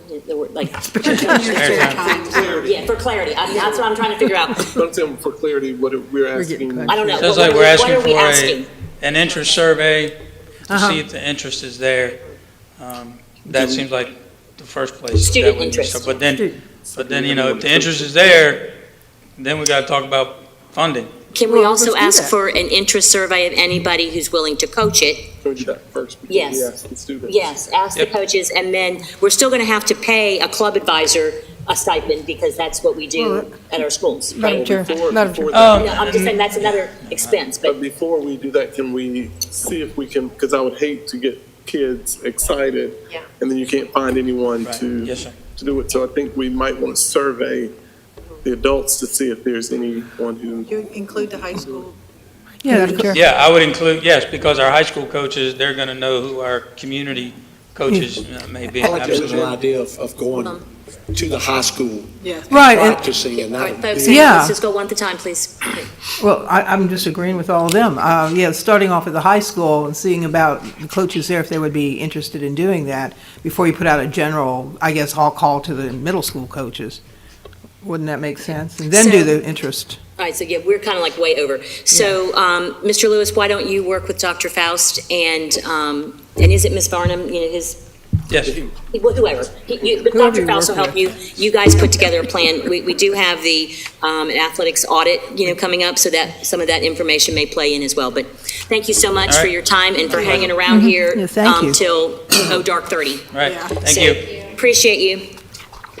Okay, so next up on our agenda is employee sick leave policy. Ms. Justice had brought that forward and just said, discuss and vote on instituting a special sick day designation and funding for those staff who are diagnosed with COVID or their family members. Well, what is being done now? Is it just a regular, and that was the question. Is it just a regular sick day? Because I've had a lot of people say that they're having trouble because of the quarantines. I know things are progressing and it's getting better, but there have been problems, and we probably should have addressed this earlier, or maybe we didn't need to. Could you give us an update of how that works, Mr. Barnes? Dr. You can Barnes? do it from your chair, or you can come up in front, whatever's good. I'm comfortable. Can you guys hear me okay? Yeah, we can. Okay. So I'm going to have to give you just a brief history lesson. So about a year and a half ago or so, the state had instituted something called the Families First Coronavirus Relief Act. And that provided paid leave in some form or another for individual quarantining, for quarantining of your family member, or for sick leave, child care leave if your daycare got closed or things like that. So that ended last March. Since then, we have still instituted and offered what's called contagious disease leave, which covers an employee if they are personally sick with COVID, or if they are quarantined by the health department without having a deduction to their sick leave. Mm-hmm. The only caveat is if they are still sick past the quarantine period, at that point their sick leave will then kick in after that. The only stipulations with that are you have to be a benefit earning employee to receive the contagious disease leave, which means you have to work 20 hours a day, 20 hours a week, sorry, that's just Tuesday, 20 hours a week or more. So we do offer contagious disease leave, but it is no longer extended to your family members. That would be normal sick leave. And I don't believe that had been an issue. I was just asking about the employees' leave. I guess it's the benefit ones that some people had been communicating about, that they weren't employed with benefits. I'm not sure if it's temporary or what was going on, but they didn't have the sick leave for the COVID funds that you're providing for people with COVID. Also, there was one other thing you said. You said that after you're done with your quarantine and you're still sick. How does that make sense? I'm a little confused about that. Well, the health department may quarantine you for a period of time because you've contracted COVID. Uh-huh. But then your illness may range longer than what your quarantine period may be. Your recovery period may be longer. If I have a pre-existing condition that makes me prone to this, I may be sick for 20 days, but my quarantine may only be for 10. That might be the one that that and the benefit one is the ones that people have been contacting us. I don't think I'm the only one that's heard about it. Does anybody else have any concerns about this? I know that I've not heard one thing. And as always, we would encourage folks to call us if they have questions or concerns. And well, we that's can what help. Yeah. What is the quarantine now, 5 or 10? None. Right. It was 10, it went down to 5, I believe. Yeah. With no symptoms, none. Well, this is good information, by the way, so I can pass it on. Yes, But I would ma'am. say first, call you. Okay, thank you. Here to help. Thank you, Dr. Barnes. We appreciate your time. All right, so next on the agenda is suspensions for 4, 5, and 6-year-olds. And let's see here. So Judy, discuss and vote on ending suspensions for 4, 5, and 6-year-olds, except in the cases involving drug use, weapons, or acts of violence to themselves and others. Ms. Walker indicated at the agenda review that maybe not vote now, but just talk about a plan. So who wants to lead? Okay? Okay, I would like to actually vote now for a start date. This has been going on longer, I think, than the other issue. And if at least we have a start date, and I know that they are working with the PLC, PBIS, but if you have a goal and you can reach it, and the suspensions are so varied according to the different schools, I mean, I can pull them out and start reading them again. I think Ms. Brown had already said it when she was at the podium. But the point is that we can't wait 3 years, which is what some people want to do. We need to do it, I think, at the beginning of next September. That would be more than enough time for those high-numbered schools to, and most of them, I think all of them are also, working with the PLC situation. If not, they will be by then. And it's, one or two schools we can work with if they've got this real issue. For example, what we're doing with Forest Hills right now, we're really helping them. We need to move forward. We can't wait 3 years. And that's something that seems very evident. The public wants it. I think a number of people up here want it. They'll give the parents, the teachers, more than enough support to be able to put in place systems. So if you do have a child that needs more intervention ahead of time, whatever, they can at least be prepared and start doing it next fall. So that's actually what I was going to request, is to have a vote to begin it next fall. Mr. Boyer had a comment or a question or something? Yeah, thank you, Madam Chair. In preparing for this, I heard from a TA who had a student who they walked up and looked at the teacher and said, "F you, I'm going to kill you." That student was not suspended. That student should never be suspended. We are the people who come up with these policies, the people who work in our central office, are not obstacles to what we want. They're partners in achieving what we ask for. And the very best minds, the doctors who, EDs in education, these really dedicated, committed people, have taken our charge of saying, please do this, and they've come up with a plan. We heard about that plan 2 weeks ago. We heard about that plan at our interim meeting where they said, this is how it's going, this is the data, we're going to continue monitoring it. We've come up with the plan. It's a 3-year plan, but I haven't heard anything from them that says we need to change or we're ready to change.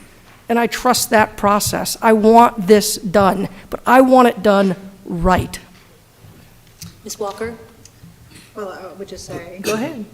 I would just say, I agree with Ms. Justice in the fact that I think 3 years is too long. Mm-hmm. I think the ask is for the littlest ones, and I think if we look past data, we look at what kids are being suspended for out of school are not violence, guns, and drugs. And I feel like I don't think it's unfair to give ourselves a goal and an expectation that at some point in time that we can pinpoint that we're going to reach that goal that way. Because we know there is disproportionately hurting particular parts of our population, Black, male, EC students especially. And we got to dig deeper to find out what those problems are. And if there, if the exceptions, if there is violence, if there's drugs, if there are weapons, of course. But, a lot of the lists that we saw with disruptive behavior, talking back, I just feel like we can do it a different way. And I like the fact that we have a plan. I feel like that is positive. I love seeing that. And that's the reason I asked the question about culture change, because I think that's what we need to focus on, is thinking about the child itself and what he or she is going through and what he or she needs intervention-wise, with help, with therapy, with whatever. But we also need to look at giving resources to these teachers as well. Mm-hmm. That's all a part of this conversation, and that's part of our strategic plan. So, Mr. Wildebohr? I just had a question for Dr. Faust. Do we have the capability at the individual elementary schools, for instance, to have an in-school suspension? Obviously we can pay for, but do we have that currently? Or is it, either out-of-school suspension or kind of nothing? Do we have that ability? I would have to research that for our elementary schools. Okay, because, I'm thinking about in the situation, that Mr. Boyer brought up, what do you do with that child if you don't have out-of-school suspension? Then it becomes, well, then, that faculty member feels like, oh my goodness, this child can basically tell me that he's going to beat me, kill me or whatever else. So we do need some other avenue in place, whether it be in-school suspension or whatever. So, Ms. Adams, sorry. I would just like to say that I agree with Love Our Children. I think that the suspensions for K2 or 4, 5, and 6-year-olds is something we need to move to get away from. But to Mr. Wildebohr's point, our educators need resources. I was volunteering in a school in a 2nd grade class, and a child threw a chair across the room, and I watched a classroom of 17 kids get evacuated. Those are the realities of the day-to-day. And what is happening with the PLCs is we are trying to learn, figure out, look at the data, what is working. Because it's not so simple to just say, let's turn this off. We're leaving our educators with nothing. If we do that, we have to continue to keep mining the data, figuring out what's happening in our schools, and do what's best for kids. And I'm not saying that out-of-school suspensions is the right thing. I understand the research too. I've worked in education for years too, okay? We see that. We agree with you. But I'm very grateful that our administration is working with the schools that are high needs to put together a plan. And they are working hard to do that.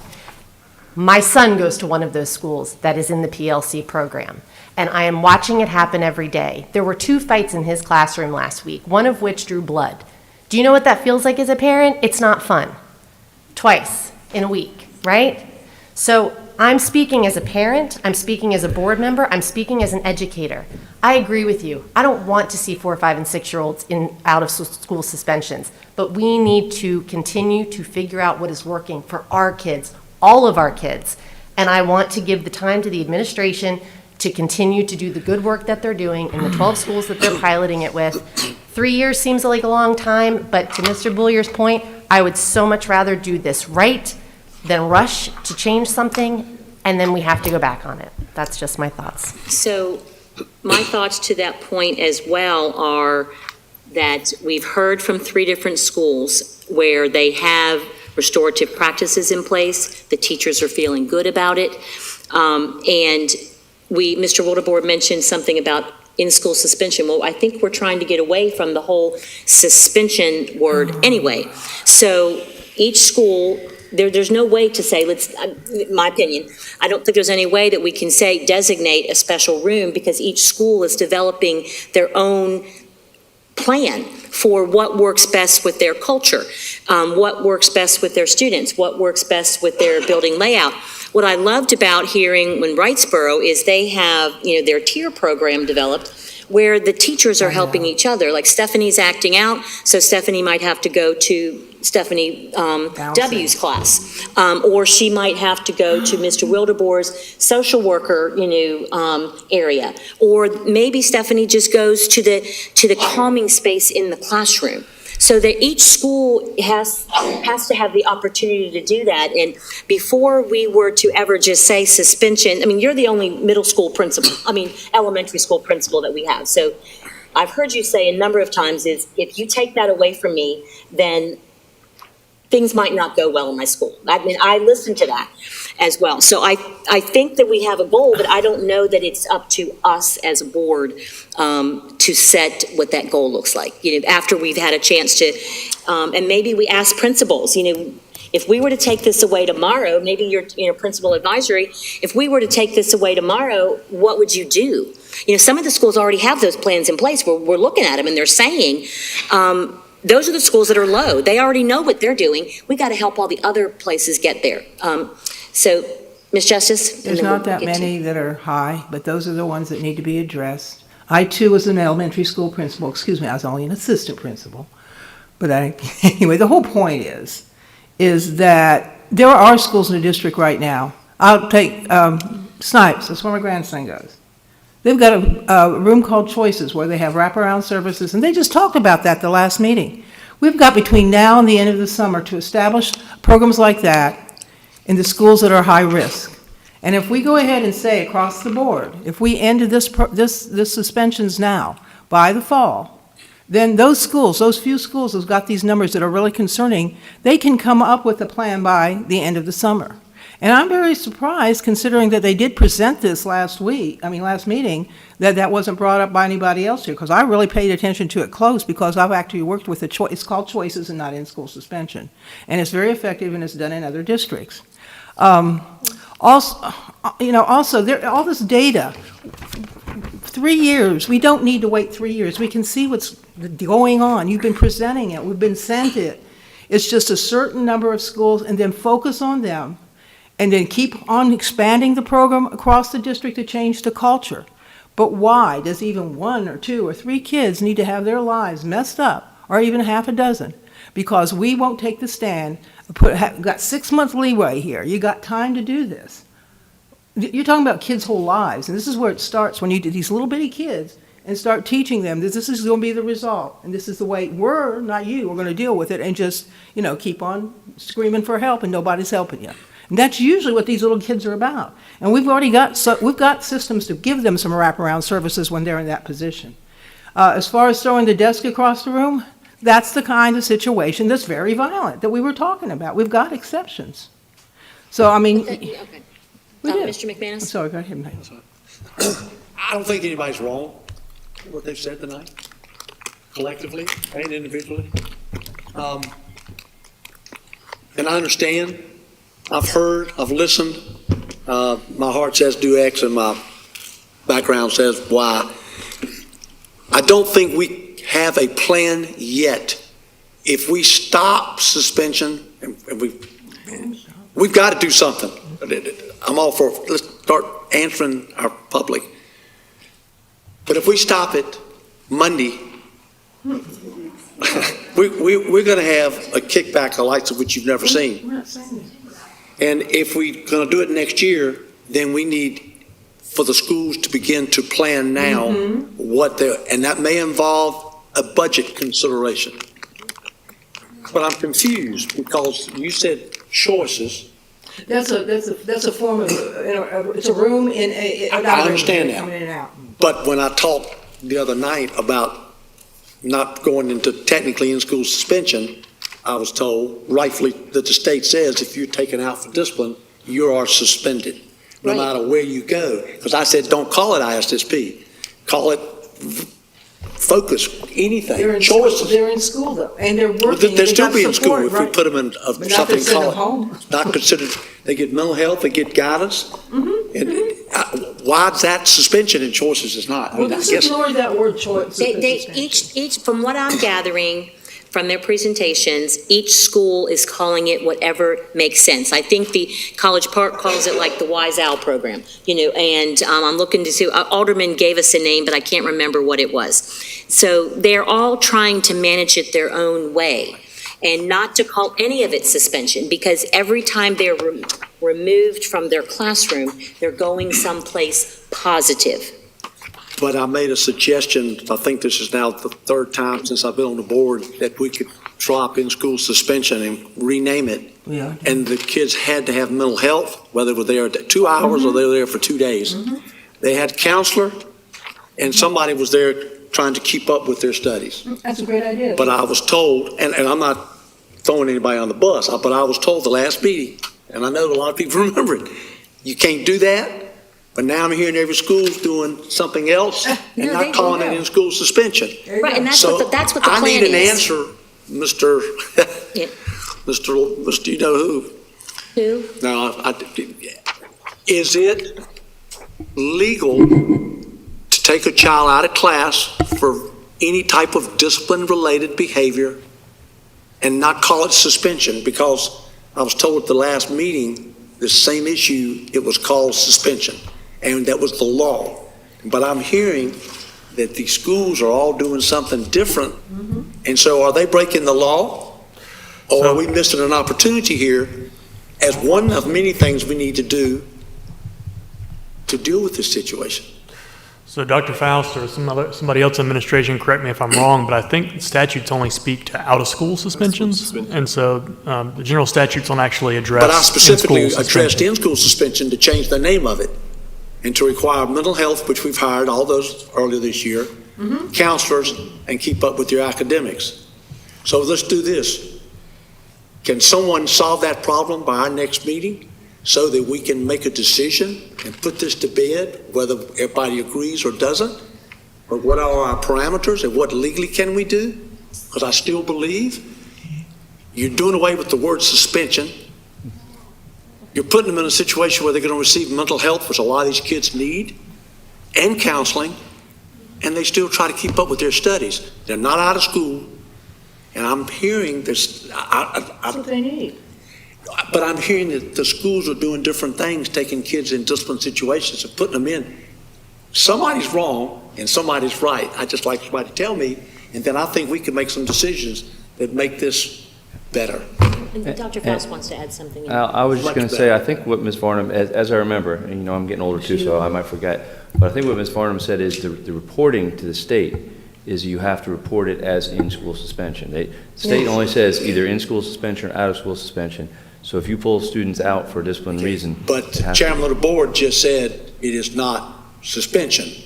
Now, I'm not throwing her under the bus, but that was my belief too. These alternative classes are not suspended related. But they're there for discipline.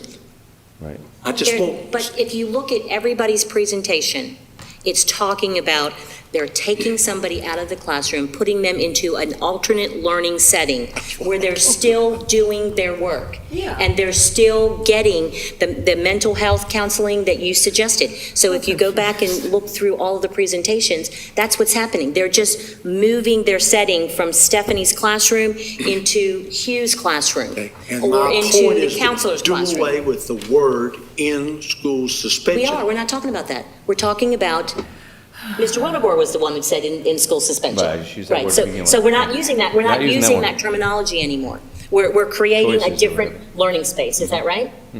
Are they still called, do we still have in-school suspension classes in the elementary schools? Teachers? That's what we're gonna be looking for. That's But what we- Mr. Wildebohr asked. We still have that, right? That's what I said. I don't know. I'll have that in your memo. How many schools So I've we have already dropped the word in-school suspension? Wait. You've asked a lot of questions.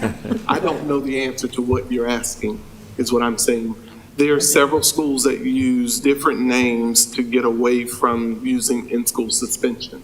But it's still, when you look at it, it's still in-school suspension. If you remove them from their general curriculum and put them in a place for a discipline consequence, it's still in-school suspension. I just may call it choices because we're not calling it in-school suspension. But I would have to have, and that's what I have Jackie and Jared doing right now, asking all 27 elementary principals, what is your program called?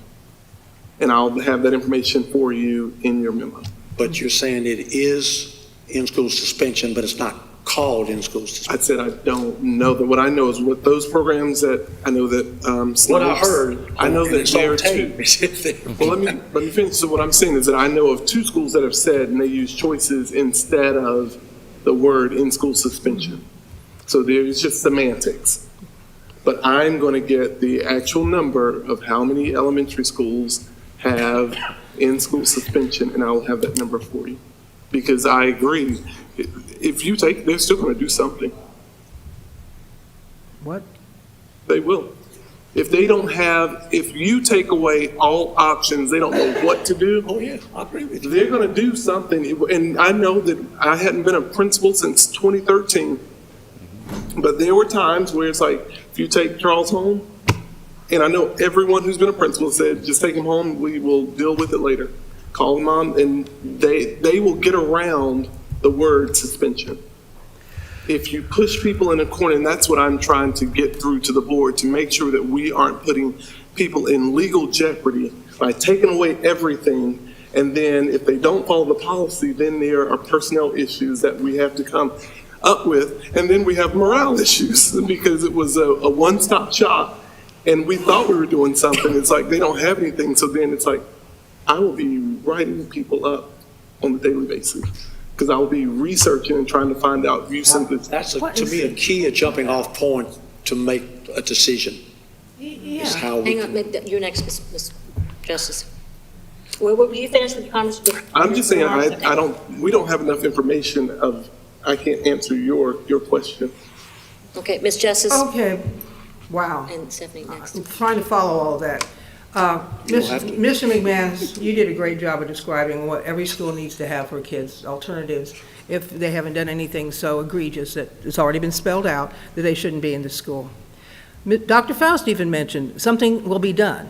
Well, what needs to be done is what we're talking about, having those alternatives in the schools in one form or another by the beginning of next school year. I'm now motioning that we end suspension for 4, 5, 6, and 7-year-olds, except in those extreme cases, by the beginning of next school year here in New Hanover County Schools. Is there a second to that motion? I mean, I will second that, because I feel like we need a plan. I feel like we have a strategic plan that wants to do the same thing, just like the last strategic plan that had that goal as well. I feel like these programs are great. I feel like we need to give them more resources, like all the things. I'm not suggesting we leave teachers high and dry, because I know they need what they need, and we've heard what they need. And so I don't want to ever, make a teacher think they what they're doing is wrong or bad, or that they're not supported. But if we just at some point have to set a goal and try and stick with this goal, and I think it's attainable. I feel like these programs are wonderful, and I think that if we have the will and the desire to do it, and we have programs in place that we can model after for everyone else, then I think that's an attainable goal for out-of-school suspensions for the little ones. Point of clarification. Yeah. Can we vote to amend a policy in the future? In the future? What future are you talking about? Kind of along those lines, I was going to suggest that this has to maybe come back to the policy committee, because that's normally what we do for that, but. I wouldn't say it has to come back to the policy committee. I just didn't know if we could say, Well, we have hey, to make 10 sure the years- wording is right, so that we're not creating policy from the dais. But as Mr. Shiva said before, if we get 4 votes, we can do what we want, correct? So you could pass a policy, or you could vote to have the new policy go into effect next year. You could do that. Okay. And it doesn't have to go to policy committee if you don't want it to. Okay. Right. I think we've been beating this to death for over a year now, and I think the public's yelled more than enough, and I know that it's good for kids. Dr. Faust himself said, you will come up with something, and we know what to come up with, the right thing by our kids, and we can do that. We've got until end of August to do it. And School starts in July.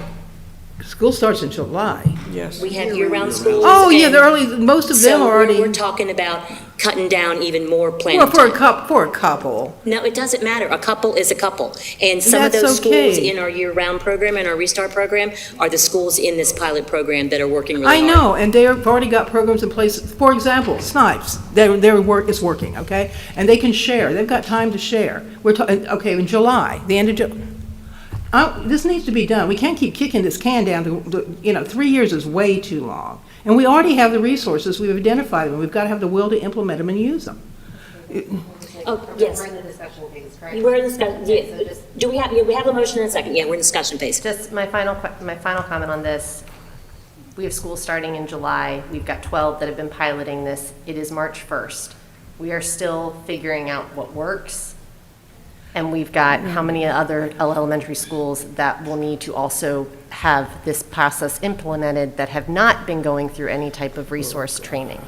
I do not think this is the best time to do this. I think that I have no problem with upping the timeline out of 3 years, but I don't think that starting with the 2021-22 or 22-23 school year is the time to do it. Can I ask? Yeah, Ms. Royer, then we'll get you. Yeah, thank you, Madam Chair. I don't have a problem upping the timeline either, but we're sitting up here, and first of all, I really take offense to the idea that there is no plan, because people worked really hard on it, and people presented it, and Who said people there keep was no updating plan? us on the plan. Nobody said no. Yes, So- Mr. McManus doesn't think we have a plan. Yeah, so we do have a plan. If you were saying it's not fast enough, okay, but nobody has asked the question of, Ms. Varnum, Dr. Faust, hey, can you do it? You're sitting there telling them, yeah, you can do it, we can do it, we can do it. But, Ms. Justice, you have a lot of expertise, but I don't think you've run a school system of 26,000 kids and 4,000 employees, and you got other principals up here telling you, yeah, I don't know how we do that. It's really, really complicated. And I've never. Hang on. I would Ms. just like Walters to hear next. from our staff before we say we're changing it, if they can, because they're telling us, yeah, we don't think this is a good way to go. And I think it's important to listen, because we are on a path to eliminating those suspensions.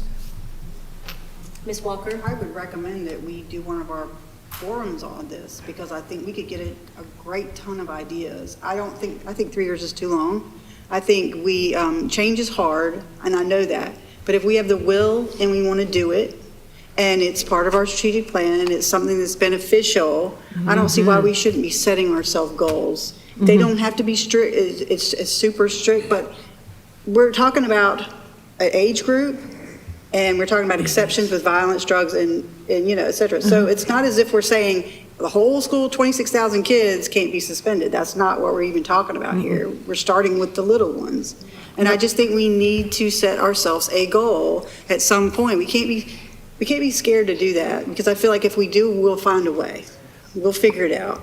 And I think we can do at least 4 on it. That would be perfect. We could get input from teachers and input from everyone else in the community of ideas. And I think that's our job, Right. our leaders. And, we can, and since we are talking about it, and that did not really, I was not focusing on that, but yeah, we can have a move back day on the schools that start into July and maybe do it until their next, they're trying to think of the term now where they have their interim. Intercession. I mean, there's ways we can do it.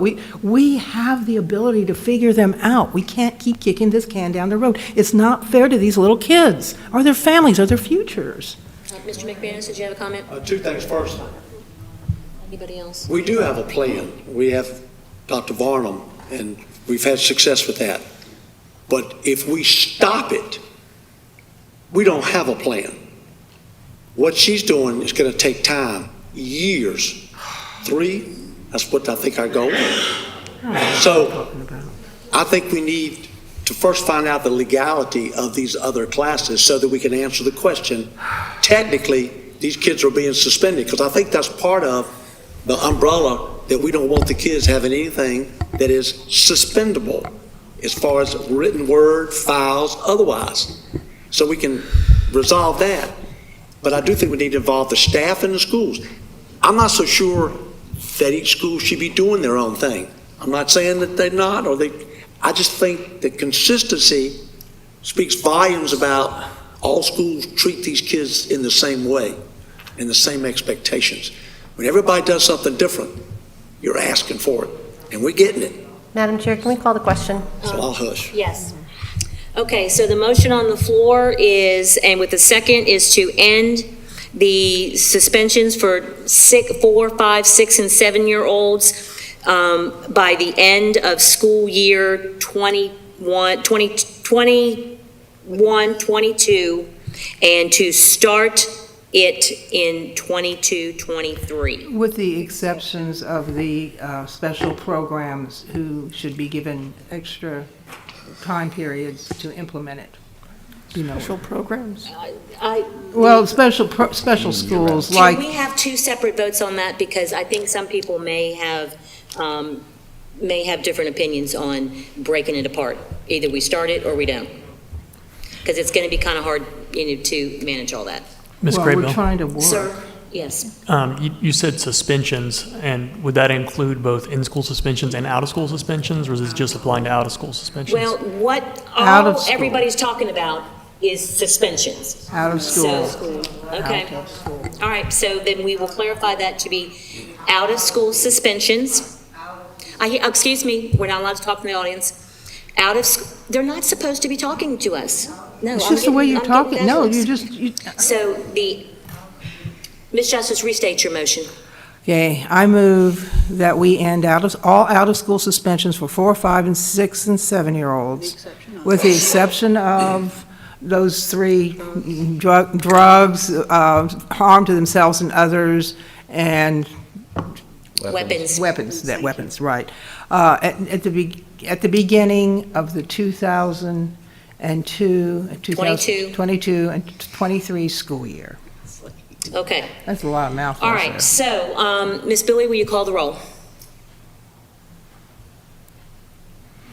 Yes. Mr. McManus. No. Ms. Walker. Yes. Ms. Craybill. No. Ms. Adams. No. Mr. Wildebohr. Yes. And Mr. Boyer. No. Okay, so the motion fails 3-4. Okay, next on the agenda is call to the audience, but we do not have anybody left on that, so we'll move forward. Committee reports, I haven't heard from anybody that has a committee to report on. Correspondence, I haven't not received any other than what I passed out to you in closed session. Announcements. The Policy Committee will meet on Tuesday, March the 8th, 2022 at 9 a.m. at the Board of Education Center. The general public will have the option to review remotely on New Hanover County Schools TV, YouTube. The Equity, Diversity, and Inclusion Committee and Title IX Committee will hold a joint meeting on Thursday, March the 10th, 2022, 5 p.m. at the Board of Education Center. The New Hanover County Board of Education will hold a special meeting, a special participation meeting on Tuesday, March the 15th in the Board of Education Center. The meeting format has yet to be determined. Okay, next on the agenda is adjournment. Do I hear a motion to adjourn? Moved. Is there a second? Second. Okay, all in favor? Aye. Aye. Any opposed? Okay, we are adjourned.